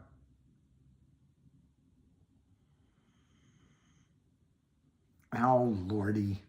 So I'm that old, I don't know what whatever that is. I'm not going to do it again. 477. You're welcome, AC. AC. I wonder if AC is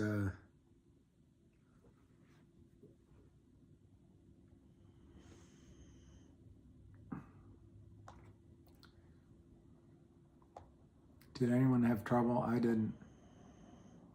488. Wow. I don't know where the 3.9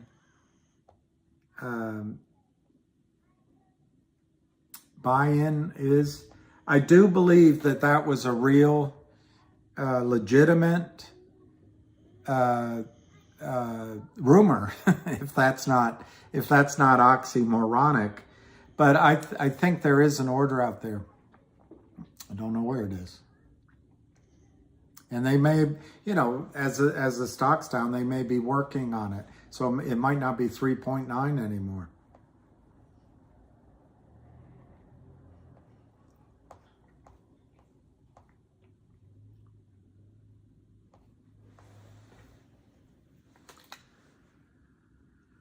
Okay, 8 hours would be, 6 hours.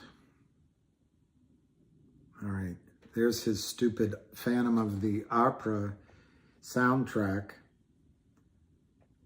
because he thinks that I should have all that drama. But that is good music. I will admit that.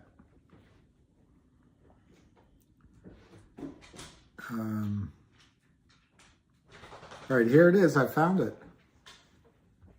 How long can I see this battle going on? I hate to say it, but it could go on. All right, I'm not going to do that. I'm not going to do that. I'm going to go back to this. Done.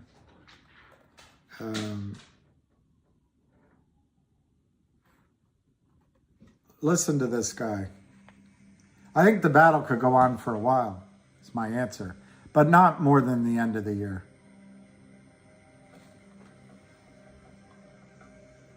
You have folks that are still, in the industry, and they've been like, I wouldn't advise you to talk about it, blah, blah, blah, blah, blah. But I think that they're living, they're all living in kind of a fake world. I would, illegally naked short sell stocks every day. Every day. As long as I was collecting commissions. And the bank did not care. The client will send you an order electronically. All you do is you click on the order, you go to execute, it'll pull up a little box, you type in anything you want, and you just hit OK. You don't ask questions. You appreciate the order. And if that involves shorting a stock naked, you do it anyway. Because management essentially tells you just create the business. Anything on the backside, we will deal with. So you're collecting money on the front, you collect money on the back, and you actually have zero risk. Clients never see that. All the prime lenders, they all do it consistently. So in 2016, Goldman Sachs was charged with this clever new way of breaking the short selling rules. They had this whole team of people tucked away in a back office. When a client would call to borrow a stock, the team would use computers to automatically locate stocks they had in inventory. This is normal. You always gotta locate a stock before you loan it, because you obviously can't loan something you don't have, right? Well, halfway through the day or so, the inventory could dry up. The system would say, no more shares available, sorry. Wah, wah. But Goldman was like, fuck that, there must be a secret stash somewhere, right? So they'd say, we have reasonable belief there are leftovers we could locate. And they created a program where when you press the F3 button on your keyboard, poof, it overrides the dried up supply. That's it. Just hit F3 and the computer would say, automatically located, even if it wasn't true. So you could do this as many times as you wanted, magically creating phantom shares that didn't actually exist. So that was invented by Goldman Sachs. Do you think Gary Gensler is motivated to get rid of the scheme?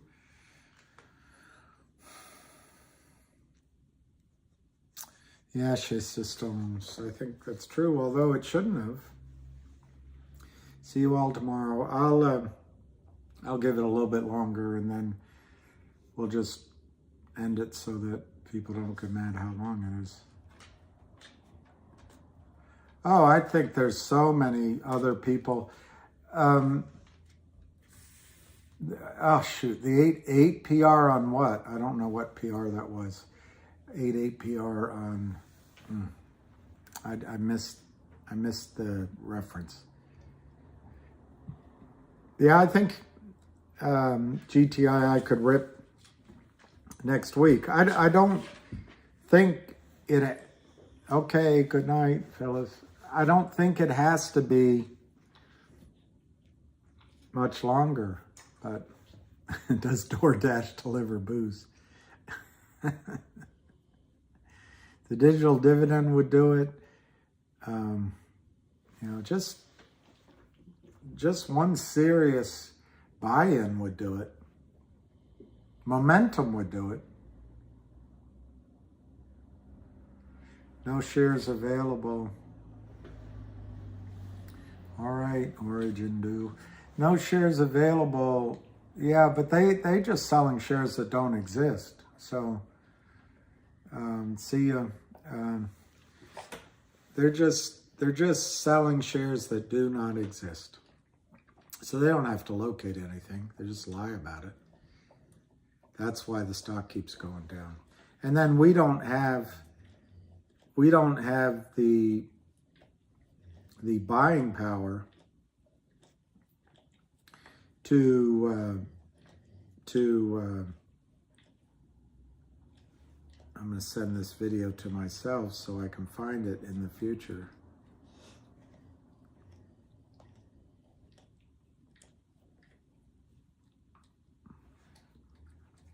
We don't have the buying power right now to drive it up.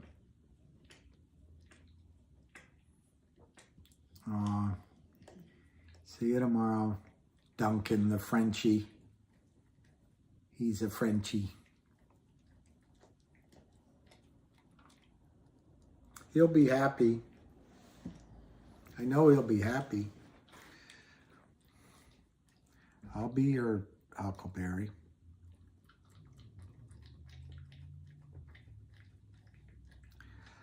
I would love it to happen tomorrow. All right, Matt. I hope he's still alive.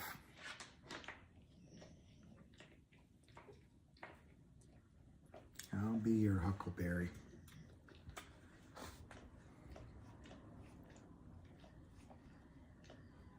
There's somebody that said it's about bearer, Hucklebearer. I'll be your hearse bearer. I don't know, your casket bearer.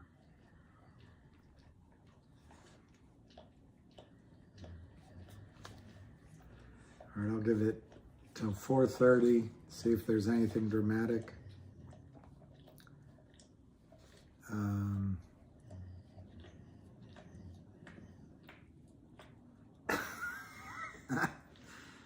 I am a little tired. I am a little tired.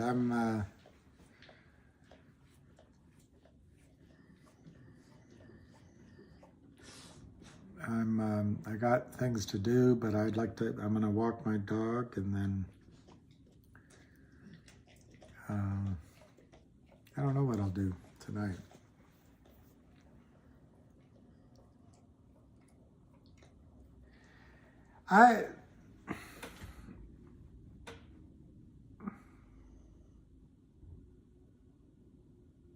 I really don't think watching these videos is going to change their ability to do anything.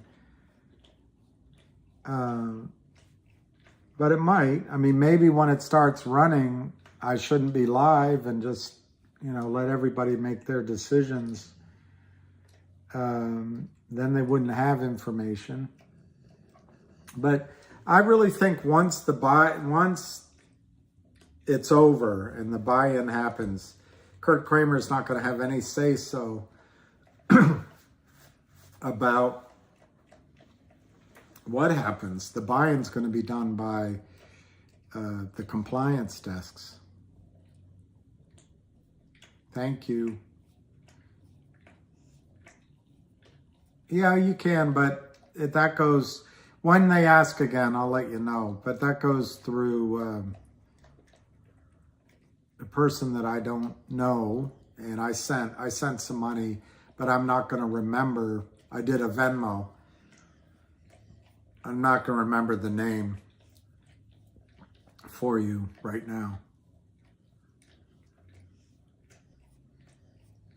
Dolce Vita, that's 180 degrees from what I said a couple of minutes ago. Oh, not me. You're talking to The Good Life. Yeah, I'll come, Max. I'll come on tomorrow. Might as well see this out. I think I misunderstood how important it was, and also, you know, the job's not over till the cockroach is squashed. And now we do, Steve Raven.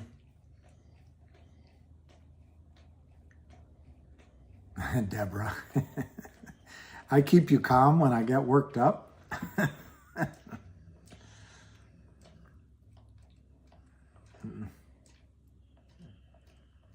What's the first thing after what's the first thing I'll buy after the squeeze?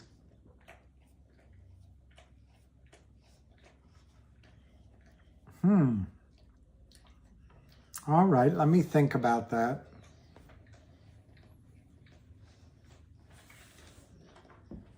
Depending on how much money I make.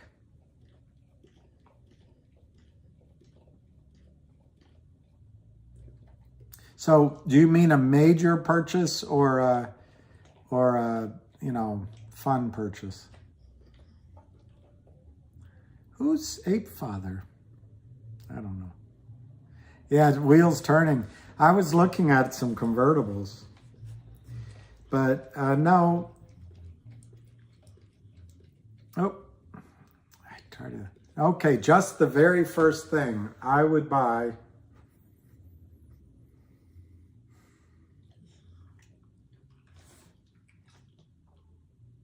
That's interesting. What would I do? I'm not a big consumer, but I would probably buy, let me think. I'll give you an answer. All right. I don't, so is he going to, Ape Father going to be trouble? Whatever. What is the negative waves? All right, let me just quickly think. What is it the most I want? Let me guess, a ticket to see you? No.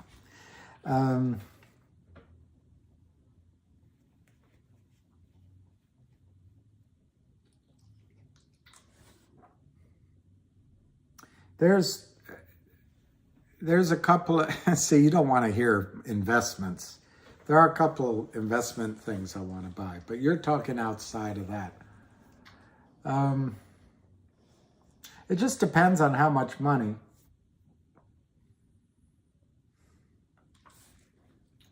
I'll think of something. T.S. Eliot.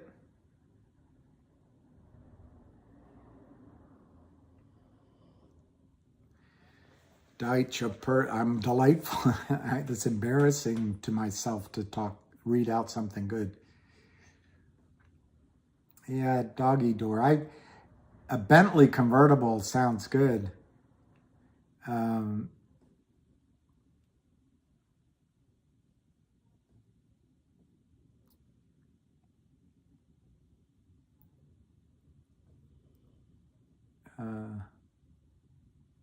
All right, Chez Sistance, I'll give you an answer in the morning. Give me an answer in the morning. Well, I gotta stop right there. If we go any further, do you love me? Will you love me forever? Do you need me?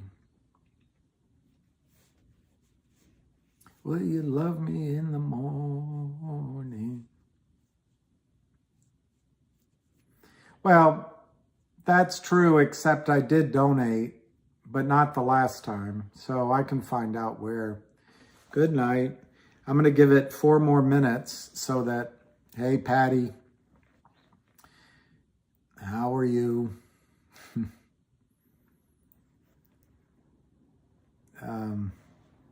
Nobody liked my, we'll do it live. We'll do it live. I thought that was great.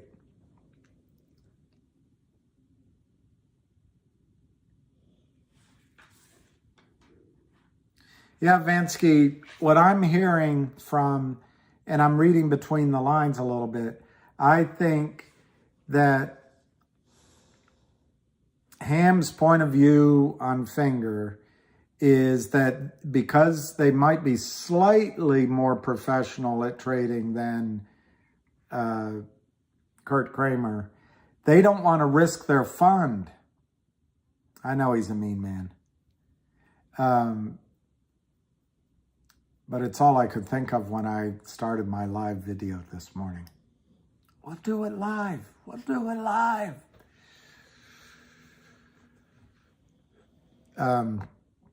But I think, Vancy, that's what Ham is signaling, is that these guys don't want to take the loss, but they don't want to go out of business either, and they don't want publicity, and they don't want to run afoul of anything.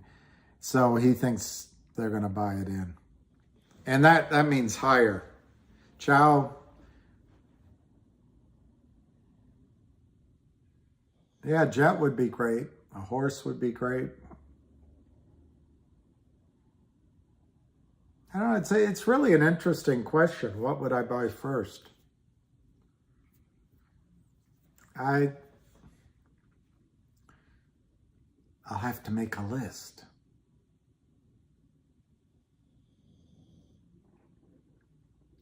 All right, 2 more minutes. Somebody's going to ask the question of the day, and it's going to end up on Ape Father's tape, whoever Ape Father is.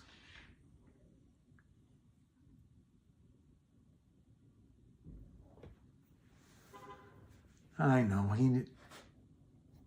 What's my number for Finger? All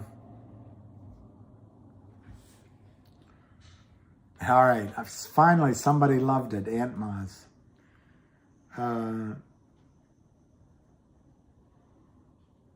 We'll do it live. My number for Finger with... I'm not going to look him up. I'm not going to look him up. I'm not going to look him up. I'm not going to look him up. My number on Finger is, my numbers are all pretty much the same as GTII once it starts running. But I think I'll be more inclined to take a profit in Finger early on the run because I do not have enough wisdom to know what Lind Partners will do with puts and calls and all that. Remember, Lind Partners can lose a lot of money on the way up, but they can also engineer short selling illegally at higher levels on the way back down and make a massive of money back. Who's Linda? Playa Linda? I didn't see Playa Linda. Yeah, it'll limit their losses, but they got,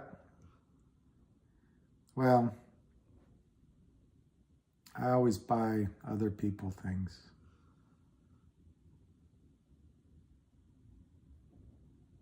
Yeah, Finger, I don't know.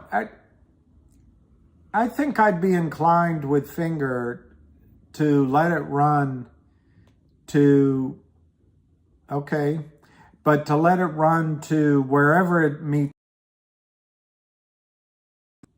And I might tend to get out at that point, but we'll see what happens. It is a massive amount of stock that they have to buy back.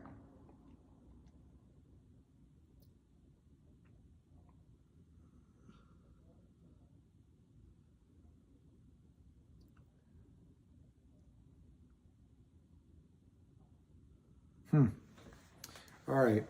So I'm 1 minute over. I screened this. Okay. All right. All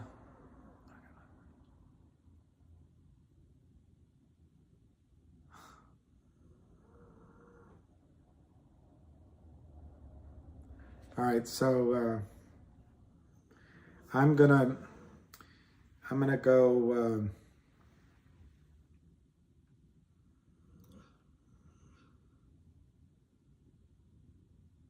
Yeah, maybe. See you in the morning. Gotta go right now.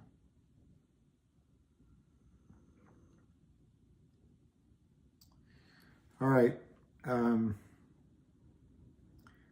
know it seems harsh, but I may end this momentarily. See what's going on in the Twitters.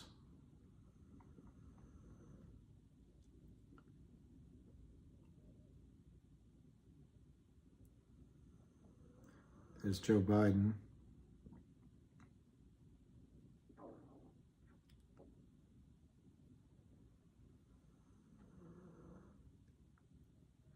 Dodger, the only thing I respect you're missing is...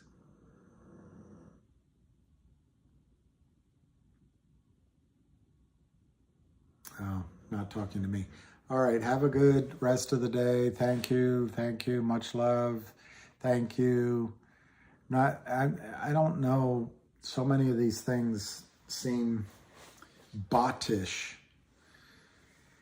All right, so everybody's welcome if you're still listening, and thank you for spending the better part. Better singer than Lou, agree? I doubt it.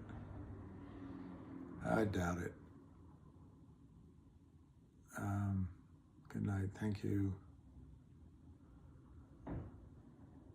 Oh, I didn't know. I don't know who's bottish or not bottish.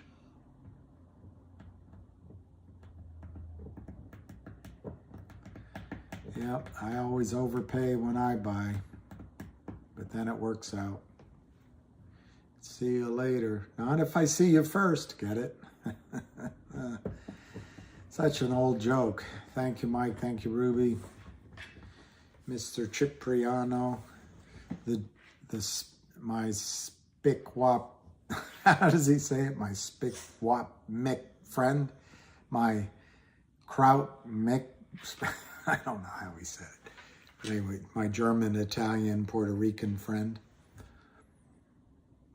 Yeah, okay, everybody. All right, I'm just gonna hit the button because Matt isn't here telling me to do it like he normally does.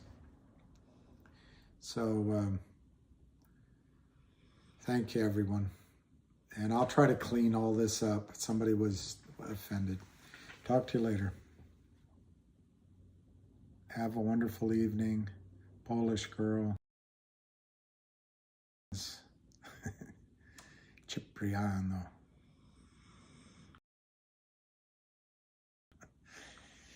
Yeah, I guess I'm old enough, but... Okay, Ruby. Ruby calls it. See you later. Ciao.